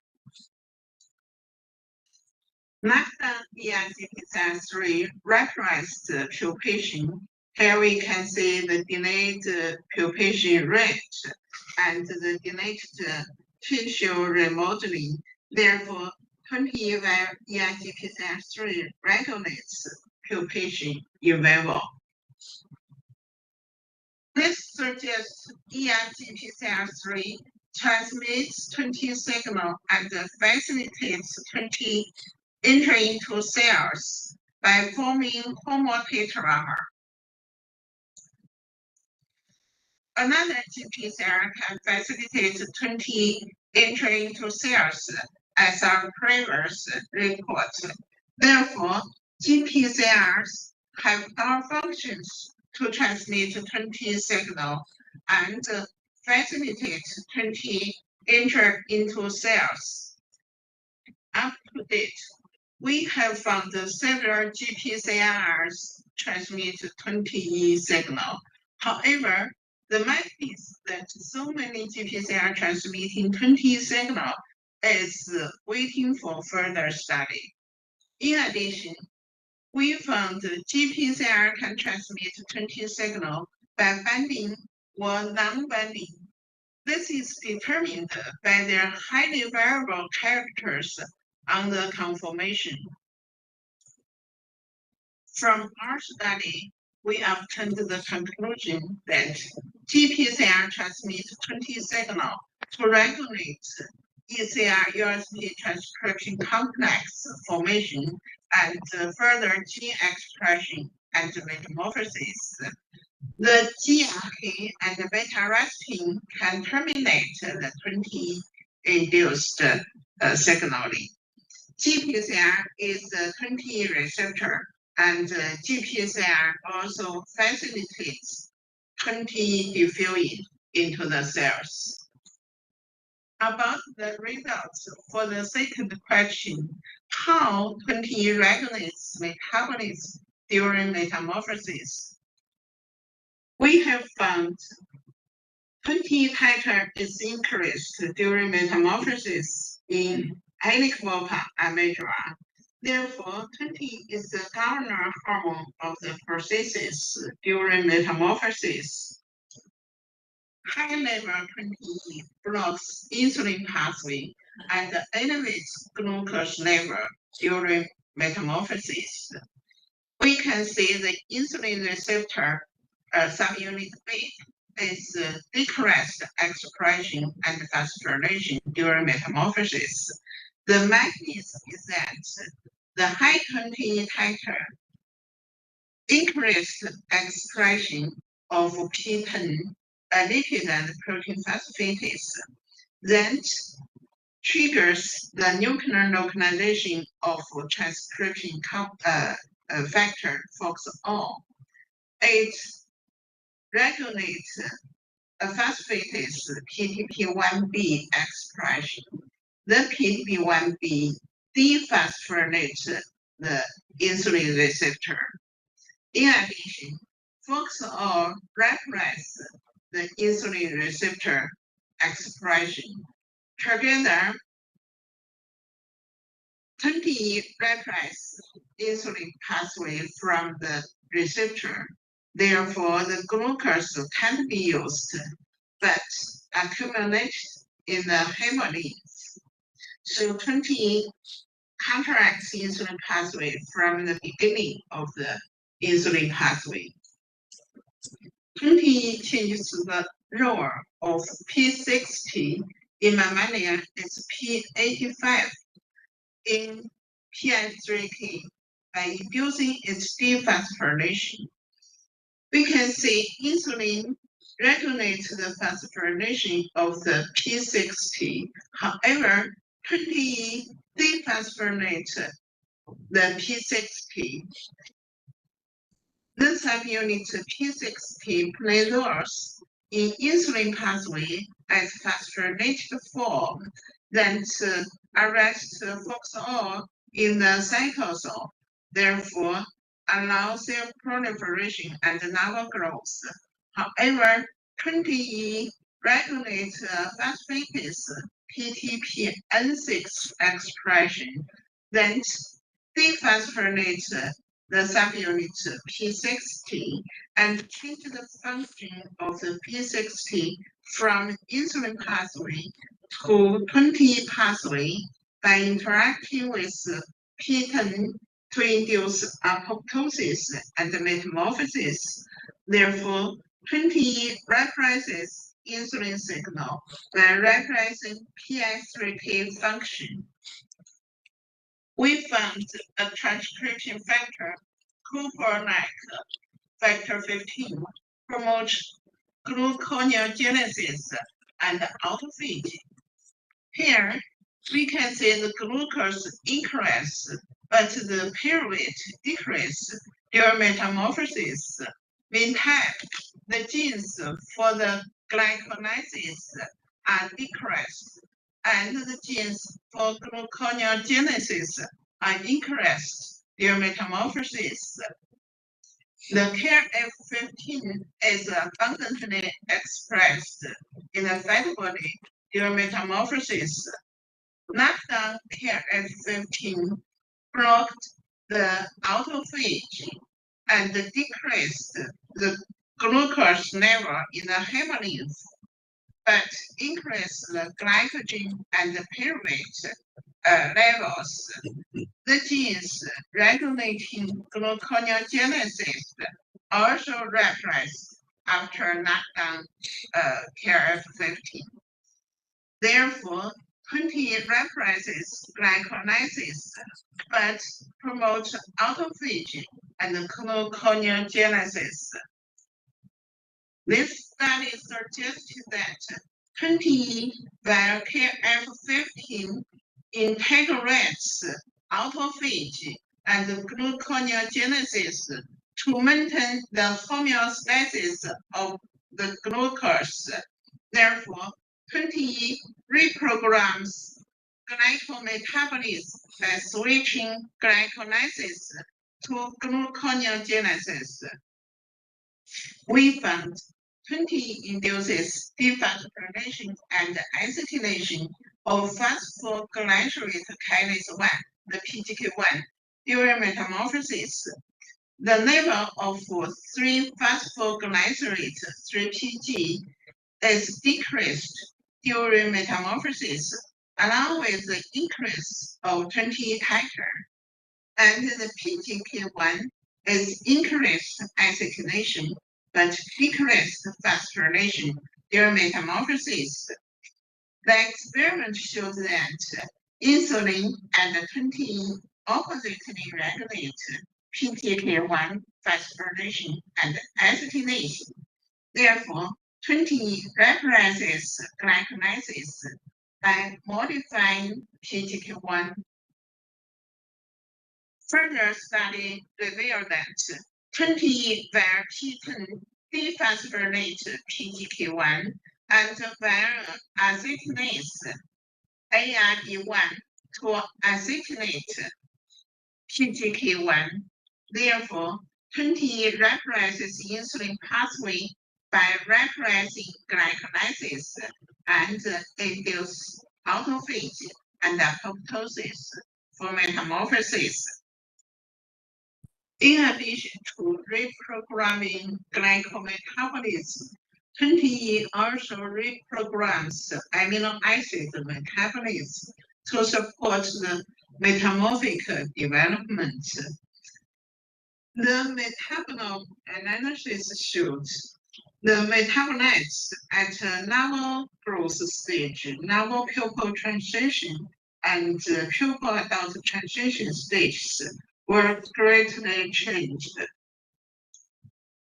The stages specifically increased metabolites in hemolymph were identified at novel growth, novel pupil transition, and pupil adult transition by Venn diagram.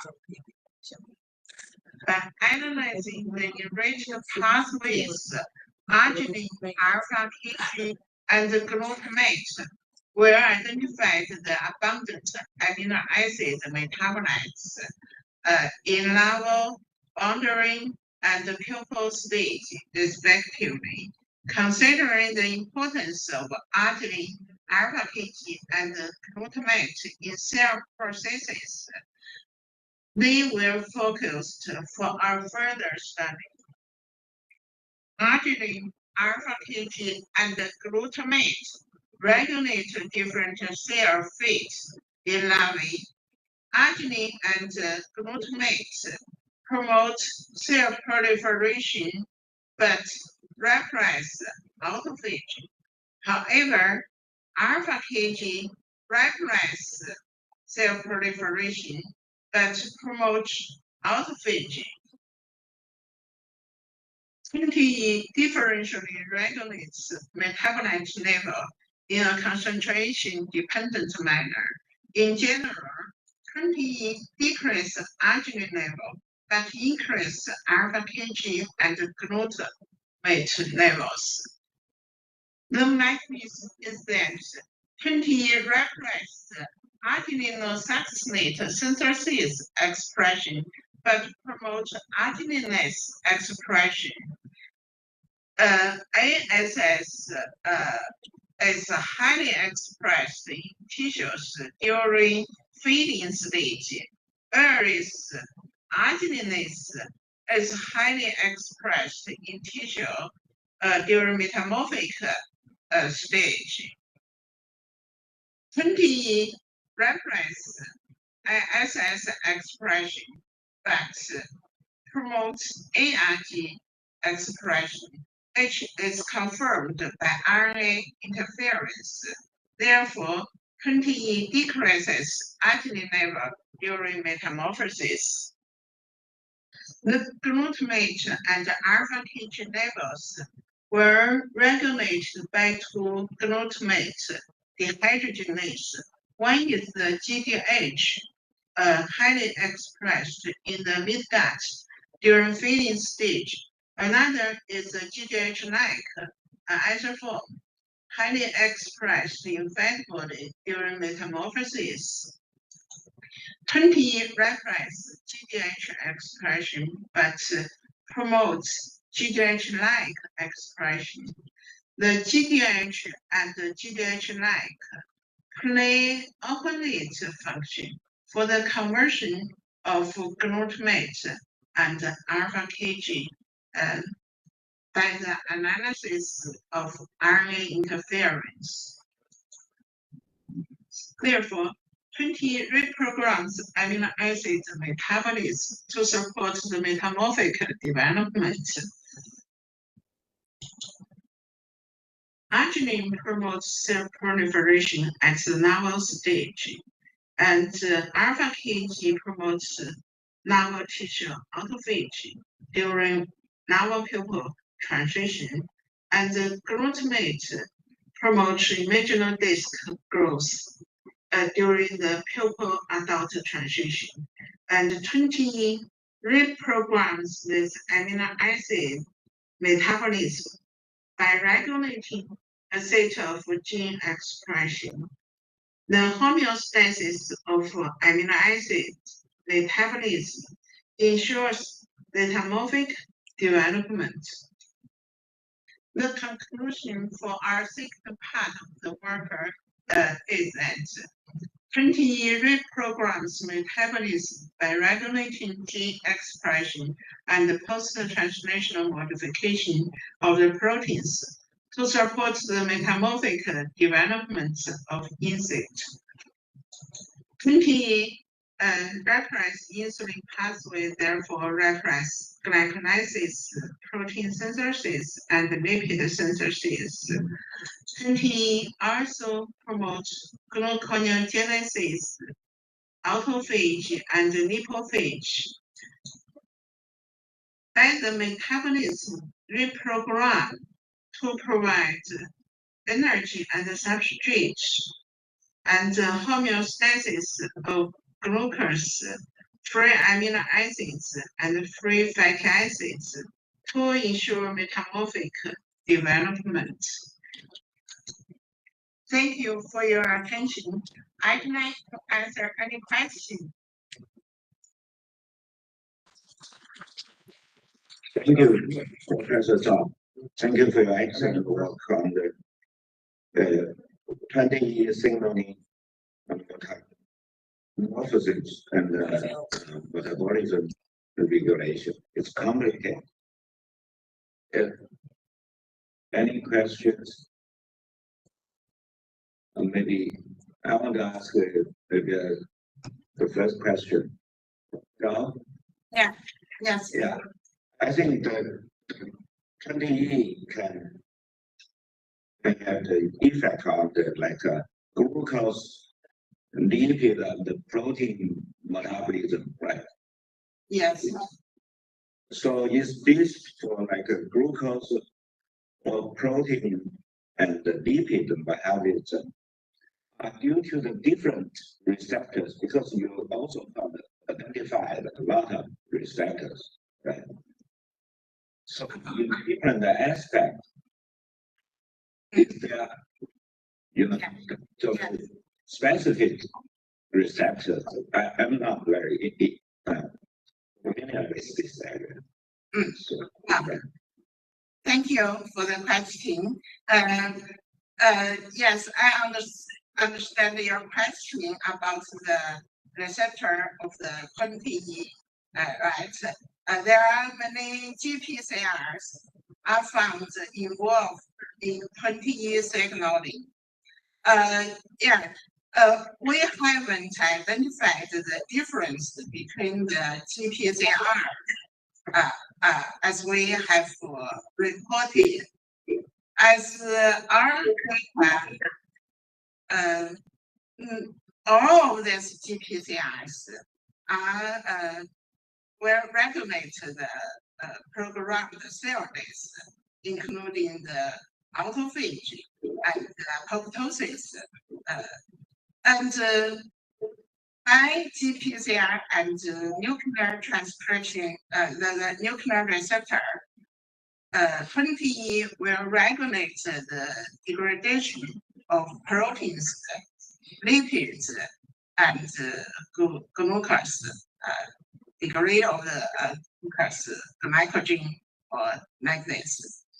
It's not really found the difference from the GPCR.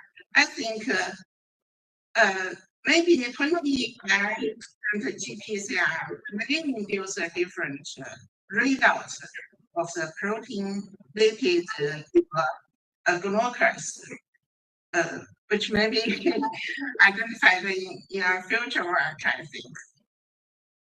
Thank you. Okay, thank you.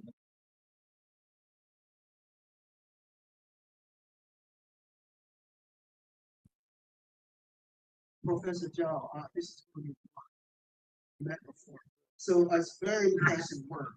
My question is pretty simple. So the fact that you found a steroid hormone in cell phenotype, do you think it's another unique to your animal system? Or do you think it's try other systems to see whether only you can change?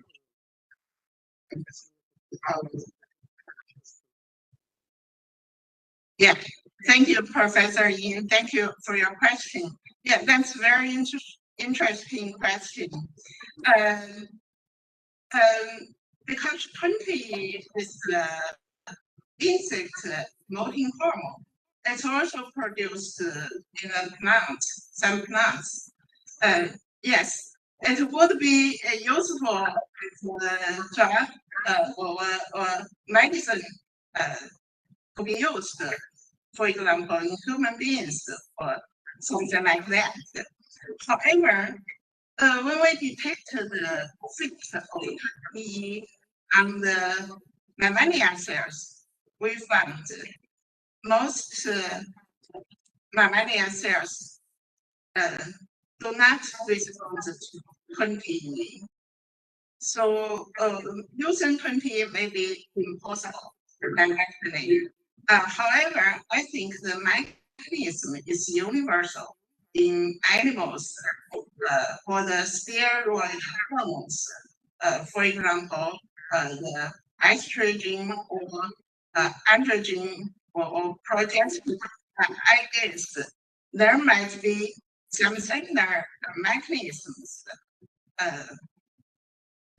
which have been found in mammalia, but we cannot directly use 20 in mammals. Okay, thank you. Thank you.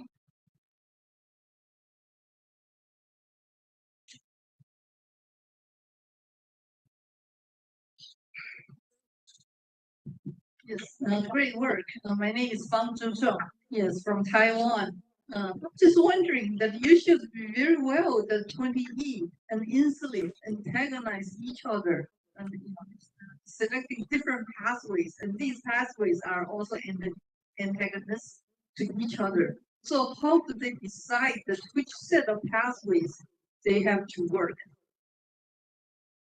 Do you see what I mean? Yeah. Do you mean the receptor? Your question. Would you please pardon?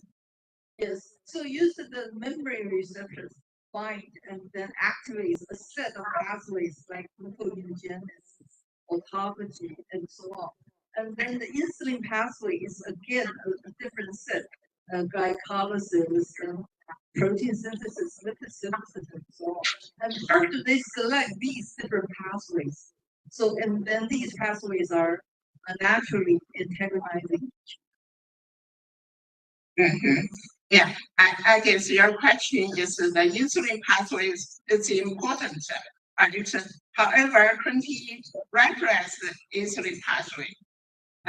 Yeah, this might be a specific phenomena in hormone-metabolized insect because the insect stop feeding and the 20 titer is greatly increased. We found that when the 20 titer is lower, cannot repress insulin pathway. However, when the titer with 20 increase to some critical concentration, it will repress the insulin pathway. And we were surprised how the insect development when the insulin pathway was repressed, which is there might be some other receptor for the insulin like growth peptide. Indeed, some receptor tyrosine kinase increased expression during metamorphosis. And also the titer will decrease at the end of metamorphosis before, as we observed before adult, the 20 titer is decreased. Then the insulin signaling will recover somehow. Is that the question, I guess? And thank you very much. Okay, any more questions? I have one question. And you mentioned that the 20 receptor is ECGPCR3, and which 20 bind to it and going to initiate the signaling. But also, you mentioned that the binding of the 20 to the receptor also increase the 20 entry diffusion inside the cell. But 20 can freely enter the cell and bind to the 20 receptor, nuclear receptor. So why they need another mechanism to increase diffusion? Can you elaborate a little bit? Yes, I get to the question. Good question. Thank you. Yes. As a traditional idea technology, 20 is a life-soluble chemical. It shows a freely diffused into spheres. We observed our the previous GPCR, we named it ERT-PCR, can increase 20 entry the cells. At that time, we recorded the phenomena and we didn't see the GPCR factory with 20 diffusing. And then it worked with the second GPCR. Also have the same function.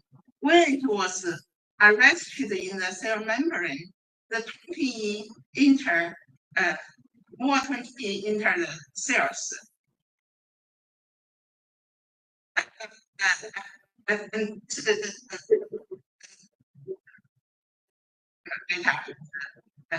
We describe the ERT-PCR3 can facilitate the diffusion of 20. I think, yeah, this idea maybe that's the first because another paper reports ecdysone importer can facilitate 20 to the cells. But this is a cell membrane receptor ion channel. Is an ion channel with prayerful transmembrane motif. This is 20 is facilitated into cells by that ion channel. So we found the GPCR have the same similar function So maybe the steroid hormone is not simply freely diffused into cells, but really needs some or some protein can facilitate its diffusion. It's my answer. Okay. So maybe no more question, and thank you for the results. Thank you. Excellent speech. Thank you very much. So, Professor Wu. So it's back to you to announce. Okay, thank you.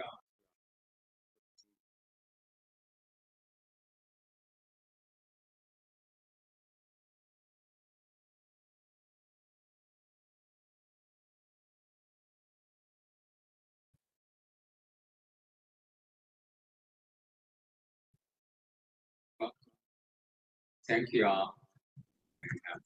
I hope everyone had a good time at the National Taiwan Ocean University.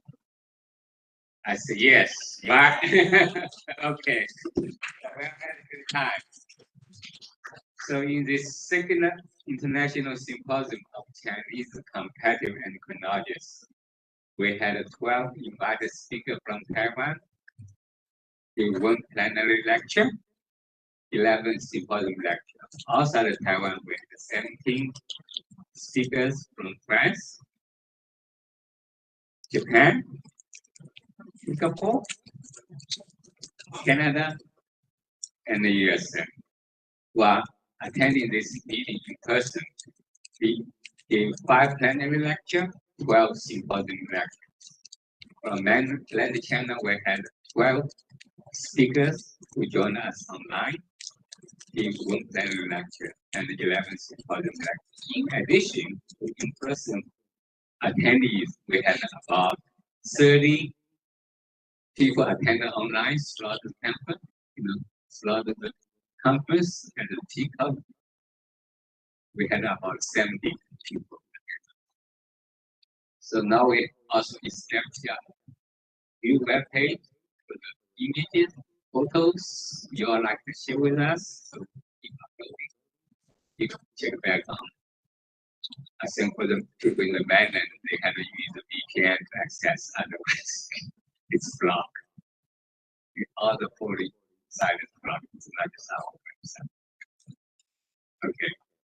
So on behalf of the organizer committee, we want to thank our speakers who come a long way to here in Taiwan, and those who can join us online from the mainland.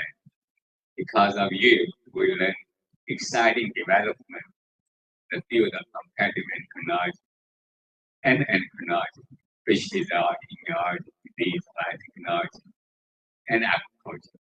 Because of you, we had a wonderful exchange of ideas, established new connections, renewed our friendship. Thank you for coming. On behalf,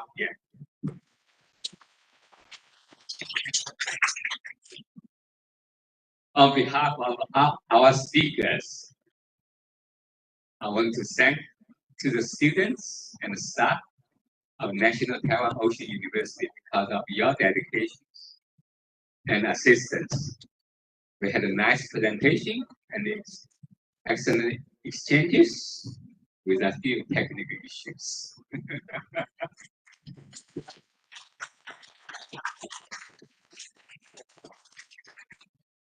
On behalf of all the speakers and attendees, we want to express our great appreciation to the Professor Qingfeng Zhang. I'm sure everyone agrees with me. No one has more energy than you do.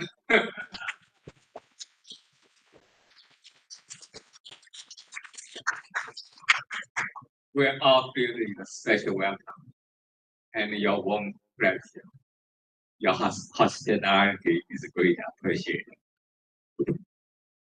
On behalf of everyone, we must send to Ms. Elisa, but she's not saying still yet. Yeah, you involve every aspect of this conference, every detail, from the first initial invitation to the final program, from updating the conference website to the transportations, from snacks, box lunches, back to the tours. You see, she's everywhere. Without your attention to the detail and the dedication, this meeting will not be so smooth.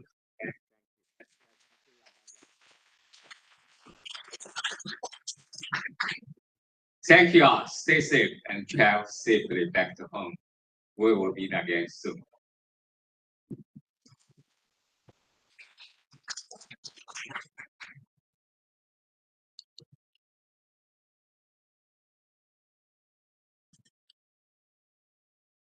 Thank you, Professor Zhu. And as a local organizing committee, I'm very happy. We are very happy. And I would like to really to thank Zhu Yong, Professor again, especially his great effort to put many things together, especially tonight. And thanks so many outstanding friends, professors from mainland China could be attend, join us together for this wonderful symposium. Thank you, in person people from different countries. And I would like to also thank Professor Gong Bangzhu, also Pang Peng Peng, also my next group put it together. And for the final, I just because it's early morning, John Chen wrote an email to me 6:30, around 6:30. And I thought it's good as an ending. I asked her his permission before I put on the rest. Oh, here, already. Yes. I'm sorry. I thought, how come I have some, I need to read it. Anyway, there's a John Chen, very nice letter to me, very warm. I think I also received a letter from ISOCCE a few hours ago.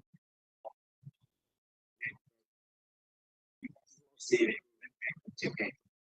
So thanks, Dr. Zhuang, Dr. Chen, and indeed also all you. We are so happy that you have good time here, not just for conference, not just for scientific exchange and discussion, also a good vision. And I believe our very good and very good patient, including from the many good friends. This is John. He wrote very beautiful. I thought it's very beautiful English language. And then he is also write a poem I would like to share. Here, where is it? Then last night we took it from the yeah. I have not joined for more than 30 years now. So he sent and you see, it is really very good poem. Really, write so well, right? Even for us. I got problem, could you write? I cannot write. Probably. So John also write it, you sent to me. Thank you so much. And we have the best wish all you, including the friend from Nene. For your career again, academic career again, for your family, for your life, for your health. Best wish we may some place in the research conference. Looking forward to see you again. Thank you. Anyone would like to say a few words? Would you, anyone, either from the mainland online or from the audience here? Anyone would like to say? Originally, I invite Yao, and he said no, and because he is also very dynamic. We would like to receive some of his dynamic, Yeah, please come in. Hello, yeah. Hello, we would like to, get your energy. Or bonjour, or come, now, come, good friend of come. Bonjour, last week, he said very good. We see you. Because you also have very good connection with Wei Qi. So, yeah. Wei Qi. I know nothing about production. The meeting a lot of the production, but I really very happy here. Okay, also learn so much new thing. Recently, I extend my study a little bit to production, so that's so exciting to me. Thank you so much. Once again, I hope to see you again. Maybe somewhere. Thank you so much. I would like to invite Professor Tom, especially, good friend of many people, and outstanding presentation.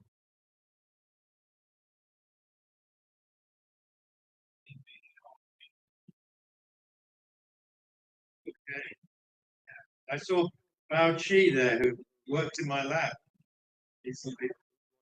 Yeah, well, I was a bit nervous when I was invited to come there because I thought it's going to be Chinese. No, it's been a wonderful visit and a really interesting symposium. We tend to be rather focused most of the time, working, going to meetings, just endocrinology, just reproduction. It's been really interesting listening about a lot of other things. I think this will be the strength of this. And of course, it's my third time back here, and it's always wonderful to come and visit you and have your hospitality. So I don't know if I'll be able to come to the next one, but this was a really interesting meeting and some great talk. So it's fantastic. Thank you. Anyone, Dr. Fu from Europe or yeah? Hello. Okay. Dr. Chan, you first, I believe both are the first time came, right? Or come to you. Yeah.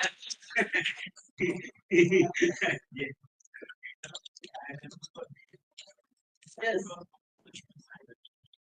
I think I have been to national universities many times, and every time I enjoy it very much. But this time, especially, every talk I think is very interesting to me. Yeah, so some people say that they learn something new. I saw that I have been in the field a very long time, but this is still everything is so great to me. And it's fun, it's interesting. Not only the talks, I think that after talk discussion, the dinner, the sightseeing, everything is great. I think most of all it's the friendship. I think that puts us together. So I would like to thank you, Dr. Chan. Yes, putting everything together.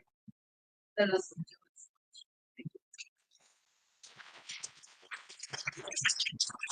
Thank you. So we should cross, and we will have to go to Peace Island, a very famous, I think, international spa, and we will wait until sunset to see the beautiful sunset. Very famous. And Hello. Okay, anyway. Okay, so there's we will have a box. If you want something, want to put on the box, I will put something and